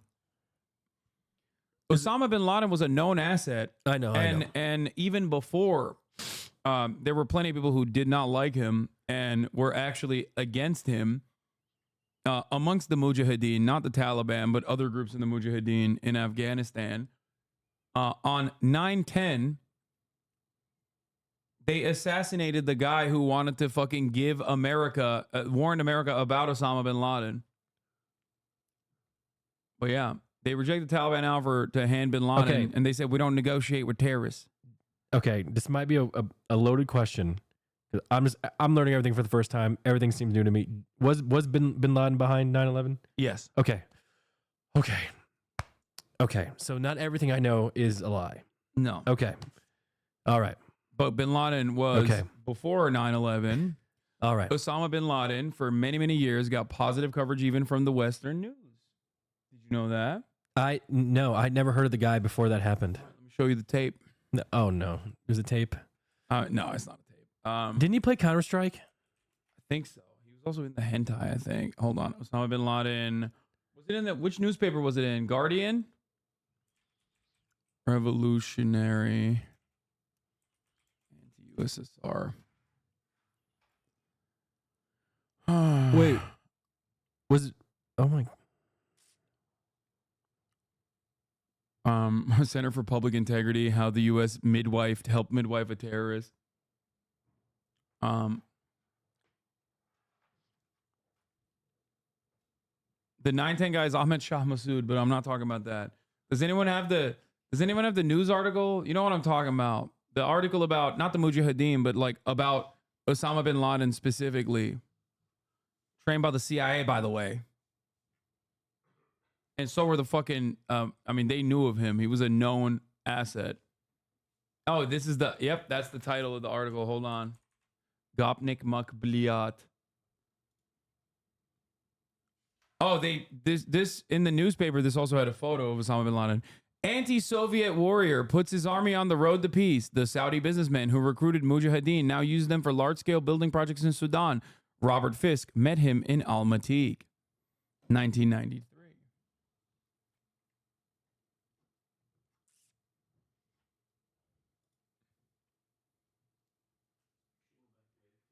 This is here's the photo, I think. Yeah, here it is. There he is. All 6'7" of old glory. He was, right there. He was 6'7"? Yeah, he's tall as hell, bro. Did he play basketball? He should have.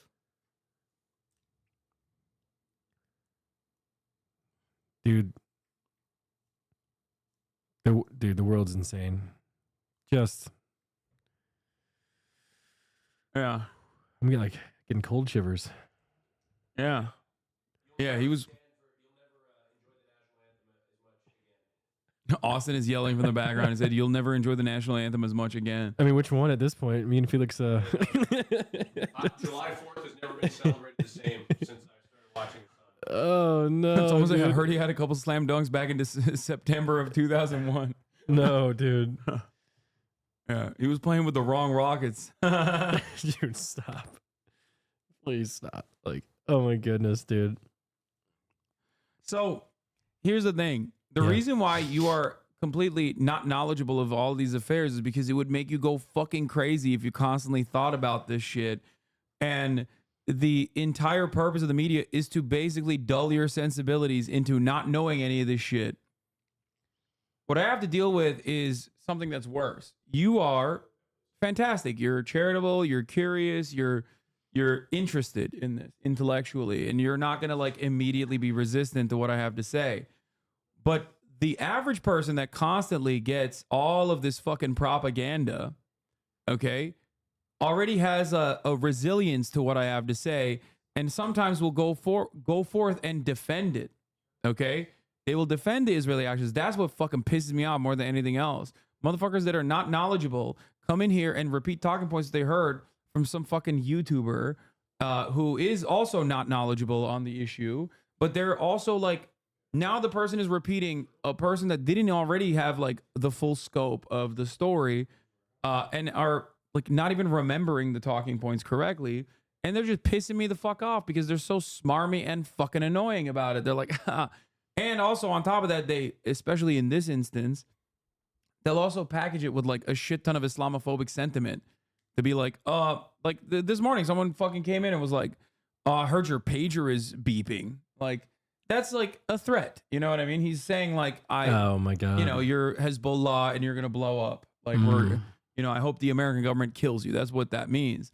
And it's very frustrating because like if you interrogate that person and try to figure out where they came to this conclusion, they have no knowledge whatsoever because it takes nothing to just be like, you're a fucking dirty, you know, sand N-word and you're going to blow up. It takes nothing to say that, you know?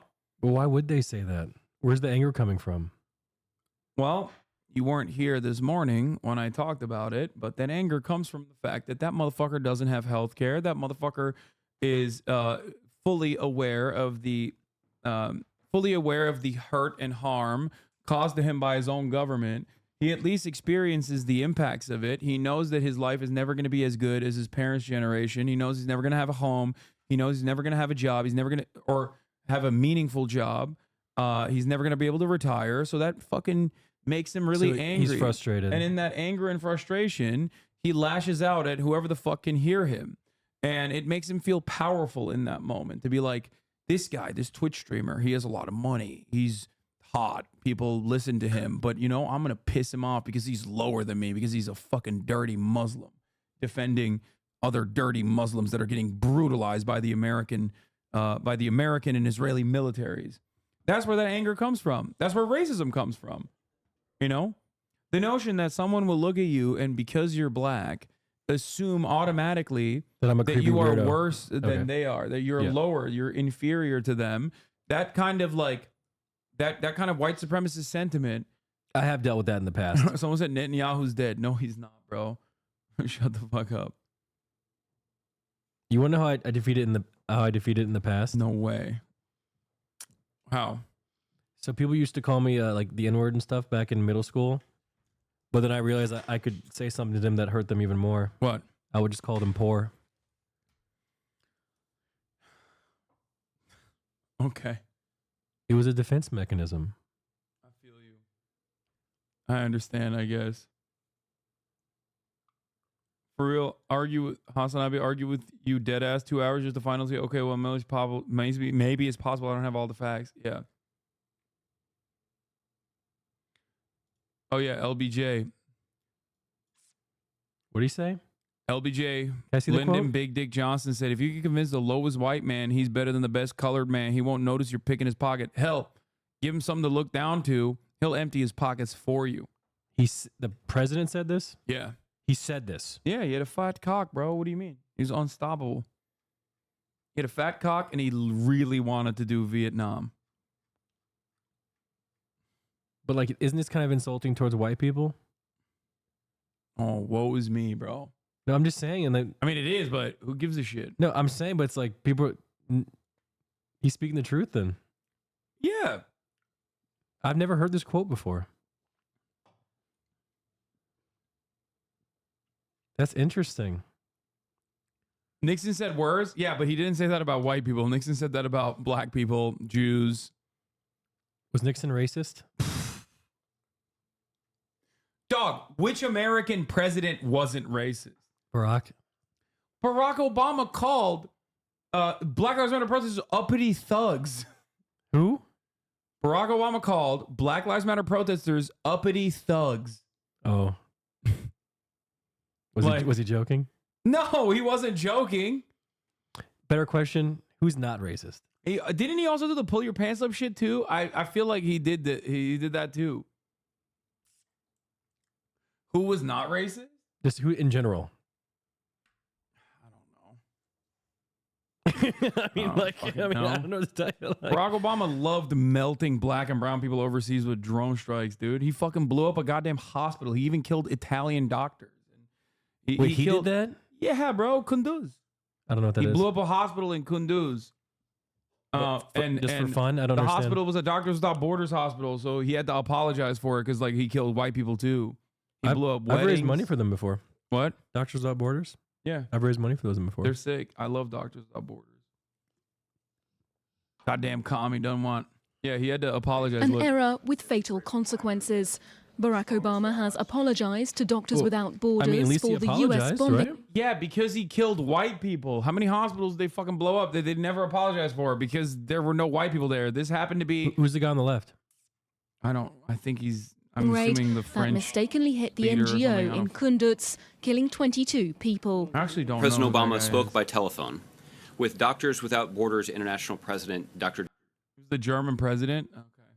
Joanne Liu, to apologize and express his condolences for the MSF staff and patients who were killed and injured when a U.S. military airstrike mistakenly struck an MSF field hospital in Kunduz. After completing that call, the president telephoned. Yeah. Anyway. Did all he say was I'm sorry? Did he do anything? He hit the wrong location. It has nothing to do with white people. Lol W. Stop it. No, dog. No, you fucking idiot. He apologized because white people were killed. How many wrong locations the American government fucking target over and over again with no apologies? This is what I mean. This motherfucker doesn't know the facts. I do. He misunderstood me, and now it's like my problem. You know what I mean? He's making his problem my issue. He's making it the issue of 35,000 people that are watching right now. And it's very fucking annoying, you know? Jeez. Look. My boomer black chatter. Bro, telling young black men to pull their pants up ain't racist, brother. It's saying be respectful to yourself, not having your ass hang out. I mean, to be fair, my mother also told me to pull my pants up. Isn't she also conservative? No, my mom rants about Donald Trump all the time. I know, but like that doesn't change the dynamic. You can still be conservative and be anti-Trump. Well, no, she's voting for the blue team. The Democrats? Come on, you know Listen, she's just super religious and she doesn't like awesome there show. You go. Like, I don't know what to tell you. Isn't it quite ignorant being I know more than you? Yeah, it is. If I was not fully aware of the situation and also knew that that person didn't know what the fuck he was talking about. So in this situation, it's actually not ignorant. It's addressing ignorance. But you are hyper-focused on the aesthetics of it, okay? But you assume people don't? Yes, because in a situation where I have the full scope of knowledge and I'm talking about a specific aspect of Barack Obama's drone program where one of the unintentional targets was a hospital that was a Doctors Without Borders hospital, which was unceremoniously and uniquely apologized for as opposed to the litany of other fucking strikes that Barack Obama never apologized for. I'm saying he only apologized because he killed Western doctors. Okay? And if you come in here in this situation, if you come in here and you tell me like, nah, it had nothing to do with white people, lol, then yeah, you are ignorant of the facts. And it shouldn't hurt your feelings that you are not knowledgeable. The more you know, the more you realize that you don't know. You're so wrong, it's ridiculous. You're so left, you're actually on the right, fully aware. Bro thinks he knows everything. This guy must have got a gifted sub. There's no way he paid for this. He did. And he did that, and now he won't see the top of the hour ad break, which is coming in the middle of the hour because I forgot to run it. And there are plenty of others like him, but it's all good. At the end of the day, it is what it is. Admitting you misfired and showed military incompetence is only deployed when white people are the collateral. I am going to in a second. They would never admit to military incompetence when innocent black and brown civilians are impacted. Yes. By the way, ironically, another incident occurred with the World Central Kitchen aid bombings. Israel never apologized for killing 200 humanitarian aid workers before the World Central Kitchen aid workers were killed. 200. Why? Because those humanitarian aid workers were fucking brown. They were Arab. They were Lebanese. They were Palestinian. Okay? They only apologized for it because World Central Kitchen aid workers were killed, and they were fucking Canadian and Australian and British. Okay? The entire purpose of why these organizations like Doctors Without Borders exist is because everybody knows that America is going to be at least a little bit more careful if there's white people there. Okay? That these agencies are going to be a little bit more careful with their targeting when there's valuable people there, white people. Okay? That's literally the entire purpose of Doctors Without Borders. That is literally the entire purpose of aid groups like this. That is the whole purpose. And they will tell you that, by the way, in their fucking mission statement. It's so funny that people just still try to deny the like abject reality. There's a Polish guy there too, yeah. Worth noting that Republicans at the time said Obama was weak for apologizing for the U.S. on the world stage for doing war crimes. Yeah. Yeah. 75% of aid workers killed this year were literally killed by Israel. World Humanitarian Day 2024, with number of aid workers killed reaching record high, UN and partners demand those in power, #Act for Humanity. Outrageously high number of humanitarian aid workers killed, with 280 aid workers killed in 33 countries last year. 2023 marked the deadliest year on the record for global humanitarian community.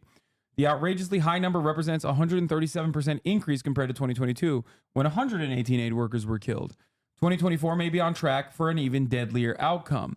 More than half of the 2023 deaths were recorded in the first 3 months, October to December, of the hostilities in Gaza, mostly a result of airstrikes. Good guys. Israel deliberately targets and assassinates journalists. Israel has killed the overwhelming majority of journalists in conflict throughout history at this point in Gaza alone. And the same goes for fucking humanitarian aid workers that are killed.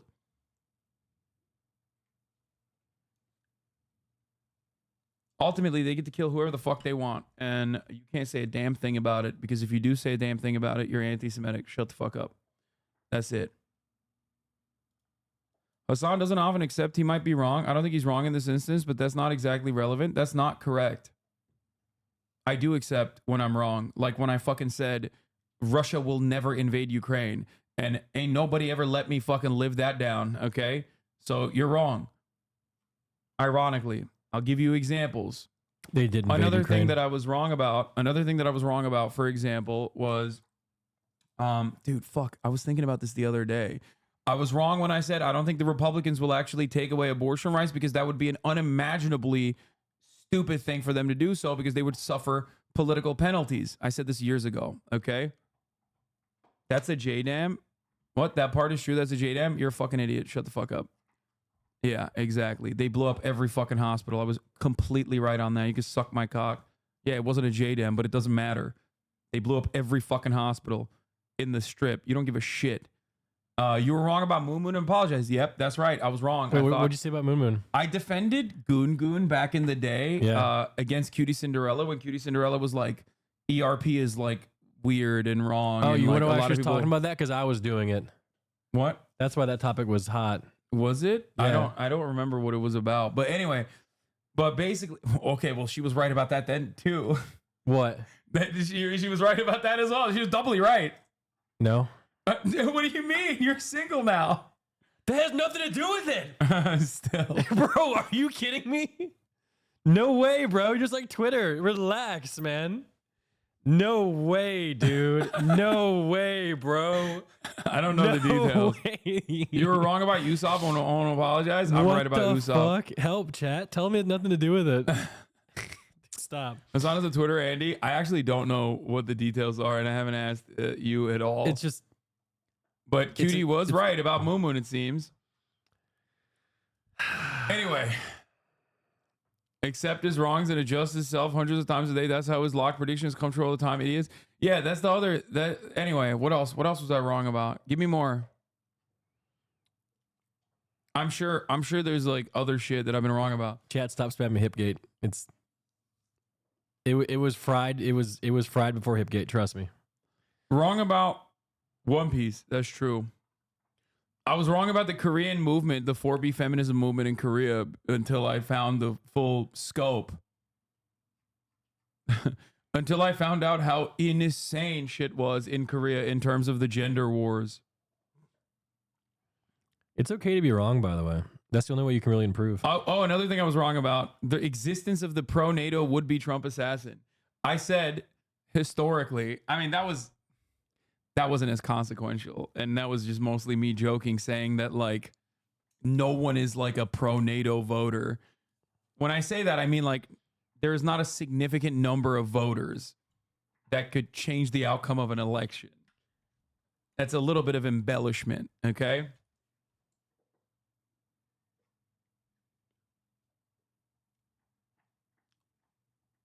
Wrong about farting on airplanes. Not only am I think I invented Ryan Ruth. Anyway, this is Inside Memes. Nick is gonna get bored after talking for hours and hours and hours and learning about so much of the conflict and the genocide in Israel, or genocide that Israel is committing in Gaza. Anyway, yeah, but that was wonderful. I'm glad that you sat your ass down and you listened. Oh, I had a great time, brother. Really? Yeah. Oh, am I getting kicked out now? No, not at all. Oh, no, I've been having a hell, dude. I'm not kidding you. Like, this is really fun for me. I'm not. Also, I was getting a bit overwhelmed at some point, almost to the verge of tears with some of the things you were telling me. It was fucking wild. Yeah, I'm actually been quite emotional recently because whatever. For obvious reasons, yeah. Yeah, but it's like, dude, some of this stuff, like, it's just, I had no idea what was going on. I really didn't.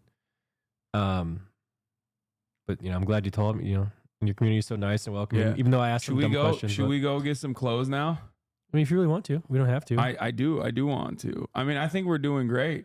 But you can do whatever you want to do. This was supposed to be like a light politics day and a fun day overall, and that was my goal overall. But you seemed genuinely interested. Oh, so genuinely, yeah. If there's anyone that's ever genuinely interested, like, I gotta fucking. Your biggest L is going to be when LeBron gets caught up with Diddy. Wow, that's white supremacy. See, I foster white supremacists. I harbor them in this community. I offer them shelter. Oh, it's fucked up. Wishing that LeBron, Look at this guy. No, wishing I love you. wishing that LeBron the GOAT, James, okay, the China. Yeah, you're giving further evidence as to why he's the GOAT. La China. Okay. La Xi Jinping. La Balding. Okay, that part. Bitch, what about you? My hair's perfect, brother. I'm not losing a piece of hair. It is actually pretty good. Not a gray there either. Your hairline looks pretty good because I gained 2 inches too. Did you get to? Did a black barber cut this? Nope. Is there any melanin involved? A white female. That's crazy. Who's hot? She does a pretty good job. Like a pretty decent job with this fade. Yep. Yeah. Yep. Anyway. She's awesome. Okay, stop saying Le Zionist. LeBron is not a Zionist. Shut up. I know he can't say that.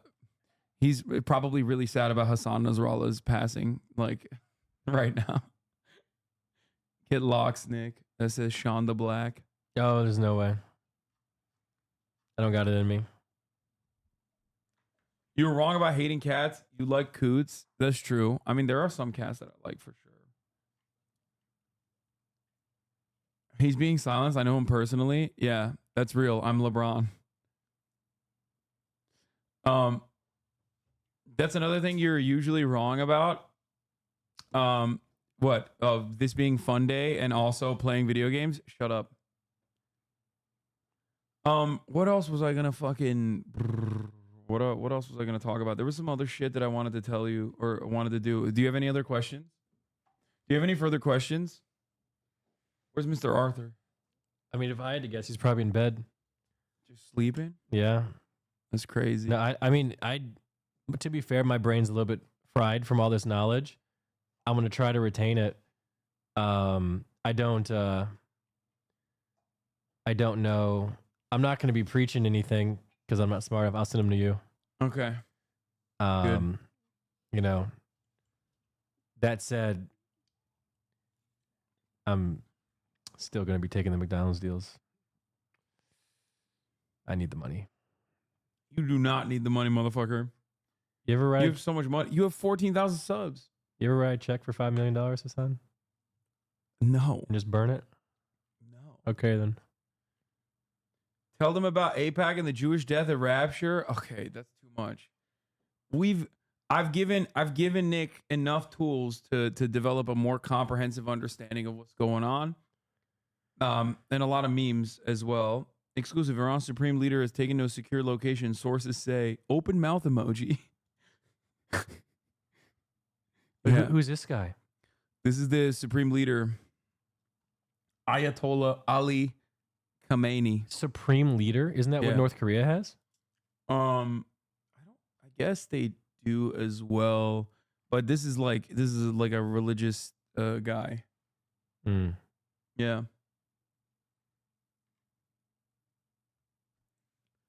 Replacing explain like I'm 5 to explain like I'm NMPLOL. Okay, yeah, I'm gonna let your brain rest, and by that I mean let's go shopping. If you want to, we can. Yeah, let's do it. Let me get Arthur, and we can go. You haven't shown him the Grandma Has an RPG propaganda cartoon? Yeah, that's crazy. I'm very sheltered. We gave him enough. Let me get Arthur. Go get Arthur, and let's get ready to rumble. What? Prove LeBron James is anti-Zionist. LeBron catches Denny Avdija with an elbow. Called it. Catches right in the side of the head, basically, and boom, get out of the way. Yeah, that hurts. That has to. Yeah, how dare you say he's not an anti-Zionist, bro? Look at that. Where do you think that elbow came from, bro? Yeah. There you go. He saw Denny post with the fucking Israeli flag. He saw Denny post with the Israeli flag and was like, and he whispered into his ear, he said, this one's for Palestine. That's right. Yeah, I know. I heard Yemen Houthis say they fired missile at Israel's airport upon Netanyahu's arrival. I heard. I don't know how real this story is, though. It seems like one of those things that's like, it's usually. Yeah. Oh, he said, Denny Avdija says he wants to bring pride to Israel through basketball. I have friends who are combat soldiers who risk their lives for the country, and my heart is with them all the time. I've been very interested in the well-being and the well-being of the hostages' families. I try to help as much as I can, balancing it with my career. At home, the TV was on all day, and social media too. So it's impossible not to be involved. I try to do what I could to bring some pride to Israel through basketball and my efforts on the court. Boo.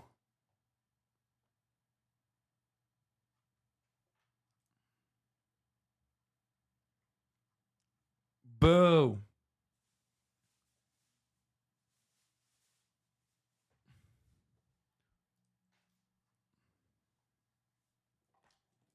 Need to watch more of him, though. It's on my learn some moves.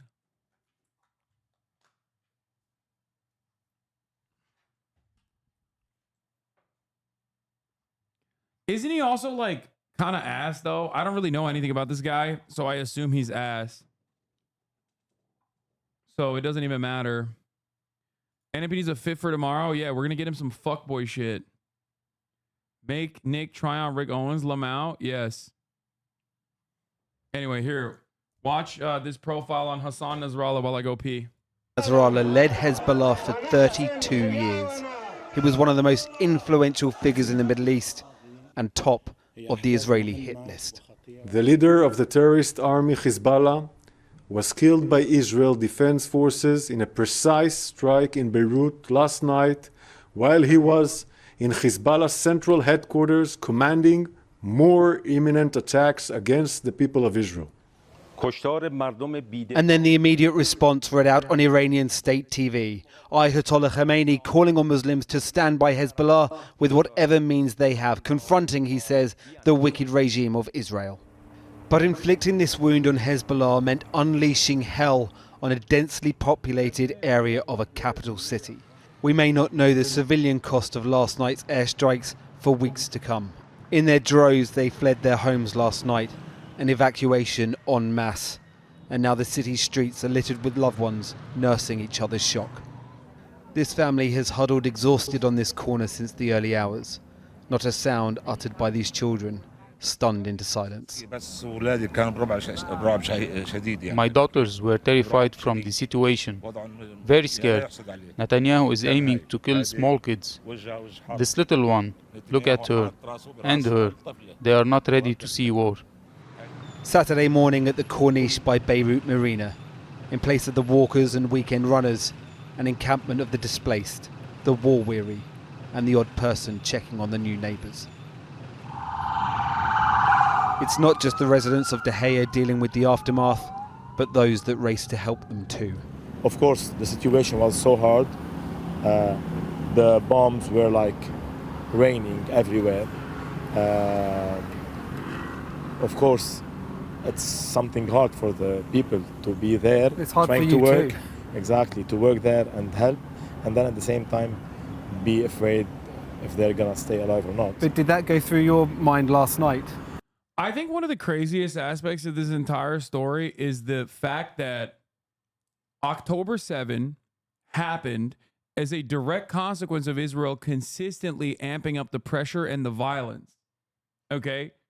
And like, what did Israel do?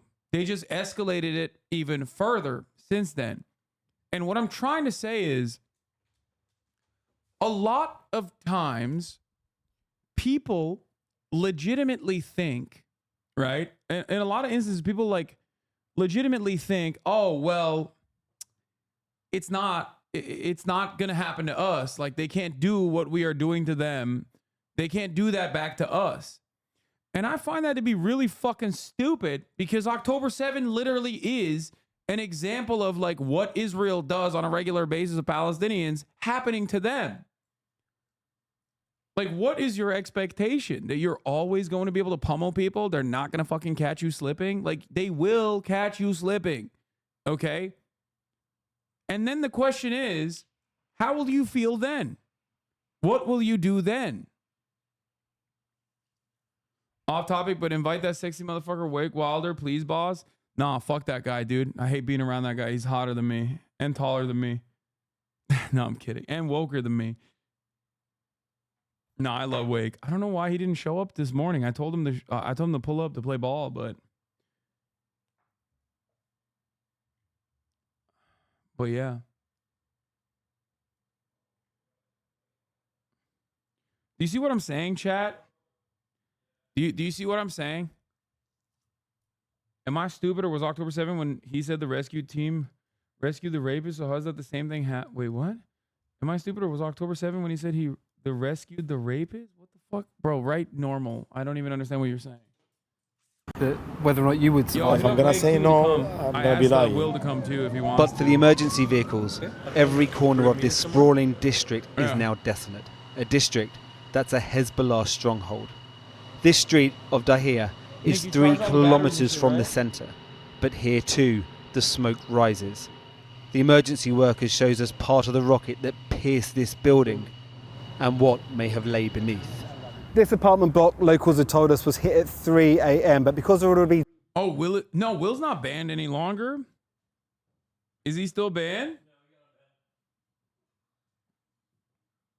Will is scared? Yeah, he's like... He can't... You know, Will is free, bro. Free Willy.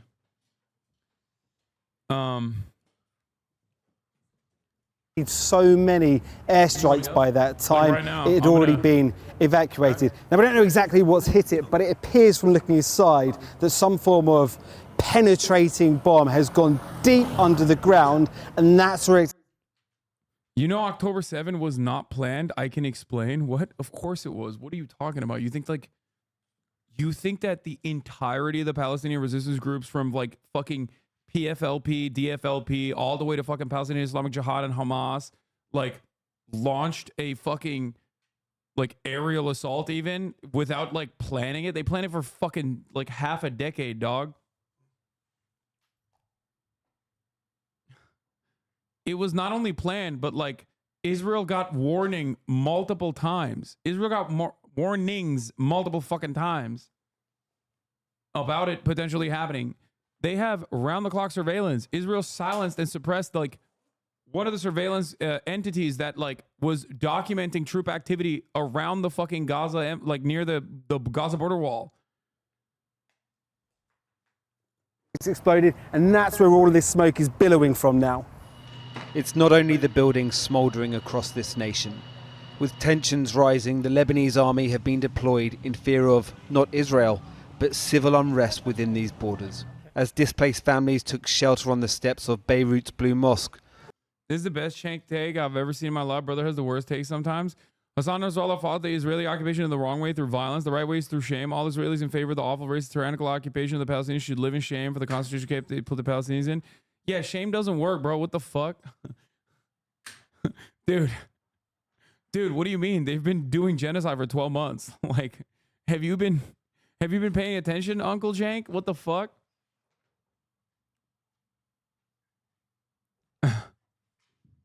Yeah, dude. We've been naming and shaming Israel. It's not working. Let me tell you, big dog. Also, yeah, they put the, not just any rapist, they put the major rapist, okay? The main rapist. Lolo's response was funny. We'll stop Hitler by calling him out. Third Reich, this ain't it.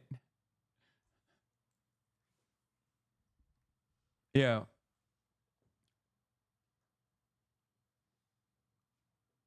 What is this? Really foolish post.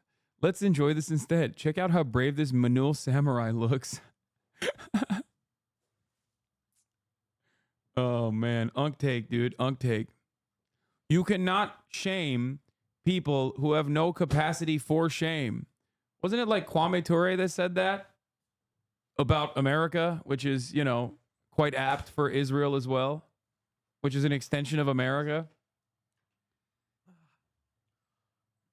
Zionists are literally taunting Lebanon now by saying in Nasrallah's honor, nothing will happen. Shame was not working. Yeah. Ready when you are. Is the resentment of these groups just for Israel and not like America? No, they hate America too. Hasan Nasrallah has a famous here.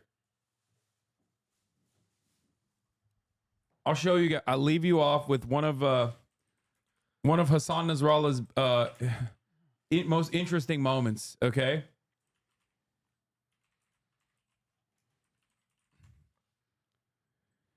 Does anyone have the link? I'm not gonna be able to find it right now because he just got assassinated. So obviously, fucking, it's gonna be incredibly difficult to find the clip. But not the Kwame clip, the Nasrallah clip.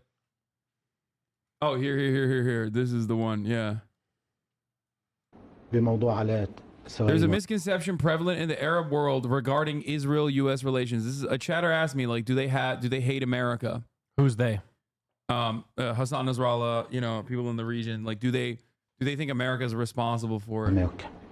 وبنرجع بنعيد وبنرجع بنكاوي وهاي اسمح لي اقول لك اكذوبة اللوبي الصهيوني انه اليهود هن حاكمين امريكا وهن بياخذوا العراق وهن. He's like, this guy is not exactly a good dude. Okay, you know, listen to him talk about gay people or whatever. You'll understand it. It's not like I'm not casting a vote for Hasan Nasrallah.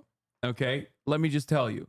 Having said that, however, it is pretty funny to have a dude like this, I mean, who is very well educated regardless, make a statement about how, like, how silly it is to assume that, like, they keep repeating that the Zionist lobby, that the Jews rule America and real decision makers are so on. No, America itself is the decision maker. In America, you have the major corporations, you have the Trinity, the oil companies, the weapons industry, and the so-called Christian Zionism. The decision making is in the hands of this alliance. Israel used to be a tool at the hands of the British, and now it is a tool in the hands of America. That's it. It's quite simple.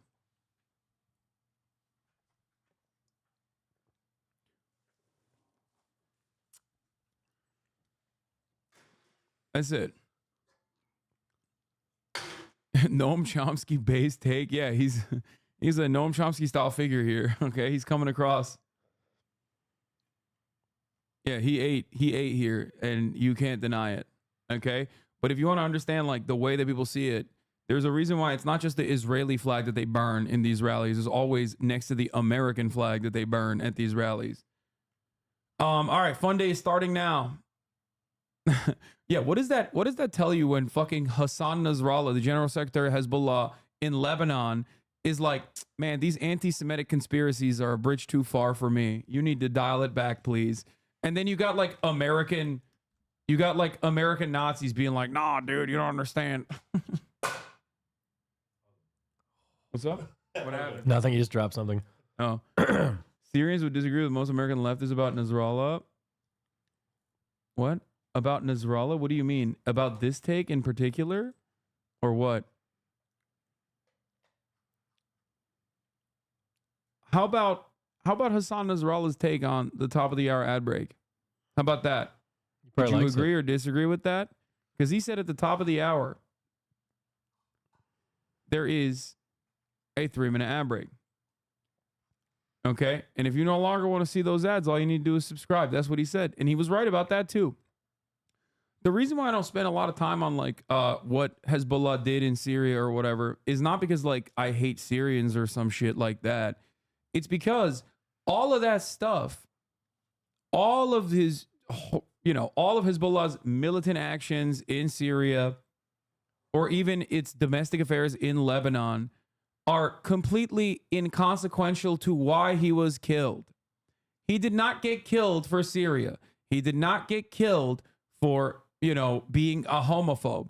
He got killed because he was in charge of the largest anti-Israel militant fighting force that had successfully purged Israel from Lebanese soil in the past. That's it. And Westerners love doing this fucking thing where they'll be like, excuse me, I'll have you know, oh, you think it's fine that the Ansar Allah movement is like blocking the fucking Red Sea?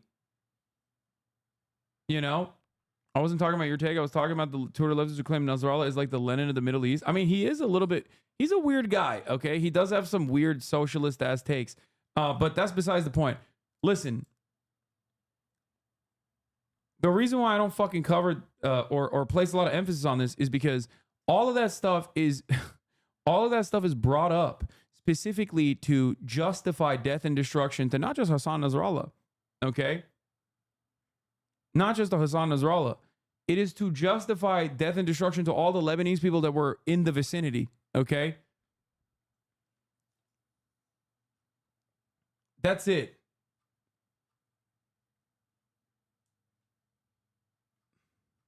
What are you laughing about? Oh, I just love politics so much. And I forgot to run the 3-minute ad break. I'm just watching you thrive, brher. Okay. I'm just watching you thrive. Let's do it. I'm just enjoying watching you in your habitat, man. Okay. Are we ready to go? We're gonna flip the camera. Go to Nick Pack. Let's see if it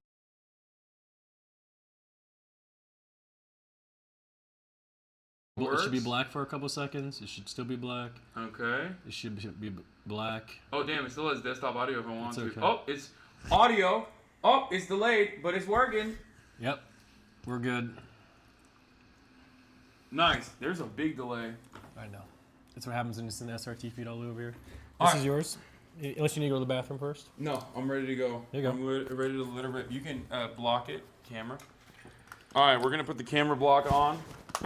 So we have no way of controlling your OBS. So if we have to turn off your stream, you have to come back home. Yeah, that's fine. Okay. Just letting you know. We can do that. Chaz, audio good?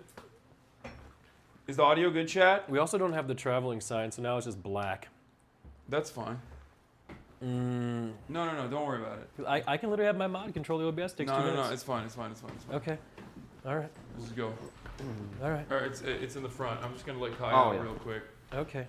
Kaya. Kaya. Chat, if you can hear me, say, I guess for Hasan's stream, we can say anal. Go potty, baby, go. Anal. Go potty, baby. Is that a good one? All right. A little bit less control in the stream than I do on my own, but hey. It is what it is. What? Oh, she looks so sad because you're walking away. Oh. Go potty. Silly. Silly ass. Silly ass baby. I'm going to start using my Invisalign more because I think my teeth would look better if they were... Okay, come. Kaya, come here. Come here. Brr, brr, brr, brr. Brr, brr, brr, brr.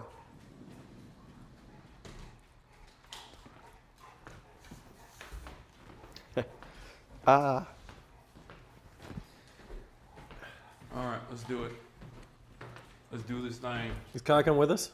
No. Okay, bye, Kaya. Kaya, wait. This is the only part of this experience with Kaya that is like, wait. Is she gonna be sad? Yeah, she gets really sad. No, separation anxiety. She gets incredibly sad. No. And it makes me sad. I mean, that's your best friend. Maybe you want to sit on the other side this time, though, because Nah, it's like easier. Hasan's just way too far the back. size. Yeah. True. Yeah, he's a big boy. That's true. He's a big boy. He's 6'9", 25-inch vertical leap, 2-time back-to-back. Oh, sorry, that's not you. I'm sorry. That's not me. That's not you. That is not me, brother. How dare you? How dare you? Oh, jeez. Yeah, let's get going. I'm excited. Wake said he'll come. He needs to know what place we're going to. Okay. Can we mute from here? From the camera? Nah, I don't know actually how to do that. I mean, you can just text him the name if you want. Actually, I can mute. Don't risk it. Before we start driving, you want to just text the name? There's someone coming on a scooter, unless you want to hit her. I see that. Hold on. I'm gonna tell you where we're going. Okay. Dude, you keep it kind of chilly in your house, bro. What do you? Yeah, I do. Yeah. I like it.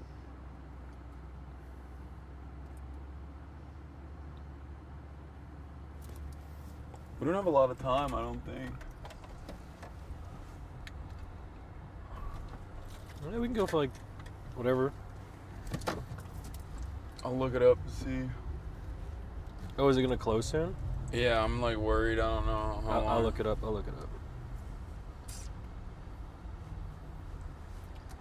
It closes. Oh, we got plenty of time. Oh, very good. Yeah, we're good.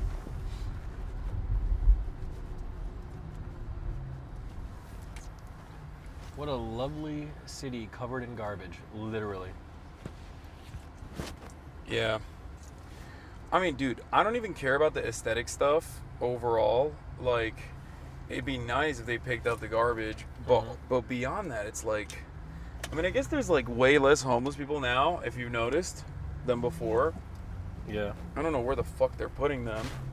I fear that they are. They're what? What? You fear that they're what?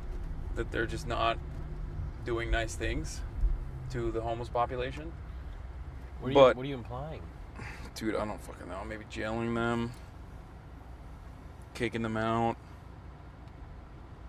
I know they do like camp clearances, like they. How many of the homeless people have like schizophrenia and stuff? How much percent? I don't know, but usually like people assume that like homeless people are homeless because they're schizophrenic or because they're drug addicts, but like they don't realize that they become drug addicts and also develop mental health complications as a byproduct of being homeless for an extended period of time. Really? Yeah. People become homeless because the housing market is impossible to. I know. I don't even have a house myself. Yeah, you're technically homeless. Yep. I looked at my squatter's rights, though. I'm good. Yeah, I don't think soda would evict you. Bro, I just saw a Mustang who changed their doors so they open up.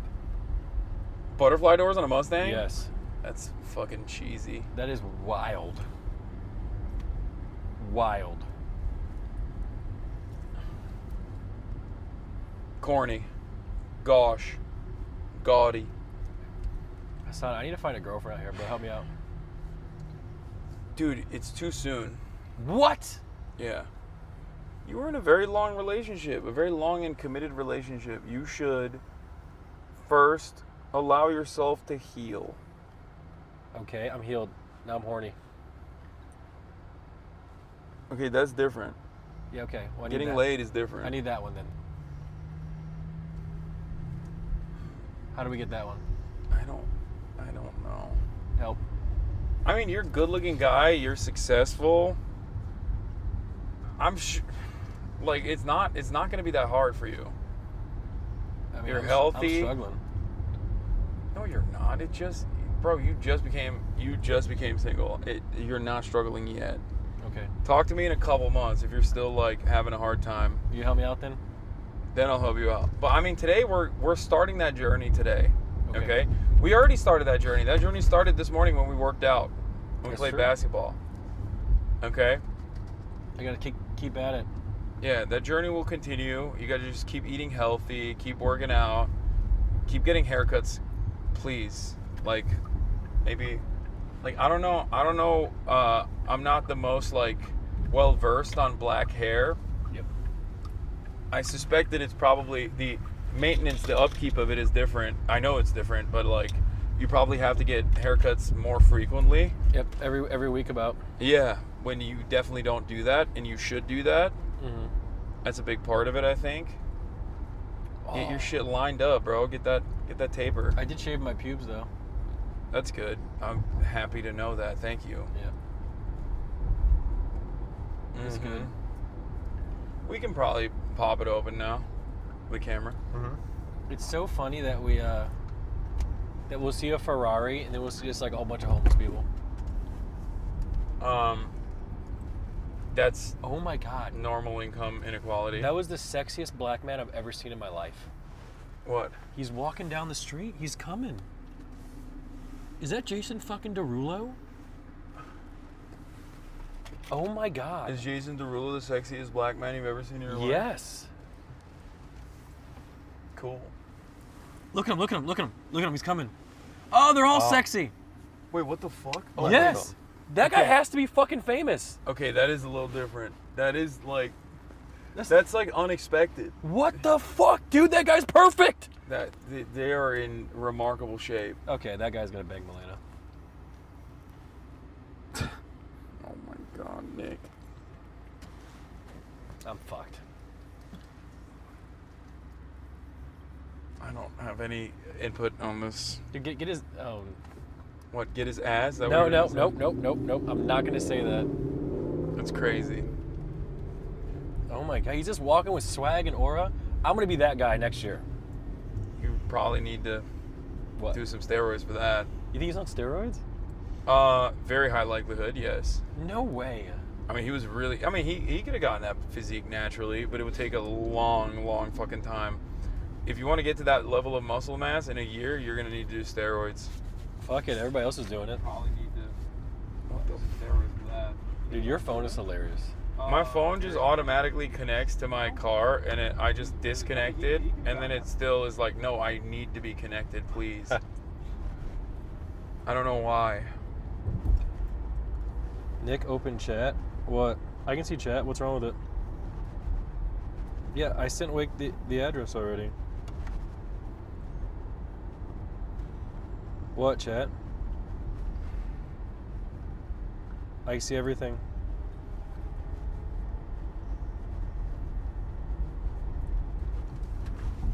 Where? Oh. Man, my phone be just cutting off here randomly sometimes. Yeah, LA infrastructure is dog shit. You know what it is, bro. You've been in Norway. Norway has the perfect infrastructure. It's just the weather sucks, I right? know. Dude, they have such beautiful women there.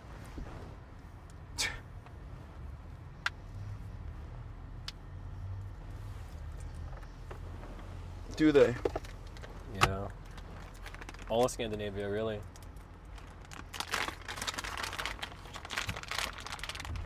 I'm gonna get dinner with a girl from Sweden while I'm here. Just a friend though. New friend. Uh-huh. Sure.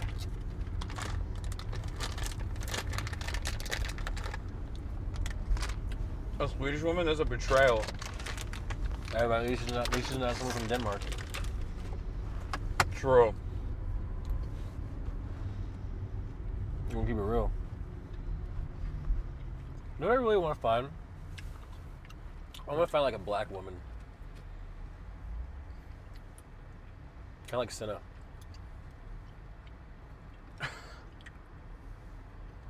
But not Senna. Senna has Asian. I know.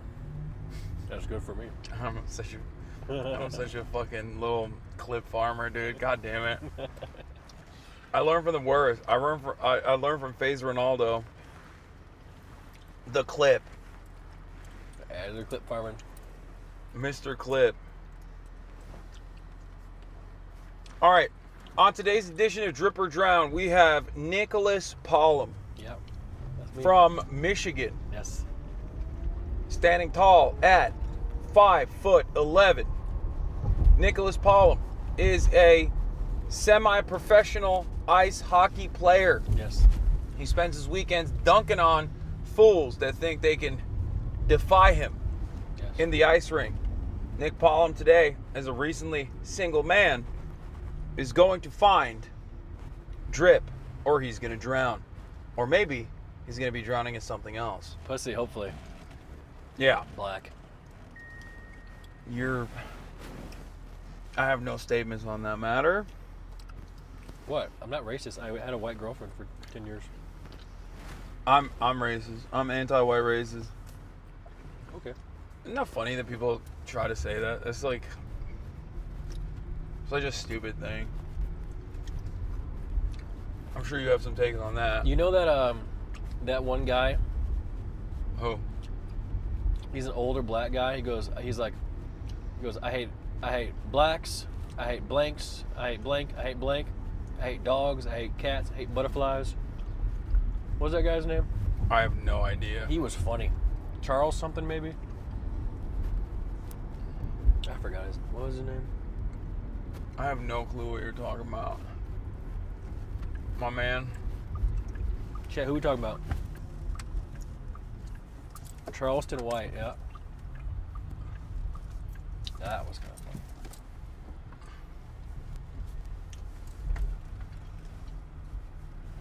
That was a funny clip. He was just joking though, right guys? I'd be scared. You can't hate everybody. Seems like he can. Oh. Seems like he did. Oh. All right, we're in a classic spot here. I'm gonna go in and talk to them first before we enter the premises. Make sure you leave your microphone. Yeah, I will. You guys can stand outside if you want. Yeah, let's go see the view.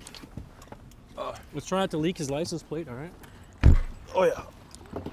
There's no license plate in the front. It's fine. Yeah. You good, brother? Good enough. Let's just go stand over here in the sun. No, you can come up here.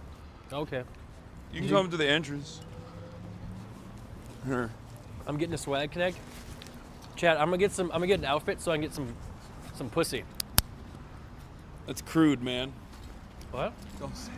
Don't say it like that. Okay. I'm gonna get some ass. No, don't say it like that either. No, be like Cream pie. I want to improve the way I look. I don't care about that. Is what you're supposed to say. Here, hold this. All right, we wait here. Yeah, wait here. It's gonna be good. Chad, do I have any hope? This is kind of how I normally look. What do you think? This man's gonna be alone forever? No? I really enjoyed that conversation earlier with Hasan. I learned a lot.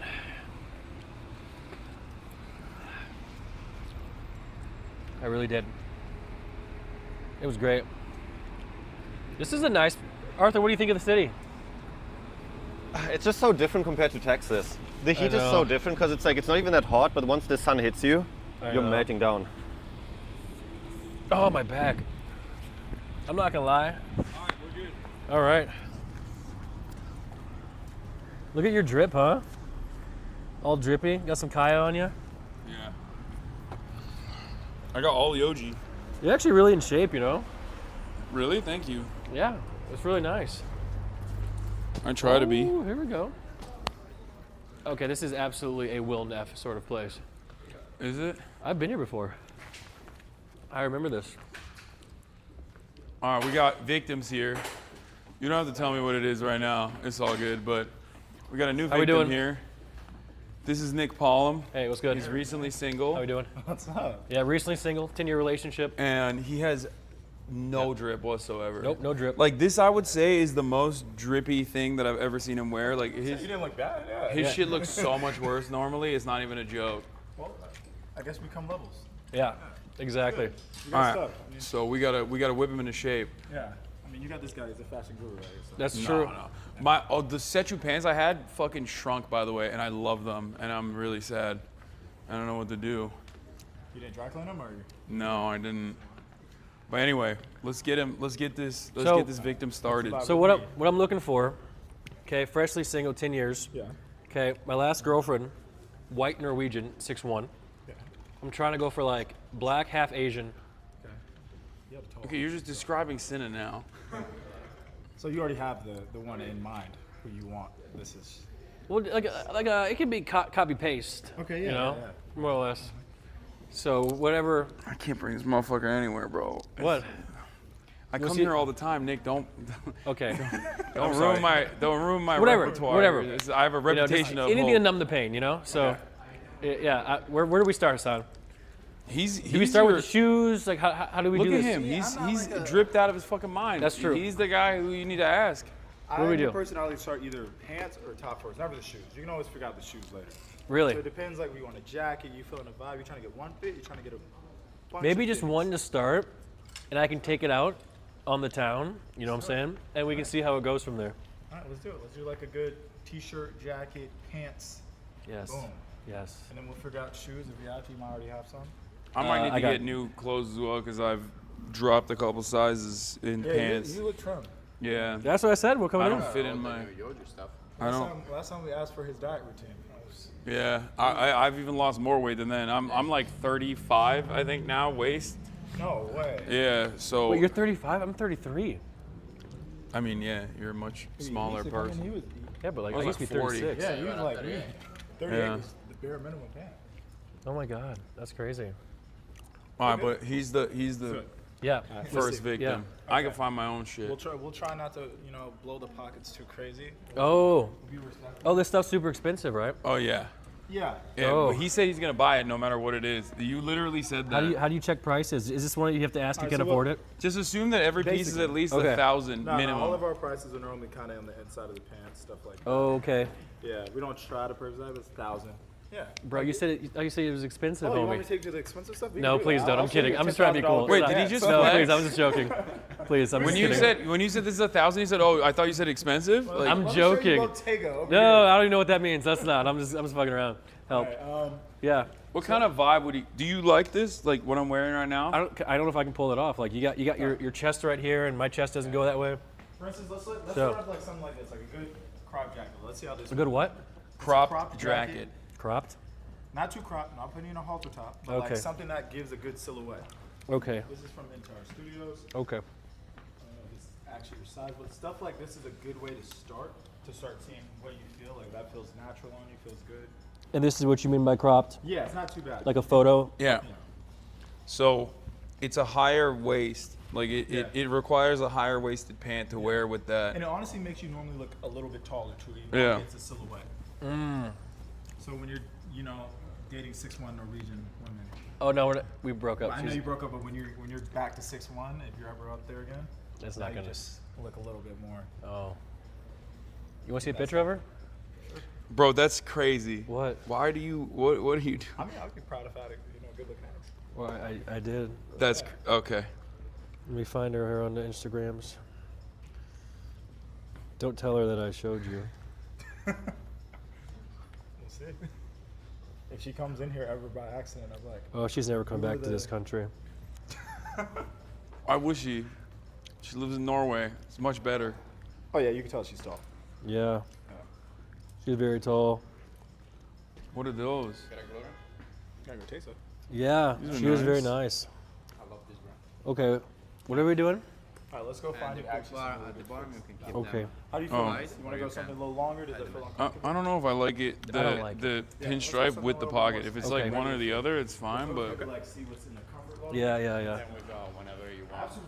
I go with the New York. where's the new Yojis? Right here. 33 now. 33 right now? Maybe a little bit less. You have some really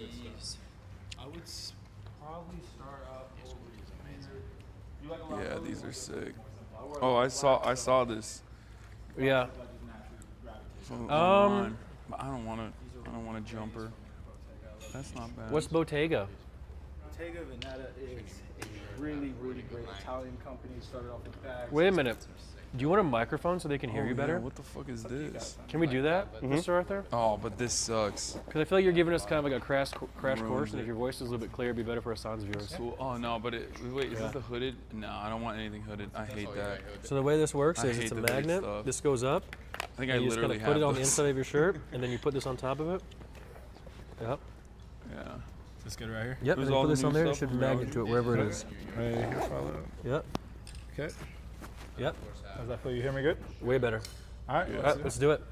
Thank you. So back with Bottega, Italian Bottega. brand. Used to start off leather goods, handmade. Now it's transferred into being one of the biggest fashion houses in the world, and their quality is probably the best quality you're gonna get. Denim, you get at a good price. Like I wouldn't be mad at this gray. You want to try something that's not What is it so called? tight, or you want to Rainmaker? like keep it in like This a is more sick. fitted area? You like fitted pants more? I like this. What is that? Oh, that's good for him. So these are a little bit more Oh, loose, the like a straight Canadian leg. tux. What am I wearing now? Yeah, I I would like call it. that probably a slimmer fit. Margellas. Okay. Yeah. We can do whatever Okay, I like these. whatever Yeah, put 'em on increases the- my opportunity of Yeah. Let's try something like this. Let's keep Oh, moving. there he is. What's up, Wake? How we doing, brother? We're Are drowning, we man. keeping him in the Yeah. slim pants, or are Yeah. we trying to get him a Oh, little? dude, he doesn't know Get what him a he's little doing. looser. Sorry. Yeah. Yeah, Like Nick, What? you're no longer wearing slim pants Okay. going forward. It's over for that. Okay. Okay. You're either gonna you're gonna wear like some. You're either gonna get like trousers like this. These are very flowy. Did you say trousers? Yeah.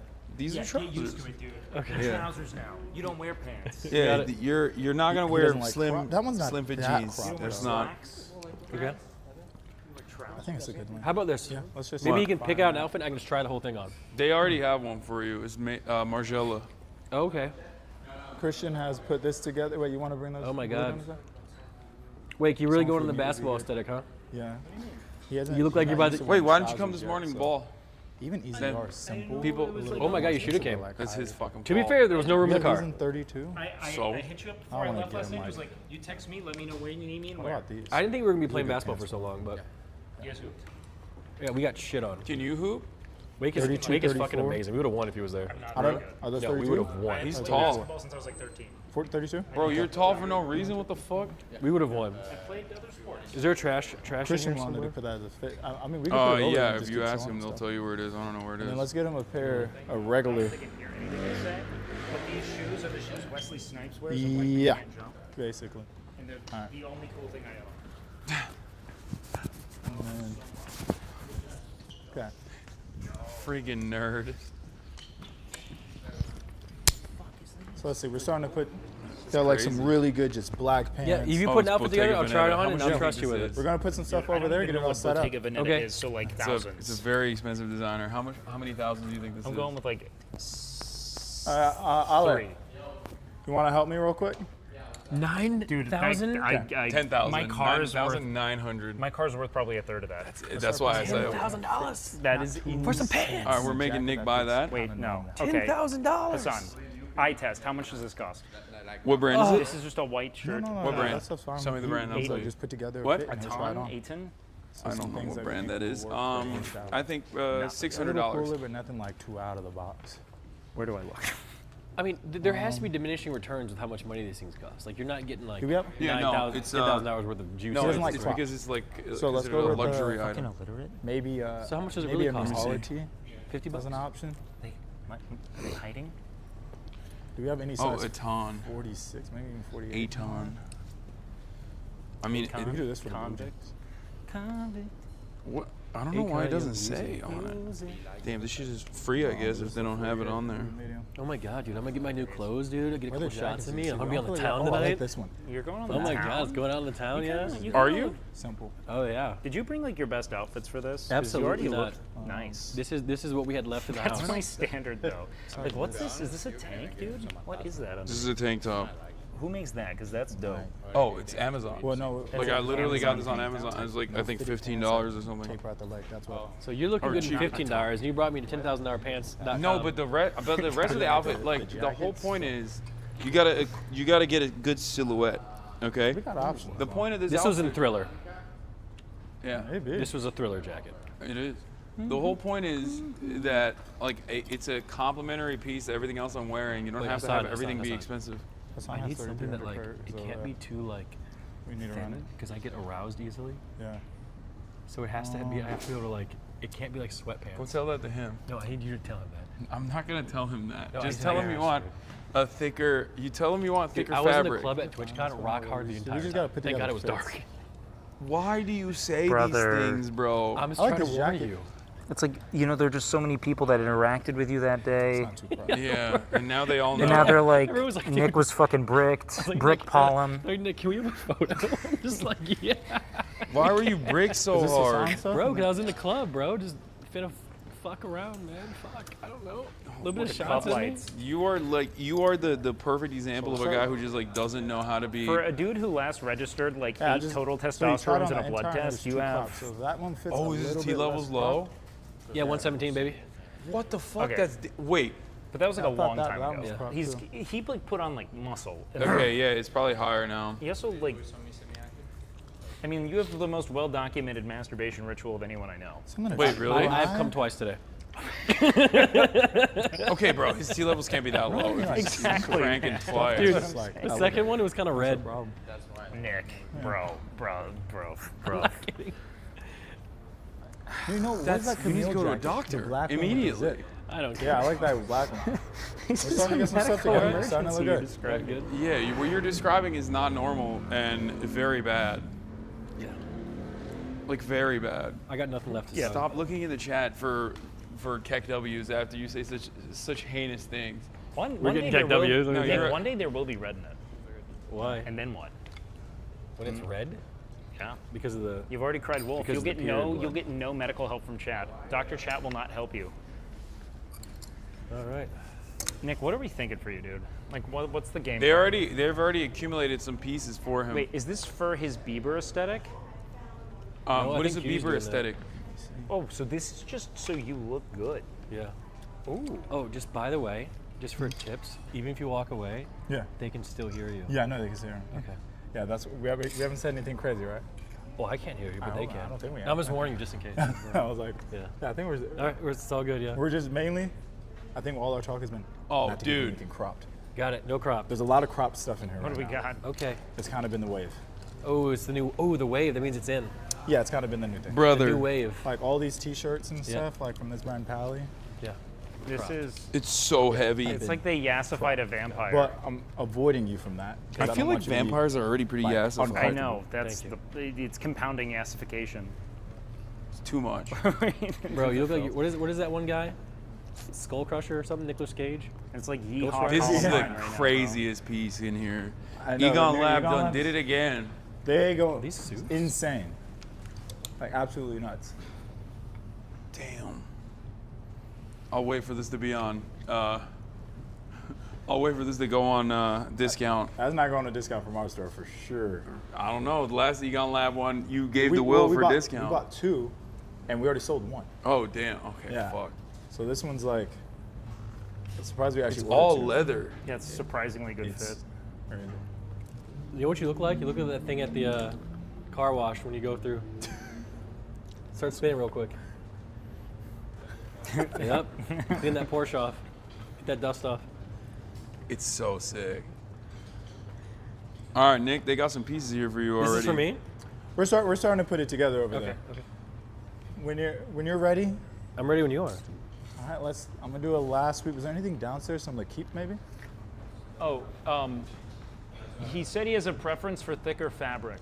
Thicker fabric? No, Yeah. don't even sweat it. I'll control my. It's fine. No, I don't think we have. He has a anything preference thicker. for thicker fabric, but he like sweats. So it needs to be. You know what it is? Is he wants to hide his This is your boners. stuff I'll over just here, say actually. it. That's Hasan's. You know, I've Thanks for been being random. I've stuff been- that they put together for him. okay. I've been coming here for a long time. I can tell him the truth. Nah, He no. wants to hide his boners. Apparently, he gets boners. I'm 33 and I have issues. It's okay. Okay. It's okay. I don't know if there are any looks with like. I know people that don't get them, and now they're on a pill for it. So at least Okay. you still get I'm them. doing better than they are. Let me Yeah. tell you. Yeah. Alright, Is this so mine? Yeah, this is some stuff I already Dude, got. look at how heavy this is. If you want to Feel go how full heavy denim, this is. I don't support probably going the full. That's like 15 denim pounds, fit. maybe. You know, the Give me Canadian- something. I'll put it on. Whatever the you Canadian want. tuxedo fit. Yeah. I would You go could train if in you this. do like the Oh, day this is pants, my stuff? like a jacket like this, so it's still in that same. Give you a little pop. I'll do it. That looks good. This is a I'm 32, way so down. hopefully it fits big. I loved this jacket. This one's really good with a little bit of Can I just shine. wear my own T-shirt or wear one Yeah, of these? I could put one of these. I can get you a blank shirt too, so you don't have. Okay. And then these we just brought you Whoa. some. Which ones you kind of like more? Where- So this is where like is a this simple, one's just home? black option. I like both. Oh, it's right here. This feels Thank you, amazing. Appreciate you. Literally right That here. does feel amazing. Yeah, and that's thicker. Then we also have the leather acne jacket, which a leather jacket is a staple in a closet. Winter times. Got it. Everyone should probably have a good leather or faux leather jacket. Okay. So maybe I'll throw these in there. These are sick. This, and What you brand want is like a this? blank shirt? Or you want to do something with a little graphic? What is it? I don't know. Whatever you want. Let's do. You can mold me. I'm here to be molded. Try these. My imagine is like, are you going This on is a a little date? wild. I don't know what I want would to. wear this with. All right, if this is going on a date, then I would say stay away from a graphic shirt. Got it. Yeah. Yeah. Are you going in the first one? I think so. All right, I'm gonna go in here. Top, you're a large? Sorry? Are you a large in the top?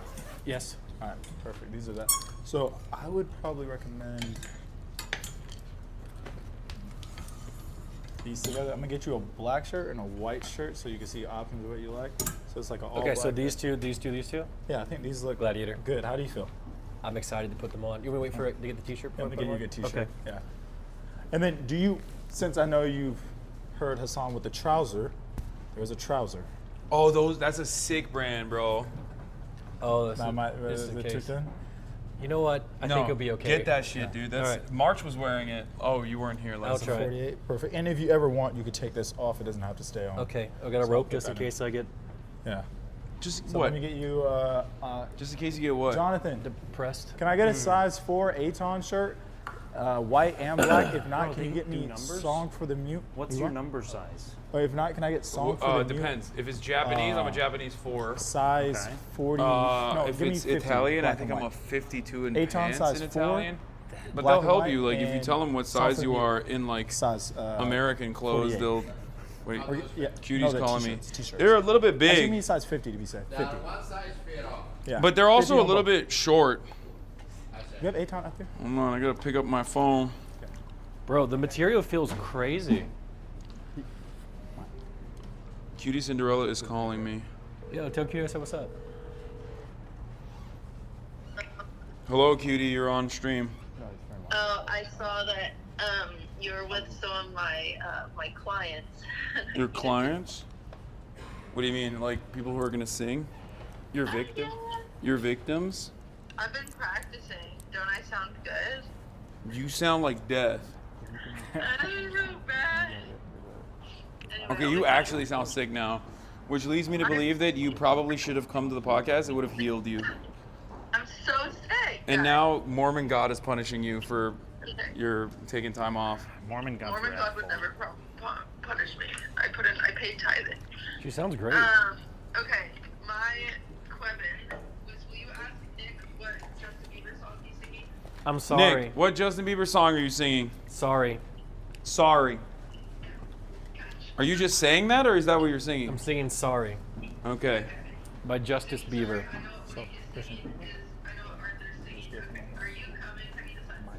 I haven't like been able to. Problem is, I haven't been able to memorize the Mandarin. Well, we'll have it on a screen. But still, it's like Thank really God hard I didn't to. know that at all. Oh, what are you singing? I actually don't know. I'm stuck between two. Wait, Cutie said she knows what you're singing. Cutie thinks she knows. What are you singing? I don't know yet, dude. Wake says he gotta doesn't pick. know. I'm- Wake, I need to know because I have to put in the tracks. The sound guy. What is like the last second for you? What are the two options you have? All right, I'm picking between. I'm either doing Creed or Pearl Jam, or Creedence Clearwater Revival. One of the three. I don't know yet. Okay, that's 3. Yep, I know, you can come in. guys, look, I added one. Okay. I don't know. Oh my God, I'm more He added fat than I another thought I one was. Did he in the vanish? process while you were. Cool. There you go. Thank you. How this feeling? Well, a little that's bit what's tight, going on but right now. So we might Cutie. even go for a 34 So, if I have it. Okay. I'm gonna talk over their conversation. we're. Jonathan. No. I'll Jonathan. come. I'll be there. I just don't know if I'll be. Size 34 Yeah. in Bottega the gray pants. If you have a 50. There's no English part. It's Red Sun in the Sky by it's a song in honor of Mao Zedong.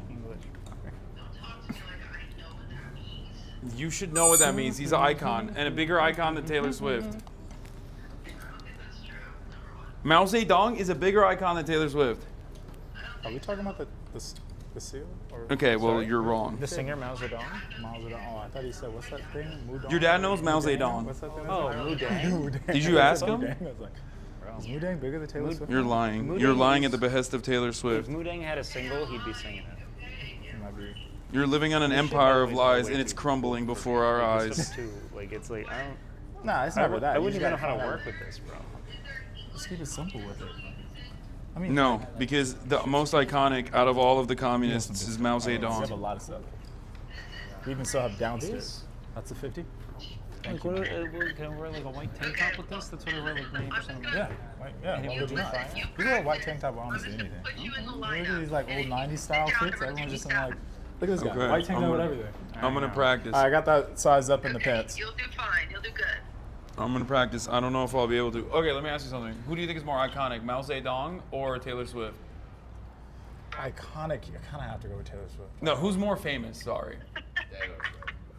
Taylor Swift is like. you Y'all see are those numbers? We should ask a random person who Do you Mao see those Zedong is and numbers? see if they know, because Do you they know- all know Taylor Swift. Yeah.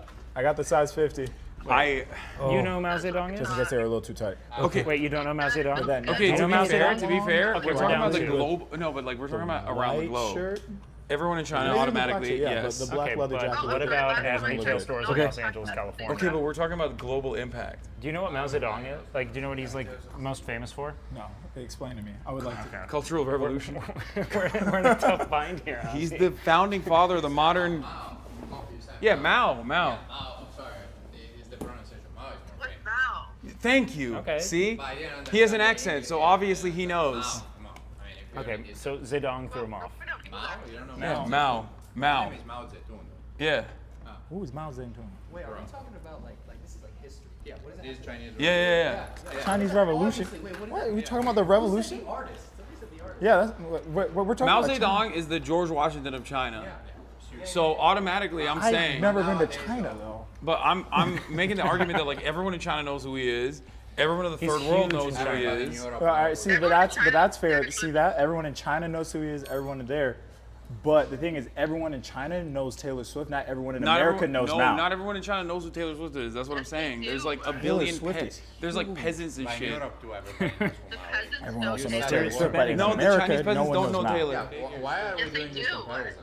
Maybe Taylor Swift is this not is historical because now. my podcast co-host is like a Swiftie, and she doesn't believe me when I say Mao Zedong is more iconic than Taylor Swift, and like more people know. Iconic? Iconic is Iconic, yes. Well, like he I said, is- more famous. But if we talk about like just like iconography, right? Like the suit is pretty, like the silhouette, that's pretty. Yeah, iconic. what kind of silhouette It's does up there. Taylor Swift has? It's too many. That's He's got a uniform, like Steve Jobs. She wears a Travis And if we're Kelce talking jersey about now. movement- This is the new uniform.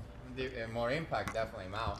Thank you. Impactful, yeah. If you revolutionize the whole country, yeah. It changed for the globe, basically. Yeah, there you go. There you go. I hear a bunch of men yapping. That's what I hear. Okay, well you can't. I hear a bunch of men. We're surrounded by men, unfortunately, but I'm sure if we asked if we had Chinese women, they would say the same thing. Nope. Call extra Emily right now. No, actually, Emily is the. Yes, Mao's impact is definitely larger, far greater, far more consequential than Taylor Swift. Okay. Yeah, but impact compared to who? More people know the name. More people know the name. More iconic is a weird question. Okay, wait. Let's be honest.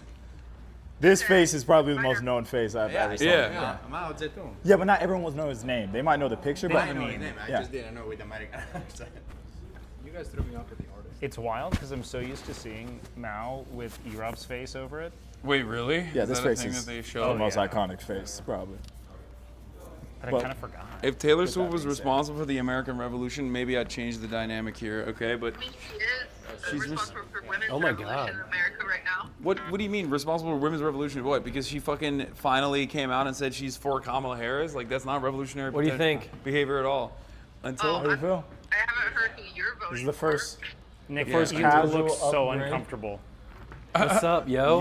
You look like you're wearing something that you're Wait, are the pants new too? Yeah. Pants are new. I don't know if I like them that I much. don't know, man. I'm not a fan of this look, Yeah. dog. Yeah. Hold me back. Yeah, All I right, don't know about this cutie, one. I gotta go. Okay, goodbye now. Bye. I'll let you know when I make my I decision. think I might like him more with black pants with that jacket. It's not like I hate the jacket. We go next then. Is he supposed to be swimming in that thing? The jacket? Like, is it meant to go that low on his hands? I don't know Yeah. anything about fashion. Yeah, it is. Okay. Sick. These are kind of sick, but are they? This is the fit, right? Like this is supposed to be like really bulky. Yeah. I need a different. I actually kind of like it without the jacket, to be honest. Yeah, without the jacket, those pants. I mean, feel a it's lot pretty better. basic though. That's. Yeah, I but thought we it were looks going good. for like. Are we trying to get him out of the box? Out of the box? I thought we were going for a silhouette or something. If you want to put him in like some stuff that you wear, like we could go Yeah, that let's route. do that. Let's let it ride. Let's get him. Let's get him in some Yoji. All right, I love that. Let's do Yoji. Christian, What is Yoji? Yoji we're on a Yamamoto. mission to find him Yoji now. We want to get him out of Yoji the box. Yamamoto. Apparently, and I found out about this recently. In the, I think it's in the Democratic. It's in the DRC, I think. Okay. There is like fashion is really important apparently, because they used to wear like these crazy fits, like these crazy sartorial expressions in an effort to. Oh, I like this one. In an effort is an act of resistance against like restrictions on what kind of clothing you were allowed to wear. And apparently one of the most famous artists from the region loved Yoji, and he would wear Yoji shit all the time. So now it's like huge. This It's looks like good. very popular. Or was it in the I need someone with me though. Where was it? I think it's the DRC. Bro. I just don't like the pants. Yeah, I don't think I'm the sold on jacket the is That jacket not nice. with those pants, yeah. The jacket is nice. I like this jacket. It's a good jacket, but not those pants. Okay. Yoji form. That's great. I want that. You're getting some thin fabric here. Now you're getting Just know Yoji it. pants. Listen, we can let it be thin and then we just let it ride, That dude. price is actually amazing. Nick's done high. Oh. I don't know if I. Oh, I don't it's know if I easy. dig might these. just I do feel like this they're one too just big. off the strength, right? Pants? Yeah, that's Yeah. just a good jacket. Yes, it is. Now, if you want to get into more the Hasan, can't tell if yes, they're this is supposed to- in his- this is his realm. This with what? That's what I wear. I wear that with the tank top, or you wear that with like a flowy t-shirt, and that's Okay. This it. jacket. All you need to do is like Okay, wear I'll some do it. fucking Yeah. basic ass shoes like these. Like you can wear these Doc Martens, and you'll look good. Wait, Automatic I can be fashion. like Hasan Light, Automatic fashion. and the ladies will love me.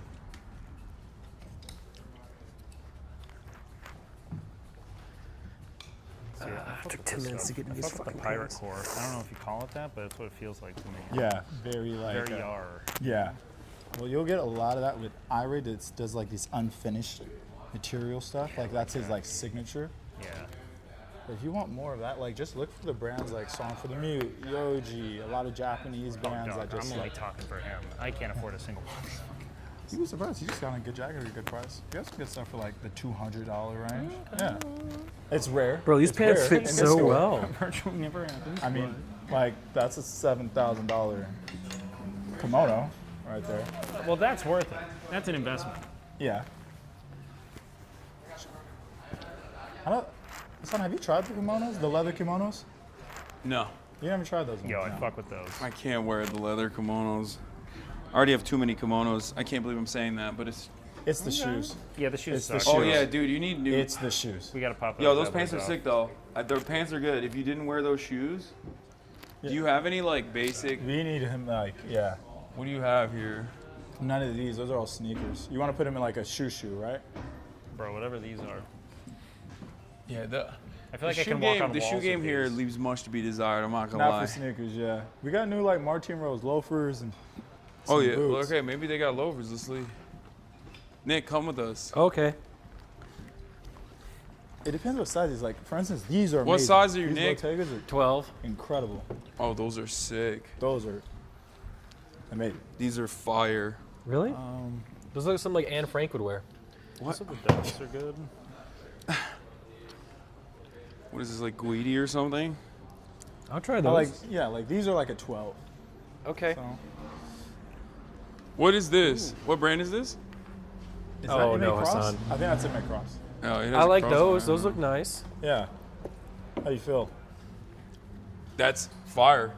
Perfect. I love that. Do I try it on? Yeah, let's put see how it those just looks on with these pants. Let's just see how one foot looks in that. All right. Well, Bro, who's making these? Oh. Elliot? This stuff is What the crazy, bro. Look at what this. am I wearing? It's like What do you gear. do with it? It's like, what do you call this? Dude, it makes me taller. Is that what's supposed to do it? Yes. Yeah, you got like a good inch and a half now. Yeah, that's good. It's good that it's making you taller, no? I mean, you're tall. I still wear shit that makes me taller, even though I am tall already. Fuck, this is one strap. I've never seen this. This looks like it's like a CT prevention protocol thing. Yeah, it looks like the new padded helmets for the Price NFL. point on these are amazing. Give that to Antonio Brown. Entire Studios, it's $500. What is? This. What is this? It's Entire Studios. What? How are? Is this supposed to be like super? Oh, I cropped? can see the hate threads now. I mean, but the arms are super short. Yeah, that's because you're probably trying on. Yeah, medium. I have an XL. What the fuck is this, bro? This is crazy. Yo. You're gonna be like Michael Scott when he came out of Burlington Coat Factory. Okay, I kind of love this. You want the bigger size? Wait, is there an XL you said? Yeah. Let me try the XL. Jonathan. Bro, you look like your dog. Or Dante, somebody is over here. Bro's going Kayakor right now. Can I get the XL in this one? You like the brown or you like the black more? Wait, there's a black? Right here. Wait, let me try both. Fuck it. YOLO. But probably the brown. I think the brown is cooler because it looks exactly like my dog.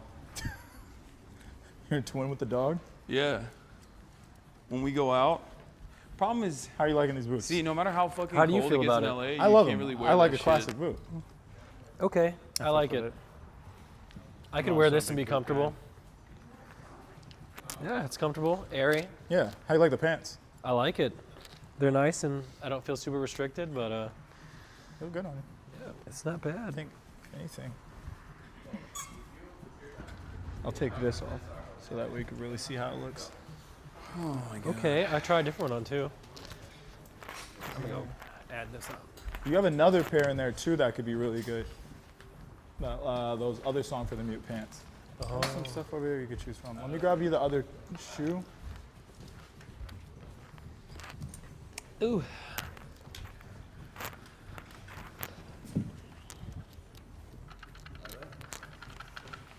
How much is this jacket here? We're looking at. You guys want those ones? Oh my. No, it's all right. Come here. $700. All right, Nick, let me take these off for you. I bought this on Amazon. This fit? 3 days ago. Carhartt. Cool. Yeah, where are you at, Jonathan?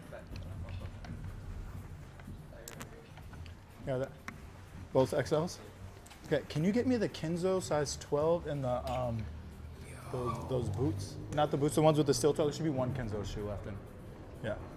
All right, son. What's the material on that? I don't know. It's a faux fur, and their prices. It's not real fur, chat.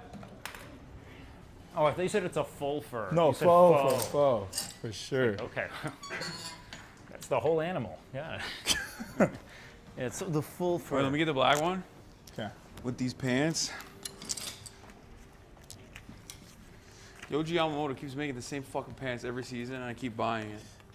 Oh. Yeah, you're faithful. Really faithful man for this one. I do love the brand. I will forever have respect for any brand that makes fashion for big boys. Okay. Is there trash anywhere? Yeah, I got you. Ooh. Oh, the arms are still short. You said there's an XL, no? Yep. I wonder if you have a double X. I might have a double X. Because the medium fit, like, it's just the arms. The Yeah. arm length is the problem. Seems like not much change. I mean, cool for the jewelry with the when you have a watch on that one. Another wrist looks like too. Did we have a double X in any of those? Yeah, in the brown. Oh, we have double X in the brown? Yeah, bring the double X up. Let's go. All right, Bro, Nick. you look like so Here's the other shoe. It is cozy as fuck. But then it's like you have like that slutty Oh, see, midsection those going actually on. look pretty You proper. could rock that shirtless. You like those ones more? That'd be a look. Yeah, they look good. I feel like I sell shitty weed when I wear this. Not shitty. This is pretty good material. So Well, you sell some good this weed. looks good. Yeah, but right? you sell But like some nice. good weed, Like, not it like looks really bad. It's like Like- You can't sell shitty weed and purchase that. Yeah. So, must be good. Buy it in all cash. It just looks like I don't know where you carry the weed. That's the issue. Like it looks like it's just submarine secret. We got a good deep pocket here. These Here little you go. pockets over there. All right. You said there's trash somewhere? Yeah, and then that's you. Those are the double X's. Oh, okay. Let me try it. The black. There's a. You can put it on the hanger right there. Yeah, it's a weird. I mean, you guys bring like 8 of these out. At this point, I gotta buy it, you know? I mean, they're worth it. Let me get. You know what would Okay, have let's gone hard see. with this? Like ski goggles. Remember when people wore ski goggles? No, the arms are short on this too. The arms are getting shorter, I think. What the fuck's going on? It just keeps getting shorter, the arms. Well, yeah, actually, the XL. It's literally shorter. Bro, Bruh. in the black from behind it looks like a Bigfoot sighting. I'm like scuffed Hasan, bro. I'm Hasan light. Dude, dude, oh my God, I'm so proud of you. Really? You could also wear like a shirt that's not, I mean, the shirt is, maybe you could go one size up on the shirt, but I don't know. You can either go flowy with it or you can go, if you're gonna go like a little bit form-fitting, then you have to wear it like this. I think have to you tuck gotta- it in? Yeah, those pants and those shoes are a lock though. You definitely have to get both of those. Okay, we'll lock him in. Now you just need like a top. You are fucking on fire right now. This Really? is hot. This is hot as Yeah, shit. And those are very versatile. That's the think you thing. should Like take I me wear back? these with everything. All the time. Okay. So we want to go a size up in the shirt. I don't think they get too much longer. They just get a little wider. No, that's what I mean. Like, don't you think it's like not?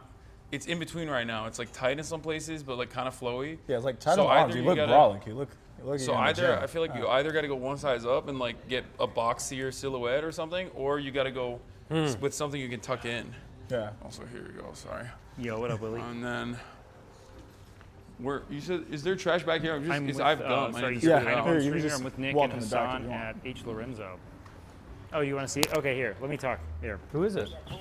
Pull Nick over to the camera. Okay. Okay. Come on, come on. Thank you. Got you, bro.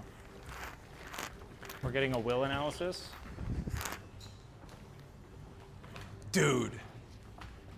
Dude. I mean, the think? shirt, you know. It kind of looks like you got like Cessid or No, Zizit? this is like literally, this is it. This is a good ass fit. Who are you talking to? It's Will. Oh, Will, why is he what? not Can you here? speak up? You need a jacket with it. It looks really good. Yeah. But you need like an outer layer. That's the first thing. Second thing is, you didn't give me a birthday gift, and those stream appearances aren't free, baby. You gotta give me something at least. Oh, No, we have for him still that one jacket. Okay, Will. Black and purple one. Do you want Hasan to pick it out? Yeah, make him pay for it. Okay. Tell Will, we still have that black and purple jacket for you. The fuzzy one. Oh shit! But yo, Nick, Yeah. you look incredible. Thank you. Are the guys from H. Lorenzo there? It's me talking. Yeah. Oh, yo, dude, make him put on the pontoon coat. I know you still have it. Oh wait, do we still have the pontoon coat? The crusty? I don't. We might still have it. There ain't no way y'all sold that fucking coat, bro. There's just no way. Give us. We might The have. crusty. Let me check if it's downstairs or not. Am I buying these pants? I mean, Look- yeah. Look at the socks though, with like the gray. Like, Bro, that that's can't the be look. right. With the gray. I don't know what to tell you. Yeah, sorry, I accidentally hung up. No, I'm on accident. I'm so proud. It wasn't intentional. Look, I bring people to these places all the fucking time. This is the first time where I've seen like a unique, full-blown transformation in like one fucking fit. Okay, we'll lock it in. I have a white shirt I can put on too. Well, is Will watching? Are you Yeah, Will's watching? Yeah, of course I'm watching. How good does he look, bro? Why the fuck aren't you here? Because I was working out, bro. I'm on the campus lifestyle. Okay. What's the carabiner for? Like, what's that? Is This? that It's just a that's style. that's No, this just is so vibe? if my stream dies, I can just find a bridge. Okay, bro. Every time, bro. And rappel down. Yeah, have safely. a new lease on life, experiencing Yeah. thrills. Exactly. Thank you. Woke Wilder over here. Woke Wilder. Fucking Woke Wilder. Okay. Do I need to get some socks too? Or? Thanks, Will. Miss you, baby. On me? If they bring it out, you'll see. You'll see. It looks really good. Yeah, it's like. Okay, well, 8 months. Yeah. I'll be the one to bite the bullet. Hasan, Thank you. Baby. Oh, you found it. Oh, dude, show that. What? Yeah, put it on, bro. Yo. this thing basically has legend status at this store. Yeah. Bro, what is this? There's a couple pieces in the store that are legendary. One is the Austin shirt. Tales have been told. Many tales have been told about this. Yeah. Bro, do you Is have this- more is of this- these pants? Because I want the pants. Is this as well. spray I painted? think we do. No, I don't know what this is made Okay. of, to be completely honest. How am I Bro, gonna get put this it on. home? Put it This on. is made of. And if you guys want to see what the transformation looks like 50% when it's roll, complete, 50% you're gonna have to plastic. subscribe because at the top of the hour there's a 3-minute ad break. Oh, my Lance. What? Guys. That's not like. What? This was a very questionable buy for us, but someone will make this work one day. I have to go look in the mirror. How much is it now? It's still the same price. It didn't drop. That's crazy. One day. One day. It's just like This ain't me. everything is all wrong about it because like it just like busts out your butt area. Like it's just so strange. Okay, yeah, this shit's tricky. So. Woke Wilder, you look great. Wait, how come your arms look normal in it? No. I think Do you have shorter arms than me? I have long Here you go. arms, Here's but your you've got really here's your long coat. shoulders. Oh my god. I really appreciate the Yeah, coat, this, but this we're coat is no. Yeah. It's enough. Oh yeah, it is. It is my clavicles. You got wide clavicles. Ah, dude, well, I thought you were taller than me. You're maybe not. It's the bun. No, I think I'm You're like 6'5", aren't you? No, 6'4". I thought you were. Oh, well, now you're on a rug. I have. It's not the rug. It's. I also have platforms on. I guess you have tall. How about this jacket? Dude, this works with this fit. Not bad, right? Bro, this is a fucking fit. You could rock that with a tank top if you wanted to. Dante. This I is actually this sick. okay. Now we're looking That cool. Nick's wearing? Okay, you This look. took time. You look sick, dude. Am I getting laid The tonight? song for the new ones Dude, with the if black string. you're not, yeah, I'm Can you fucking see we have you, those dude. in a Yes. 52? Arthur's gonna fuck you tonight. He has the old German history with that one, so. What is that? What does that have to do with anything? The old German history? I'll make sure this is Yeah, Are Germans secret gay? Is that what you're yeah, saying? Sorry, yep, you're good. Yeah. As long as it's not. cool. How do you like him in that jacket? Not a I lot. love it. I like it a lot. It's a fit. You guys have socks? I want those pants though. Only have try-ons. Oh, I actually do. Like what? A black sock? A white one. Do I have another white sock? Let's see.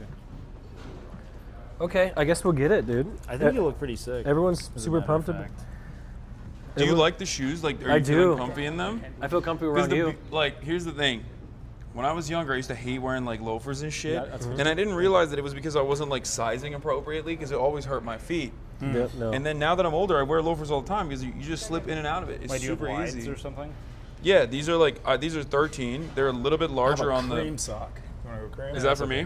Yeah. I can order some from Walmart. Yeah, that's what I was saying. That's for you. That's a 52. Is the same one that he had? Yeah. Damn, we might get matching pants, bro. Oh my God, we're doing it, Hasan. We're getting matchy clothes. I mean, I don't need to try anything else on, really. We did the fit. I think we just Oh, it looks knocked like it out the park. You did this. You're kind of a wizard, dude. I don't know. Once you said little mini Hasan, that was easy. Oh yeah, you've done that plenty. Yeah, I've done a lot of Hasans. I like this jacket what's too. your name? Eric. I'm Wake. Wait. Good to meet you, bro. Nice to meet you, man. Normally award season comes around and then I'm here. You're Every cruisy. time. The stinky shirt epidemic, I was a part of that heavily. Fuck is that, bro? So I'm Now Yes. plug dead. there's a situation where a shirt was bought and it smelled I feel like they're a little too terrible. short for Here? me. Yeah. Yeah. But we don't know how that happened, and we tried everything. Wait, how bad are we talking? How bad would you say that smell was? I don't even recall the smell at all. I just only know it in passing. It's like, yeah. Austin the talked about it legend of so much. Wait, so it was Austin's thing that Yeah. smelled? So that's the legendary item. Yeah, that's the legendary Wait, item. so then why is that one legend? The coat is The it legendary coat for? is because Hasan and Will, I don't know, every time they come in here, this coat somehow comes out. I don't know. Will loves it. That's He his loves thing. it. Yeah. It's a little goof that he likes to play on people. He's like, you gotta try this on, dude. We always like to come here and try on like something crazy. Will just look like an experimental sailor. Whenever Yeah. they're on. It was, He was rocking the shit out of that Egon Live jacket at TwitchCon. These are too short, unfortunately. Oh, those are short. Yeah, I mean they're supposed to be short, but these are a little bit shorter than That's they're getting supposed to way up be. Like when I do this, this is so. I look like a German yokel. Yeah, you look Oktoberfest ready. Arthur, hello Arthur. Mr. Arthur. Oh, how are you? Arthur. Now we need like one of those. What is it called? Yeah. That's only Yeah, suspenders. Oh, I need meine Suspenders. Oh mein Gott, ich kann nicht glauben. Wo ist mein Suspenders, ja? Arthur. You're just wearing a Hasan fit. Yeah, look. Oh. Hallo. We're matching. Mein Name ist Hasan. This looks like the just most directionless buddy cop comedy now. Is this your shirt or is this It's they give you? theirs. Your nipples are showing on this one. You like that? I don't know. I think it's tasteful. Where's your head your microphone? I can't even talk. Oh my god. It's a Friday. Oh. Okay, we won't get the white because my nipples. Well, the thing is, this is what I mean. Like basic pieces like this, unless it's like a very specific cut that you would not be able to get from like a Zara or like any normal brand that's like $50, $60, which would be still high quality, right? Not Zara, but like a $60 t-shirt. You don't need to get like this is probably like $100 minimum. Yeah, that's like way too You much don't for a need white it. t-shirt. You don't need that. That's like a beefy tee, bro. You can get Yeah, a pack of 6. especially because like unless the silhouette is worth it, if there's like something cool about the design, or if like the silhouette or the cut is like unique. I kind of like the nipples showing because it lets ladies know there's some fun behind the shirt. You know? I think they know you have nipples. Like, hold on. They assume They're that. not thinking about it until they see them. Yeah. Okay. Fair. Are there any longer ones in this brand? For a song? For pants? What do you have song for the mute at? Because I really like the cut. I like the fabric. I like it all. You're kind of stealing Nick's thunder, man. What? You're kind of stealing his thunder now, you know? What? He finds pants that look great. You're like, I want the same pair. No, I like this brand, but see, it didn't work anyway. God punished me. Yeah, he did. And said, "You not today, sir." And everyone agrees. They're like, God just made you too tall. Yeah. To make you mad. I'm the victim. People don't consider what it's like for us tall boys. Nothing fits. Except Oh, for when shut it does. up. Wake, you fucking fit into every. You have I the do fit into a type lot. of. I don't fit into pants because my hips are like really high up. Oh, This is really? like- yeah, this is like. I'm nothing song for the mute except for like striped red, white, and gray pants. That doesn't really seem like you. Red, white, and gray It's pants? like maroon, gray, black, yeah. Are they this fabric or? No. No. They're like heavy wool. Nah. Are they long? So long. I just don't know if I'll show them to you.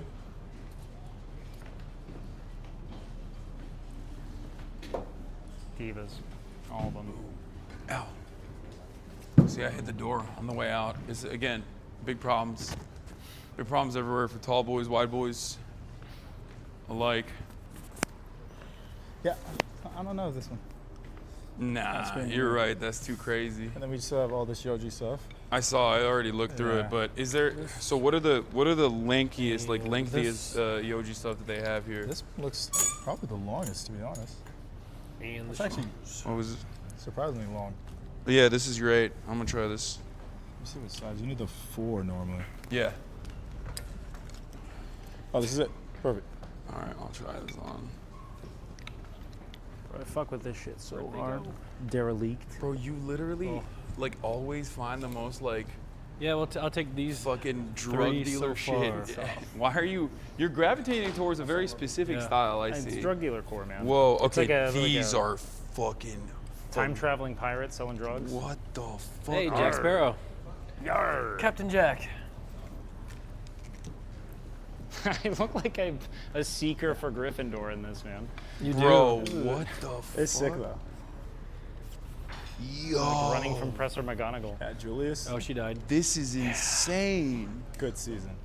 What the fuck? Wait, but what are the pants for this? This is pants. Oh. It's like a really cropped long. That's a bit of a bummer. Oh, it's like also skirty, kind of. Yeah. Like the... It's just overlaid short. Very Japanese. Okay, I gotta try this on. Fuck it. Wait, do you have a size for this? You see, My this size? is a 3. You want to see a funny meme, Hasan? Dude, I just only buy... everything I like is Japanese. Look at this. Such a fucking Jonathan. meme. Not bad. Is this all Julia's or no? Yep. Should be a really good mixture. All right. These should be... do we have a size up in this? Is a 3. You have a 4? You have a 4. Cool. And this is a 4, but if there's a 5, Oh, is that a 4? Let me try it. No, these are a 4. I'm about to get you the 4 in the jacket now. Bro, what the hell? I don't know what I'm looking at. These things are crazy.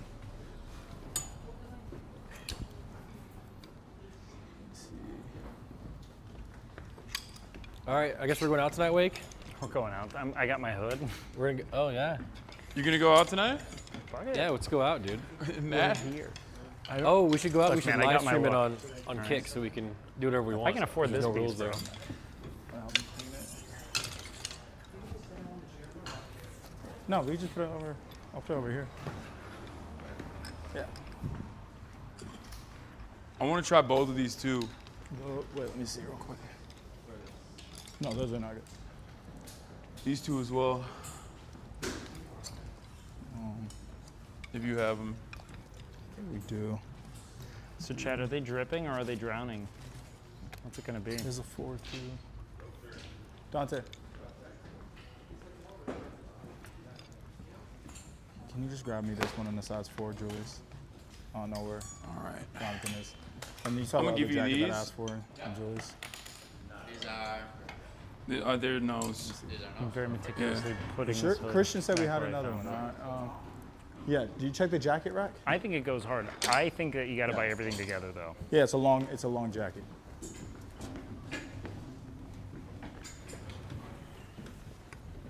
Dude, this is the stuff I'm most fascinated by. Is like, you know that, DVDs. like, look at I'm this. getting the jackets right now. I'm gonna give you this bag as well. Here, I'll just give it to you right It's now. like, how do you These are so for sure. tastefully coffee stain something? Yeah. You know what I mean? Like, can you wash it? Does it come off? Yo, Eric, how do you? If you wash this, does this come off? No, Like, how no. do you so tastefully coffee stain it? Like, No idea. honest I mean, to God, honestly, it's probably just fascinating. a print. Like, so basically, you're still doing like a screen print on this. Oh shit. It's got fire. No, yeah. So only a 3. Did you feel confident in the pants outfit were you good. wore? Like, did you feel cool? All right. No. All right. Here's You the didn't? Clothes will not define my coolness. 4. Okay, well, that's base. For the But Me This is a winning four Dave on the MVP pants for 2006, Julius? 2007, I'll It's a always be bit cool with tight. everybody because no one else has that achievement with me. There's nothing bigger than this, right? This is the largest. cool. Why think is they this do so a 5. small? I mean, it's supposed to be kind of tight, but this is a little too tight, I think. Like, it's supposed to be high-waisted, right? Yeah. Yeah. I like that is this. a This is little kind of tight. cool. There was a top for this, too. Yeah, I only have a 3. I'm about to bring it to you. See how you feel with it. Yeah, I don't know. That's this one. That's up your alleyway, Wake. This on. This is dope.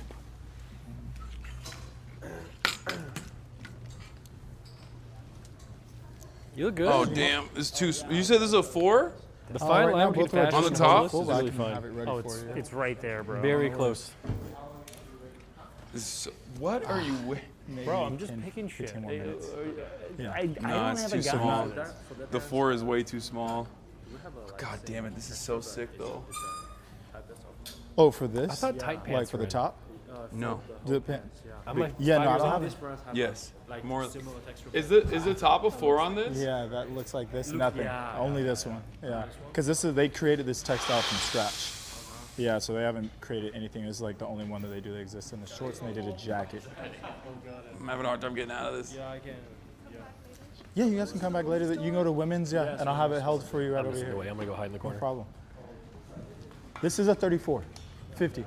Perfect. Okay. Respecting all the pieces. Keep This is all, it like, right there the just coolest in case. Stuff I've ever been surrounded by in my life, and they are all dope. Hold on. Oh, that's the name of the brand? I thought, so it says it's called Lydia One of a Kind. And so when I saw it over there, I was like, oh shit, there's only one of these? No. There are officially two.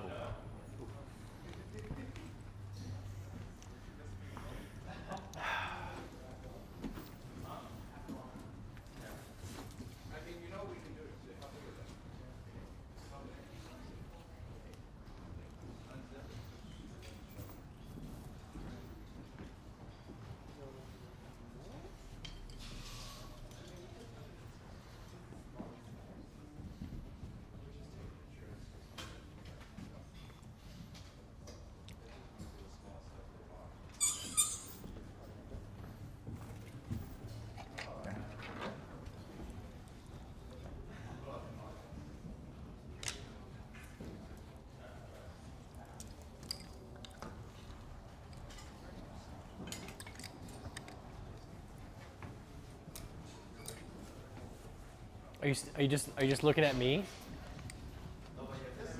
Really? I'm just talking to my Discord. You want me to leave any of this here? They want me to get the black T-shirt, which is $295. So. I mean, they look good. Yeah, I mean, it's a good size. It's just like a little tight up here. What is that? This is the largest, right? It's 4? Should we buy the black shirt, whether or Chad? not Nick drowns. Let me sit down. Better Now let's see. do we buy it? That's the real test. How do you feel about the look? It's a I bit don't know, tight. man. It's so organic seeing you. Definitely. Like this. Yeah, this is me. It's Nick.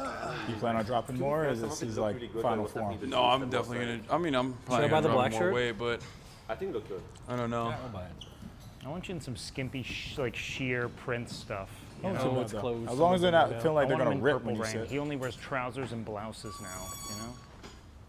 Is this from me that was If in I there? could dress like anyone for the Yeah. rest of my life, So I there would was be a black. Prince. Can I get the black shirt that I had? He's so cool. Black t-shirt. Yes, please. Let me see the Sechu. What do you guys have in the Sechu stuff? Where is the Okay, wait. Sechu stuff? Problematic also, but like his clothing. Yeah.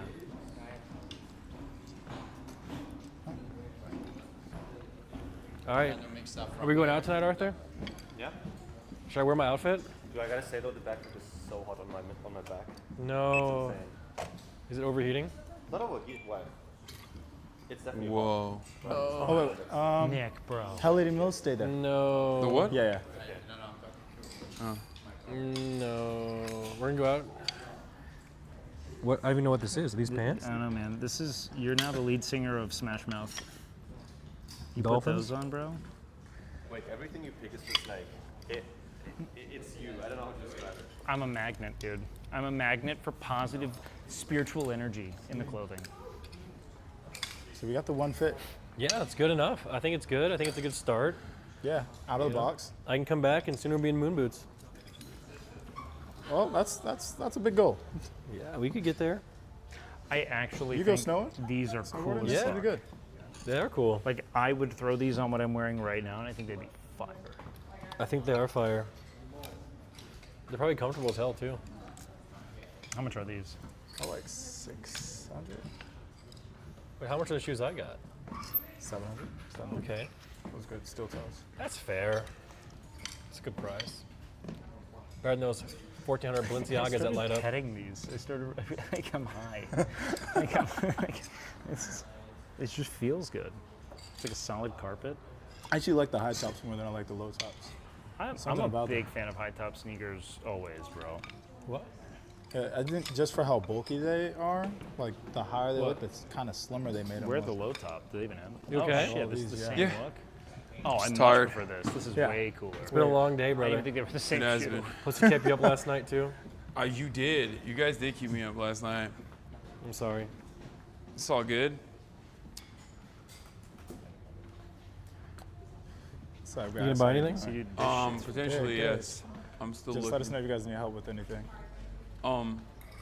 Do we have anything like the session pants I had that are like they're long, big, and like they go below the ankles?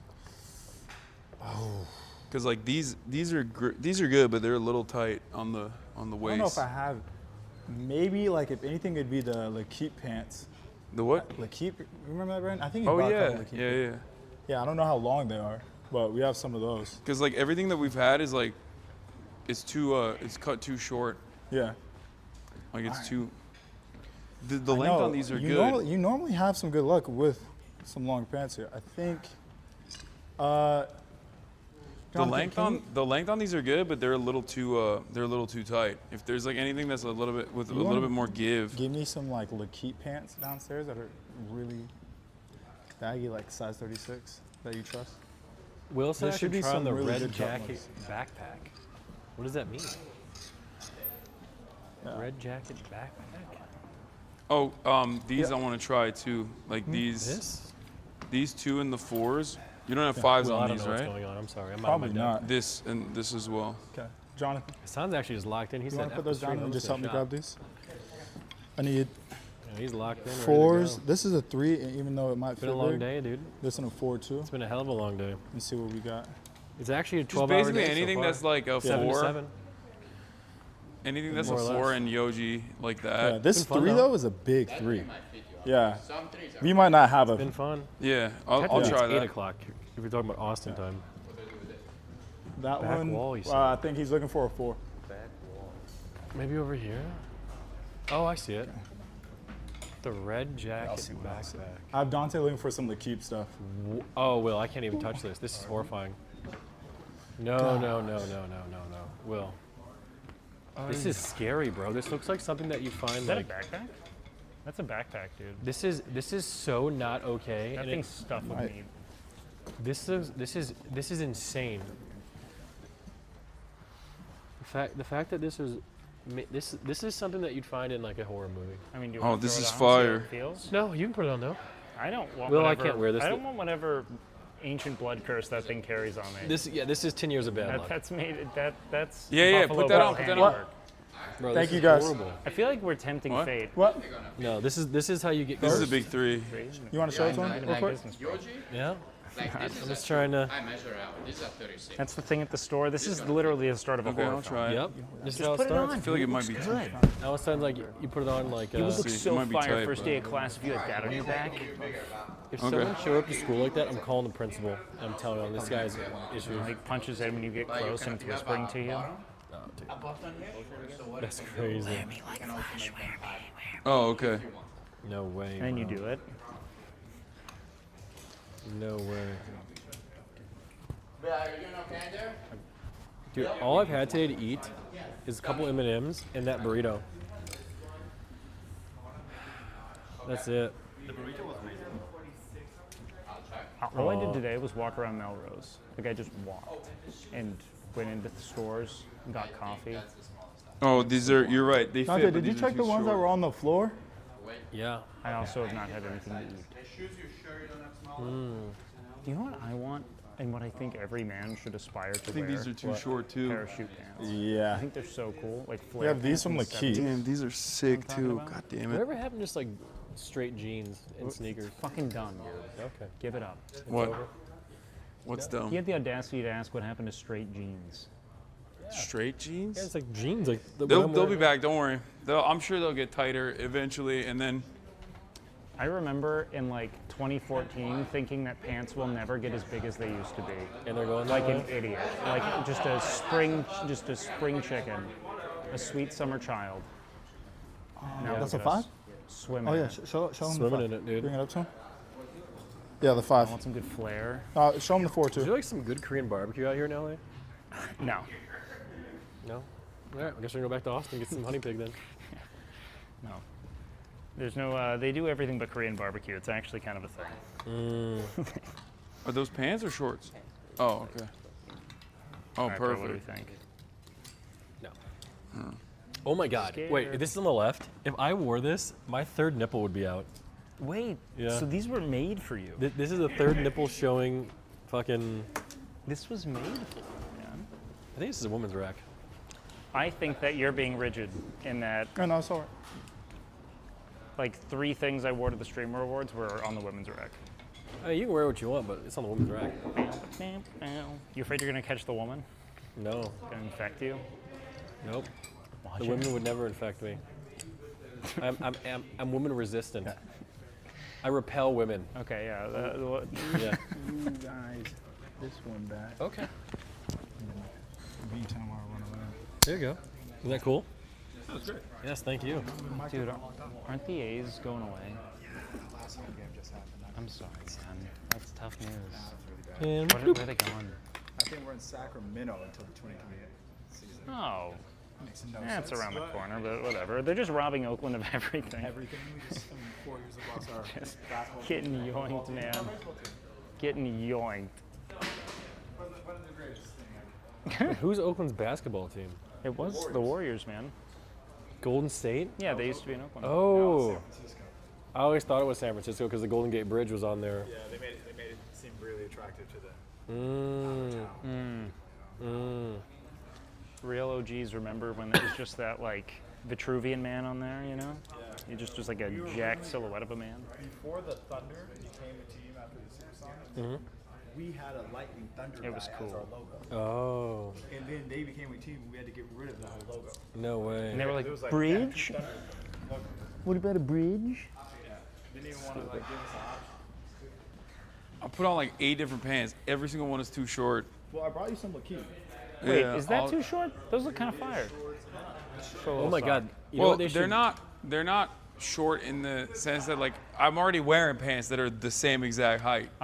So I'm looking for something a redundant. little bit longer. Because they look fucking good. They do, but I already have them. Do you have like an I'm idea? out of juice. Is there like an idea in your brain of like what the perfect look is? Yeah. Face down, ass up, man. For you? Yeah. Well, okay, I agree with that, but like, I mean aesthetically. Feet out, Okay. toes a little bit curled. A little bit of wrinkle in the heel there, and just you're like, Well, now we know. Nick Helveta, you know? Helveta? Yeah. Sounds like they're mad. Yeah, they are. That's the best. Bro, you know what I'm realizing? I like coats so big that only like a proper like dude jerking off at the New York subway would be wearing it, you know? That big? Just like those giant, like, you know, one of 18 coats on a dude, and he's just hammering it. I think that's like my fashion icon. Yeah, that's What? the Predator vibes. Is just what you'd see a dude who's like jerking off in the New York subway wearing, just like the biggest coat you've ever seen. Oh yeah. Are That's those sweet. new pants too? Yeah. These are good. They're Yeah, length. those fit. Yeah. They fit really good. I like the docks too. What would you pop like a coat on that? What's phase 2? Yeah, I put I probably wear like a cool looking, maybe a different cut blazer. Ooh, this shirt is incredible. What's the fabric? And the on it? arms are long too. Yeah, that fits. Oh wow. Wait, what happens when you like reach out to your sides? It's Those not bad. fit perfect. No, it fits perfectly. Was that meant to fit perfectly? Did you just grab something? It's probably supposed to be like really big.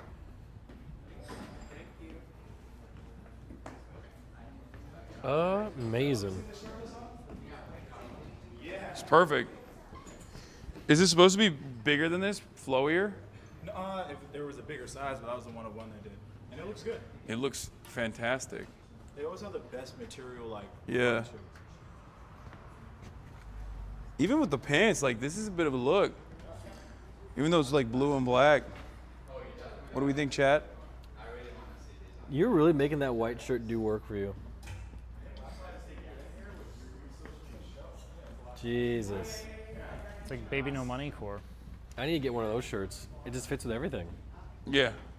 What are those called? I don't know. A tank top? So you know we called them back in high school? Wife beaters. Wife beaters. And I didn't know what that meant. You couldn't put two and two together? Nope. Sure. Yeah. And then I'm gonna What try. was- did you I'm gonna have try these any, pants, like, and then I'm thought done. of I what think it I was? got. It was just called a wife enough. beater, and that's what it was. This is a ridiculous pant, but I'm not gonna get them.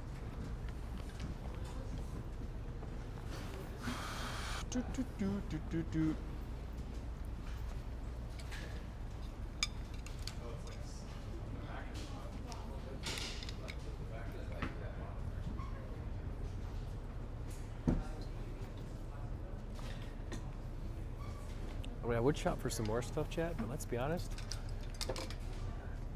Too What- expensive. You're a frugal man. Way too expensive. You're afraid to drip. Therefore, you must drown. I will drown. I think we cooked though. Like this is a nice black hoodie. I should probably get a black hoodie. Just a black hoodie? Yeah, because I don't have any jackets. Well, I guess I have that jacket now. Yo. What in the hell? I think skirts are kind of fire too. For Wait, guys? This isn't even a skirt. These are shorts with like a skirt, like an apron. I mean, I like some of these things. How much is this black hoodie here? Yo. Why do I never see the price on any of this stuff? All right, I straight up love this, dude. $380? This is What? so dope. Why? It's just big and flowy, man. You're Yeah, dude, and I'd fucking knock her boots in it. You're gonna bang Arthur's mom wake? I mean, whatever. Sprechen Sie Deutsch? Wouldn't be the first time. She gets around? But she'll probably have sex again. Oh, well. Nah. What is? So with these, I never figure out how to work these. Like, Kind of however vibe you're feeling. like what do you? What would- I don't know what to do with Ask them. you what you'd wear. Okay. No, So I mean you want unless you something like that breathes? pull it off completely. All right, let's shop. What if I get you something that I would want to wear, like this? I wouldn't even wear that if you paid. The thing with like key pants is like they Why are you so always are afraid to let tight go? in all the weirdest places and like About letting go. and Why are like you so loose afraid in to- all the others. Like Yeah, I you do have a wanna be. pair where it's like You're the saying- waist you're is telling too me this. loose, but then the fucking leg area is like too tight. Okay. And then in this Hold on. one, I feel like the leg is too tapered in Maybe? the bottom. Just say yes or no. Okay. It's a nice color and it's a really cool like Getting concept. This shit there. is cool, but Ooh, right here. Not liking it with the taper. I love the shirt. no, the shirt's. I'm getting the shirt for sure. Closer. Okay, so maybe we like dark tones. That's what I was like when I saw that. Doing good math here. Yeah, it's a great color. Even the pants, I like it on you, to be honest. Nah.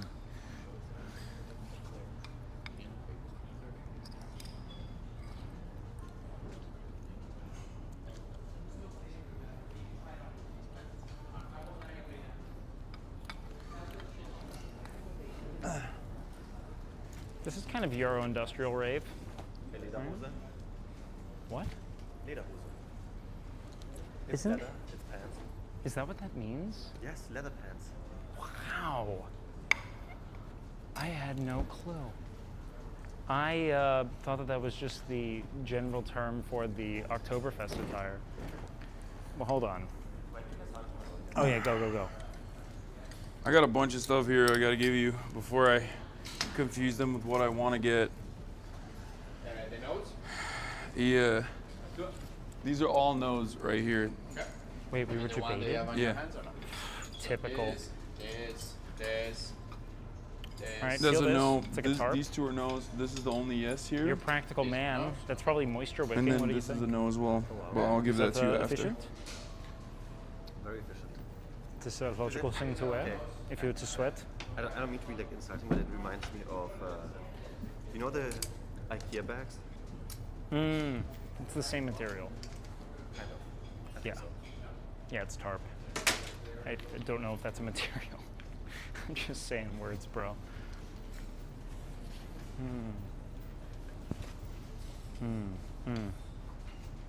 Okay, what about this? A lot of pockets for you to put your things in. Very efficient. You have a lot of things. That's efficient. However, it is on the back. And on the front, okay, so we have a, what do we think? And this can be yours for an undetermined price. Okay, I don't think this can be yours. You want? Let's take a guess. I'll tell you if it's hot or cold. 1.8. Cold.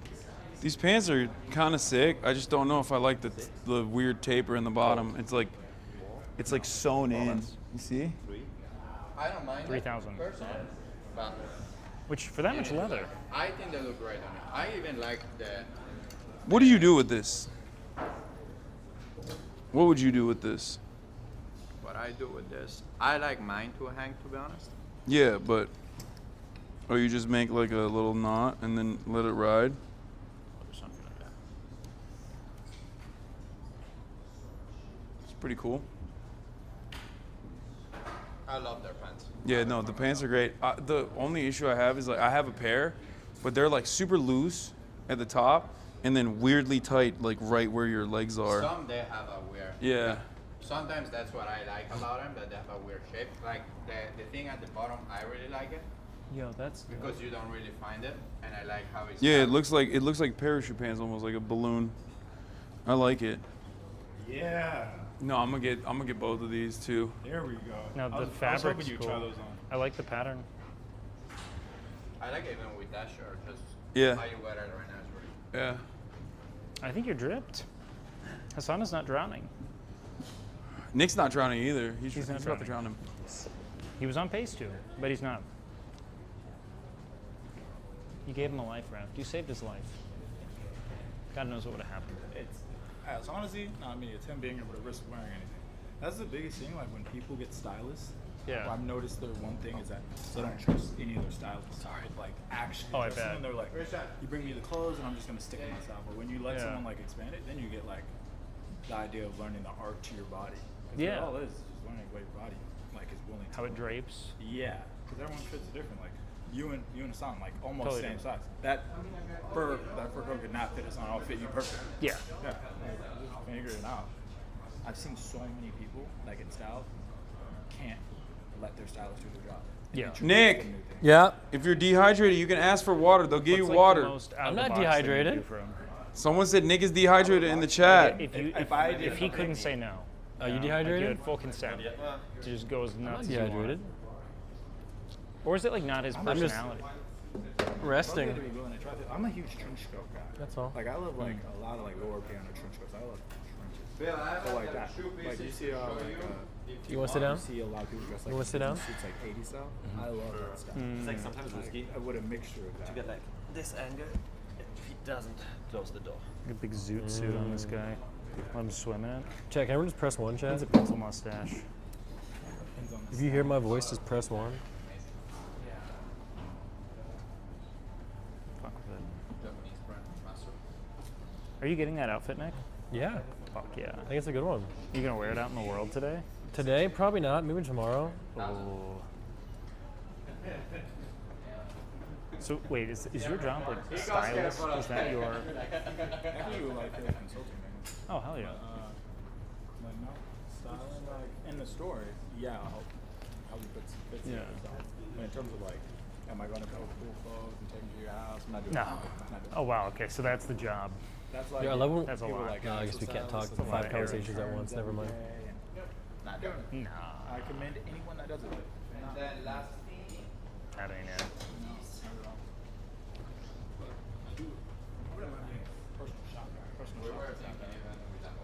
How does it differ? Personal shopping, you basically go and you already have that trust. Like, Oh, this is okay, what yeah. I think it is. You're like, you just go and you're fucking wear it, dude. Yeah, like you put that shit You're gonna on. trust me on that. You know? Yeah. You signed a contract. Yeah, Fucking wearing it.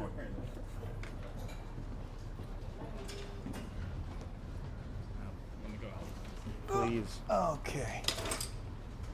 All right. What's up? Oh my We god, got this is a one great now. fit. Thank you. That's the one he came in with. Okay, yeah, I was confused for a sec. I was like, well, you're consistent. Black looks good on you. Thanks, man. All right. I love the texture of that tank top, dude. I've never seen one like that. It's very flowy. What's up? Chilling. We had a day, man. Dude, We we did it, learned a man. lot. You Nick- learned. You Played- played basketball. This was a day in the life of Hasan. Like, I'm not kidding. Yeah. How did you like it? Did you dig Good. it? That's what the YouTube video is gonna be called for me. The day in the life of Hasan. I Yeah, just you shadowed him learned. the whole day. It is great, dude. It's a good life. Not bad. It's a good life. Bit stressful, but it's a good life. I like it. All right, I'm gonna give these to them. Should I purchase my items now? I mean, I'm gonna look for a couple more stuff, but I'm gonna get these three. Perfect. I'm gonna look for a little bit more, and then, but like just I'll purchase accessories. it now just in case.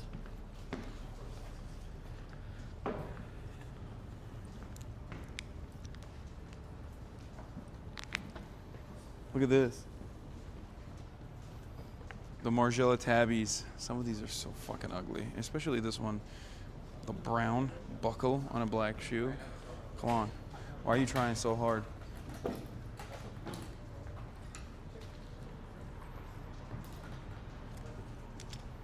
This, on the other hand, I might Bro, rock this thing's with. just got a whole ass belt on it. Yeah. And they got the fucking They're the troll tabbies. toes. Those are the Maison Margielas. Those are a very famous, iconic shoe. The toe split? Is that what it's known for? Yeah, the tabby. That's dope.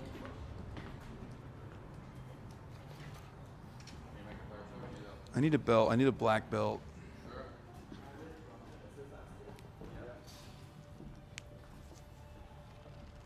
Thank you, guys. Thank you, bye.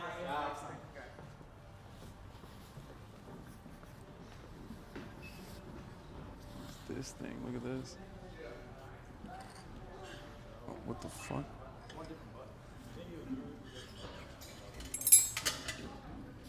What the fuck? I feel like only K-pop legends wear shit like this. K-pop icons wear this. How are you even supposed to wear this? Okay, I'm ready to purchase it whenever. Let's do it. What do you think, chat? What are we thinking, boys? Yay or nay? Hasan, you're hot. Everything looks good on you. Oh, Nardwar, the human serviette. Let me mute this mic. Fuck. That was Glaze, chat. W Glaze. W Glaze. W Glaze in the chat for that. I feel like we've exhausted the people that work here. Every time I come here, I end up feeling like we have exhausted them. Damn, these are fucking fire, dude. Look at that little indent.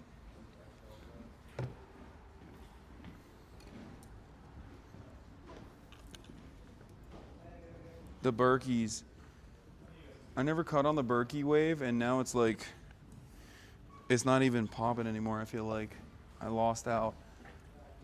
Could have worn some comfy ass shoes. The Yeezy foam runner. This is like iShow Speed Edition. The motherfucker does acrobatics in these. Where's Nick? Is he done? He's tapped out? Purchasing. Oh yeah, Nick is like asleep in Austin at this point. Me too. You pushed him to his limit. Good. You broke the boy. You broke him. Dude. What the Yo, fuck? I got a real honest. They're baseball mitts. I didn't even notice this. Yeah. But it's fashion. But do people use them in like a fashion context? God damn it, why? Why am I cursed? Why am I cursed to have such long arms, dude? Like, the body of this is large, but the arms are so short. Look at how sick this is, Chad. It's got like a velvet, whatever the fuck this thing is called.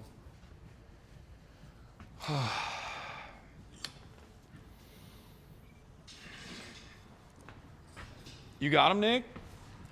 What's the damage? That's about $8 grand. Damn, bro. Dude gets fucking... It wasn't $8 grand? It's less than 3,000. Wait, really? Wait, that's kind of not That's bad. like surprising that... No, listen. He could tell I was poor, so he gave me a... He gave you a discount? He gave the homie hookup? Yeah, he went and got the cheapest items in the whole store. He said, this guy can't hack it. Bro, you just dropped 3 bills, brother. That's crazy. Yeah, I know. I'm just joking. Yeah, 3 bills. Let's see. How many subs do we get today? Can I get help with if you belts? covered I it? need like a black belt. Yeah.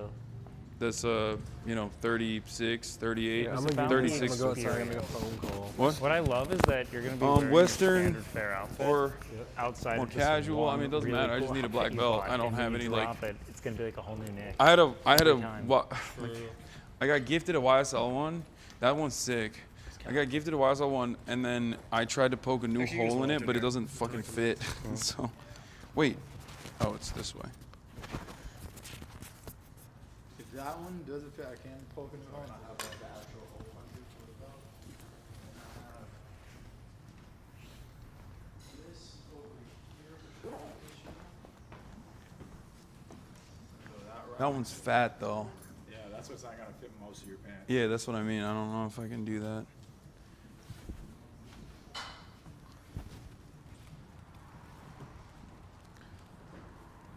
This is too. No, this is too small. Yeah, figured.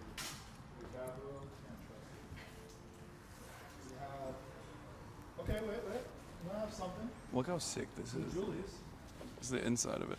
See what's the length difference? It's a big length difference. Yeah. This is gonna fit. Sure. Whoa, what the fuck is this? Really sick. This is a local brand. Oh, this is the Julius. This is also Japanese, no? Yeah. It just gravitates to you, man. It's Look, so funny. look at the capital. It fucking gold dusted my pants.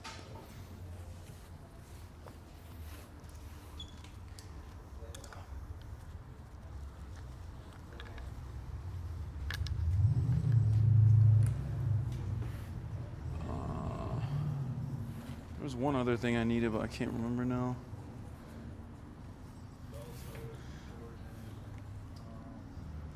Yeah, it fits. This is good. Yeah, I think that's like a perfect. That one's like more casual every day. I used to have some more Julius ones. These are sick. All right, I'll get this one. All right, here you go.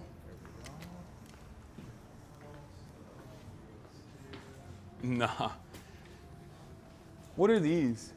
Are these cologne or is it? Yeah. A lot of cologne. I feel like I've never seen these colognes before. Is this like what rich people smell like? Is that what it is? I would stay away from $600 and a Millimeister. Oh, this is, bro. What the fuck? That's so much. Yeah, that one's pretty strong. What the dude? Smell this. Oh. His most popular one is was. The comb ones are pretty good, but we saw the comb so quick. Oh. It's really strong. What the fuck? Bro, it assaulted my sensibilities. It's like still in my nose. Oh. What the fuck? I mean, I use like Chanel Blue perfume. Like, I thought that was like aggressive. Bro, rich people are on a different level with the cologne game. What is this? Rouge Comme des Garçons? These are spicy, dude. Yeah, we'll try. We're testing the nose right now. This is this unisex? Yeah. It's for women, I think. No, this is the. They both smell like my grandmother, I feel like. I don't know if there's anything left in the standard one. That just smells like soap. Yeah, and then after that, you're stuck with the photogenics ones. This one I think is a popular one. These are all based off of different marijuana strains. Really? Yeah. This is like, smells very rosy. It smells like Persian ice cream. Pavo. Then I think this one's indica. It's gnarly. Yeah, that one's pretty strong. That one I don't hate as much as the other ones, but nah, this is too much. Yeah, stick with Chanel. What are these number 5s? Yeah, so those are the photogenics. Like, those for the house. Yeah. Oh, that makes sense. You fucking put that shit on you, I feel like it melts your skin. All right, I think we're good. All right, I'll make my purchases. I'm gonna give you my mic. Mm-hmm. Are you still mic'd up? No, I'll take mine off. Okay, here. Here you go. Thank you. Wake. And then there was one Can you help me for a second though, because I have so many mics on here. Oh my god. See, this is why you need that coat with all the pockets, man. I do. Think about all the microphones you could have. Microphones, lights, cameras, actions. You could take so many actions. Does it matter if we're not color coordinated here? Whoa. It is important. Okay, yeah. I was gonna say. Yeah. I gave you the wrong one. I baited you. You were testing me. It was a test. There we go. Did I still? Whatever I was smelling, I still smell it. In a good way or a bad way? Was it good in an smells? aggressive way. Hold on. It wasn't necessarily bad. It was just aggressive. I want to crash the cologne party. Let's see. You know that they made like, what was it? The original. Like I think it was the original Chanel was made with like pheromones extracted from cat piss. Actually? Yeah. Just so it's like super intense or like what? Look, I read it on the internet. That's about as deep as I went. I trust it with my life, like I would a TikTok fact.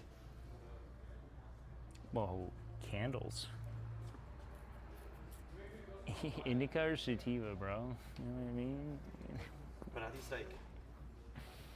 These are candles. Yeah. I don't think you smoke them. Maybe they get you high.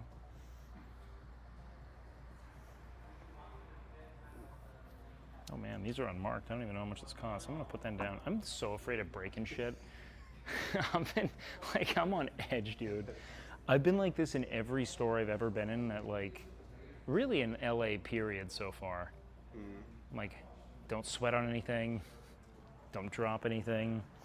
This looks like something you could get into. I thought you were going to mention the bag, because the bag is like actually kind of nice. Oh no. You like the bag? Oh, that's fine. I just feel like I understand getting like really cool statement pieces. I don't think I'd spend money on the bag. Like ever. I'm team knockoff, bro.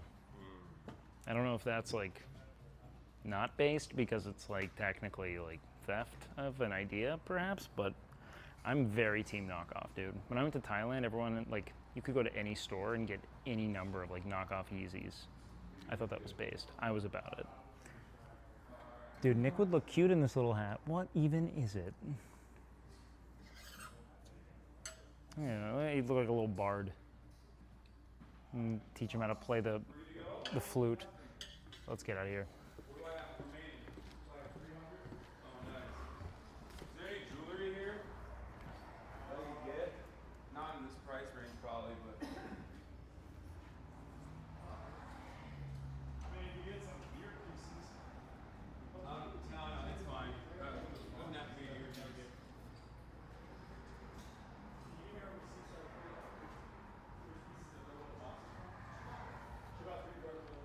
All right, I'm gonna pay. Mike? Oh. This, no, the second one. What about the sing yet, or how do you say? What this one? Oh, shit, I have to clear out. What were you doing? Am I? It's perfect. So he's still in the frame while you're in the frame and you have the mic. So you can talk while he's still kind of there. Here we are, watching someone try not to drown. Instead, he drips. You can hear it patter. Drip, drip.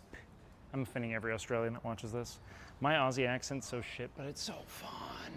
The only thing I can ever do is Canute, dude. I'll never have another accent in my arsenal. It's such a fluke. Everyone, when I do Canute, everyone thinks I'm like an impressionist. I got one thing, bro. That's all I have, is this. Then everything else becomes Canute. Every time. Yo, that's like a puffer. This is just a comforter. Feel this. Feel it. Not you, chat. Oh yeah. You can't. It's like bed sheets. But coats, I'll spend money on two things. Coats and shoes. Because they go the distance. I'd rather buy a nice thing that doesn't like fall apart in the first wash.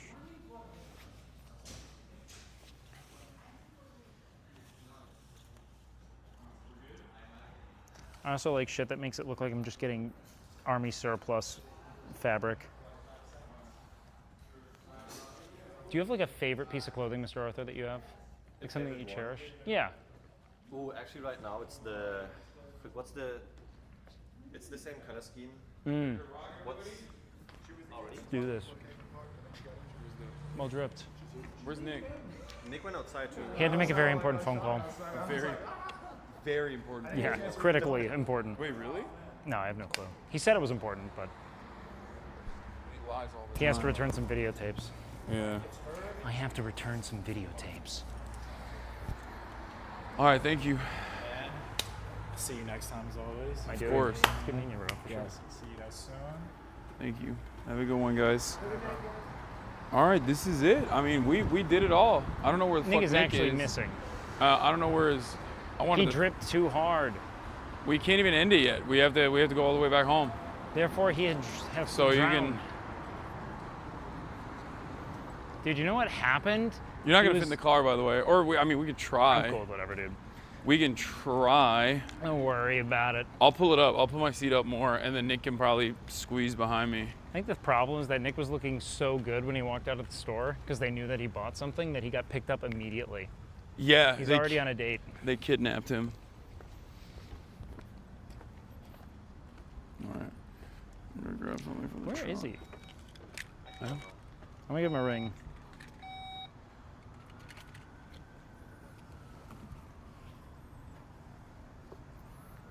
Oh, thank God.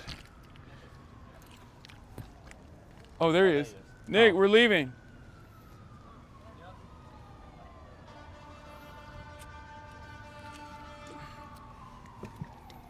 What are you guys gonna do tomorrow? I had nothing. Chilling until we sang. He's got something. He's like hanging out with extra Emily or something. Yeah, he mentioned. Yeah, exactly. Nick's very in demand. He's a socialite. I know. Now that he's single, these girls are constantly coming after him. It's fucking annoying, you know? You know, Nick would say it always was and always will be the case, but I mean, look at him. All right, I'm getting in the Steaming. car. Dude, I got hit like a fucking Mack truck, dude. This fucking. Oh. I'm tired. Oh yeah. A big day. So. We had a busy day. My mom loves the drip. No way. Yep. That's incredible, dude. Yep. Oh, she was watching the stream. Yep. Just talked to her for the first time, and you come with us. Wait, yeah. Here, I'll pull up a little bit so you can If both I can't fit. fit, it's no biggie because I'm pretty close to my hotel anyway. Just get in the car. Wait, you're gonna have to slam it in though. Oh, slam it.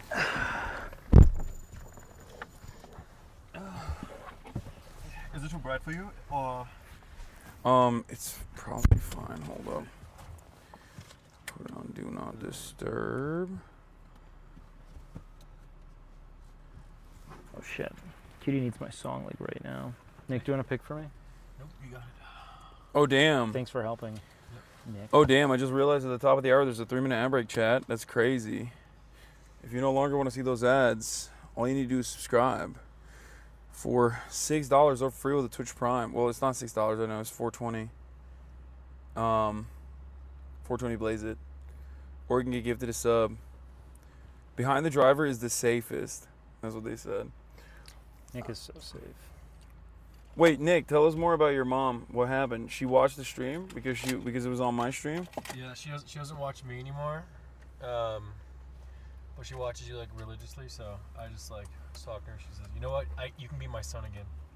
That's I'm happy for you, man. Thank you, That's Hasan. you did it. Tamana, thank you for the 10 gifted subs. Yes.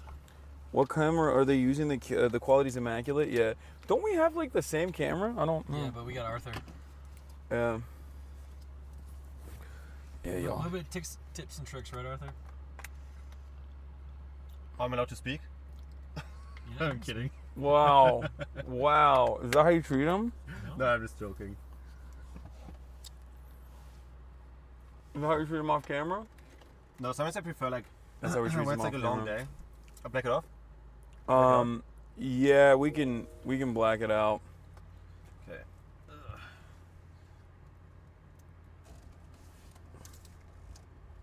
That's okay. They won't see anything. There we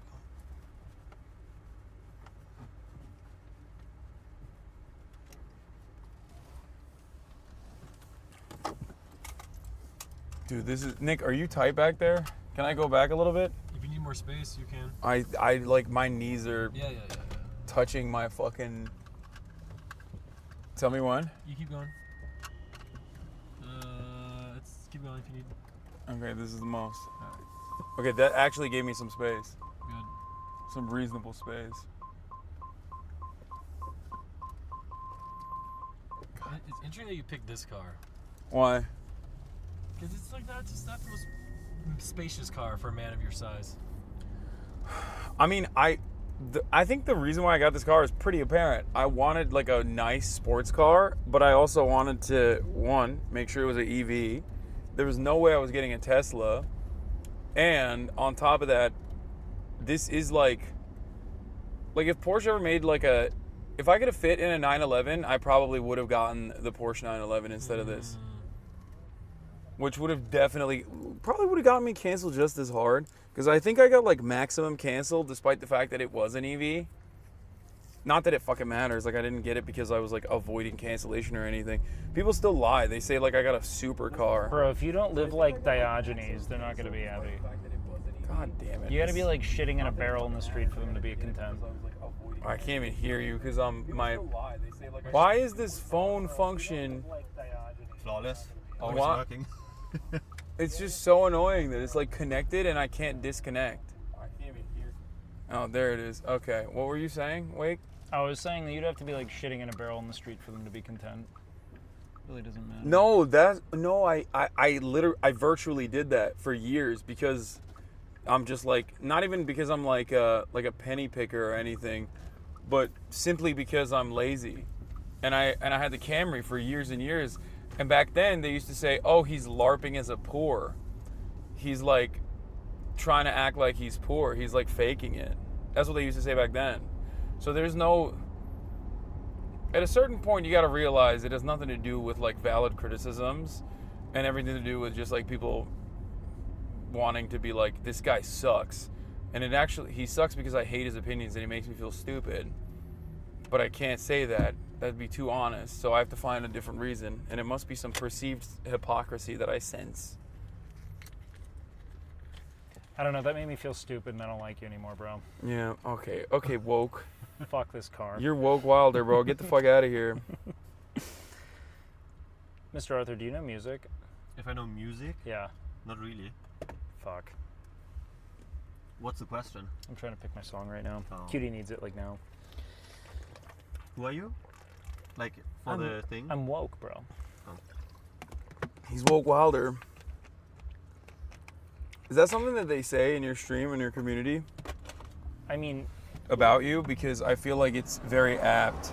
Yeah, it's been going. I mean, like, since woke became a thing, like, I think I was in college. Like, does anyone ever call you woke because your name's Wake? And be like, yeah, all the time. Damn, now. I'm sorry for repeating the lamest thing you're then. fucking shredding me up, dude. Yeah, my bad. I'm sorry. I'm fucked up. I didn't mean to, man. Fuck. Now I feel bad. Dude. No, Well, at least I wasn't Nick this morning who fucking failed to inform you that we were balling. Oh, God. I mean, I don't even know where we were at. Doesn't matter, bro. We were good. Oh, yeah. Well, did you know where we're going today? No. I told you. Oh, I could have asked. Yeah, I'm sorry. You're going to go out tonight, Nick? No. No? Nick is... I'm going wherever Arthur's going. Oh. Arthur's going out tonight. Arthur? I wouldn't ditch you. Okay, where are we going then? Tell Out. stream. Chat, we're going to be going out wherever Arthur's going, guys. And we just hang out with him. Yeah, we're going to stream it. Yep. We're going back on Nick's channel. Oh, the rare NMP night stream. Ooh. Hello, 2,000 viewers. The real OGs will be there, though. Dude, Arthur, we're out here doing a whole bunch of shit, aren't we, dog? Oh, yeah. What are you doing tomorrow? What's on the docket? Just traversing LA with Extremely. That's cool. 8 a.m. again? Absolutely. Actually, probably even earlier. So you have to go to bed now, then? Oh, Yeah. fuck? Or 30 minutes ago. What time is it in Texas? It's like 9, right? I'll be okay. I'm running on this thing called adrenaline. What time did you go to bed? At home? Yeah. About 9 o'clock, yeah. You go to bed at 9? Yeah. What time do you wake up? 6:30. Oh, so we normally wake up at the same time. Well, I wake up at 6:30 my time. You wake up at 6. Jesus Christ, you get up at 6:30, dog? I wake up at 6. What the fuck? I wake up at 6. I take a piss, go back to sleep for like an extra hour. Wait, what? Wait, so that's routine? Like you pee Yeah. every day at 6 and Yeah. then sleep another hour? Yeah, and I sleep for like around 57 minutes, and I wake up before my alarm clock. I don't know why. You're locked in, dude. Dude, it is very weird. Like my life is incredibly rigid and incredibly structured. Bro, you're not beating the allegations, man. They're not going. It's because Bro, it's like I just love a routine. Just a really rigid routine, same foods. I do. I feel free. No, I don't know how to I'm the same describe way, it. dude. I don't know how to describe it to people. People, oh, that's sick. You see that El Camino? No, I wasn't looking. That was dope. Like an OG El Camino? Yeah. It was like off-white or cream colored almost. A ute. Bloody ute. But yeah, I do really love a good routine, you know? It is liberating.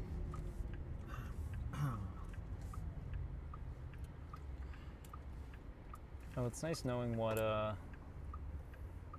it's nice knowing exactly what it is you're doing in a given day. You can prep for it emotionally, you know? Yeah. But time will also fucking melt. Like, I Yeah. blink and I don't know what the fuck happened to the last year. Well, I mean, even the month of September specifically, I think was a particularly fast-paced month. No clue what happened, dude. I don't even know how we like blew through the month. It's not as okay. People are claiming it's not rigid, but it is. Isn't that just stream tradition? Streamer says something, they're like, no. True. Bro, gas prices vary a lot by like the street. Yeah, no, but there's like a couple that are insane. Like I walked by one that was like $4.50 a gallon. Yeah.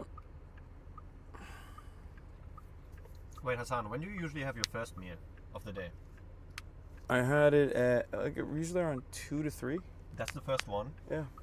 Wait, what's your like meal obsession right now? Like, what are you doing? I always eat the same thing. What is it?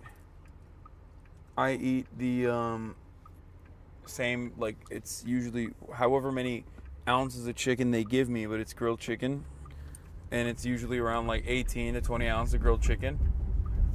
Holy shit, cooked weight? Yeah. That's a good fucking pound and a quarter. Holy shit. Yeah.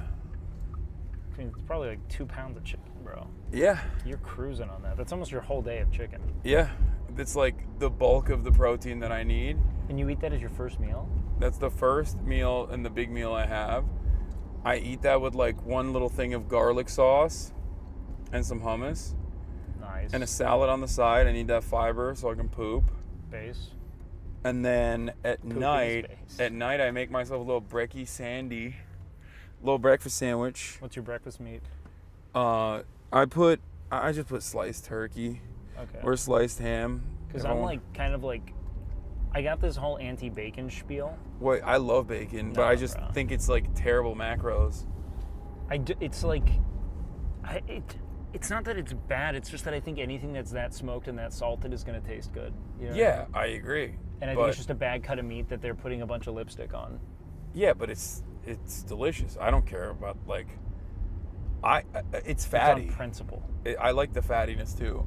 The problem is, it's like what bacon is like 110 calories for like 2 slices, whereas and the protein that you get out of it is not that great. Whereas like the sliced turkey slices like 60 for 4 slices, 60 calories for 4 slices, and it has like way higher protein. Wait, how are you doing your egg? I'm just sunny side up. Fuck yeah. And then 2 sunny side up eggs, 1 low fat, like reduced fat slice of cheddar cheese in between the 2 eggs, and 4 slices of turkey. I also fry the turkey on the pan too a little bit. Okay. Get it nice and warm. In between Gourmet. low calorie slices of bread, it's like Honeywell or something. Oh, They're yeah, I like know those. 35 calorie slices, and then I put Chick-fil-A sauce. That's my secret. Ooh. Oh, that explains it. Yeah, that's why I have so much Chick-fil-A sauce. That's your Thousand Island, bro. Chick-fil-A sauce is so much calories in it. No. I mean, if you put like a tablespoon, it's like, I think it's, like the amount I put is like around 60 calories worth to I make. put a whole packet on one nugget. A whole packet? Oh, on one nugget. A whole packet is 120 calories, I think, depending on the size of the packet. Now do it for 12 nuggets. Do the math. That's insane that you put a whole. That makes no dang sense, brother. You want us to get out here? No. Oh yeah, it's probably better, but don't pop it out. We'll just swap it when I get in and turn it on the OBS, and we'll say bye on OBS. Or we can say bye on Oh, Hasan, you gotta move up a little bit. I'm stuck. Oh really? Yeah.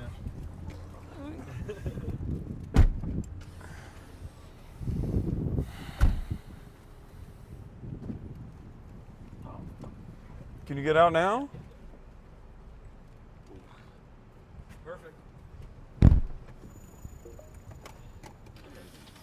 Where's your mic? All inside. All inside. Only Wake has You it hungry, now. Wake? Yeah, I'm chilling. I can go. Do you want this mic? You can give it to Nick for now. Yeah, let's do that. You're leaving? No, chill. Oh. I really gotta pick my song though. Bro, why are you sweating out about this? Pick a fucking song, Wake. Come in through here.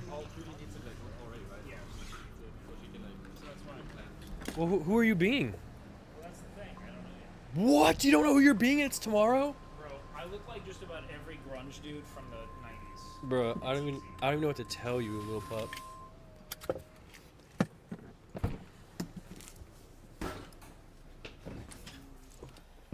Oh. Oh.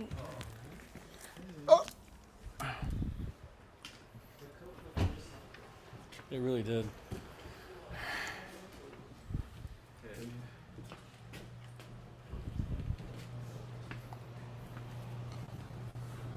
Kaya, whoa, chill. Chill, lady. You're crazy. Stop.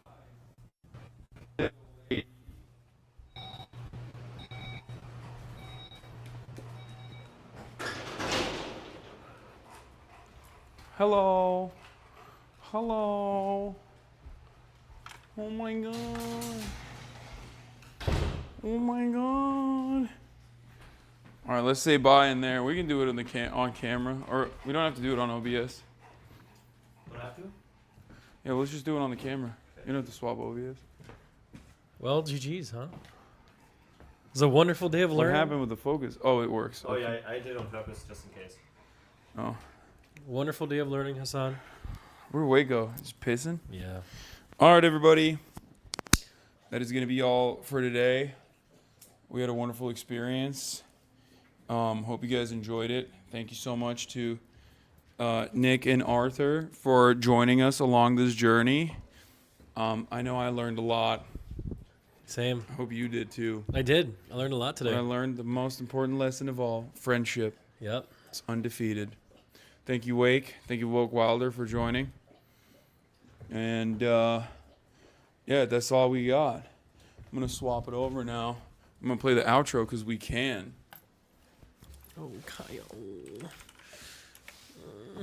You're such a good dog. There it is. Everybody, love you all. And I will see you. Yeah, you're good on. I will see you tomorrow. Or no, I won't see you tomorrow. I will not be streaming tomorrow because I have something to do. I gotta film something with Quentin. And then you'll see me on the Cutie Cinderella stream if I figure out how to sing Red Sun in the Sky without it coming across as racist. But that's it. All right, everybody. Love you all. Bye-bye. Hasan is streaming. Hasan is streaming. There he is again. Hasan is streaming. Hasan is streaming.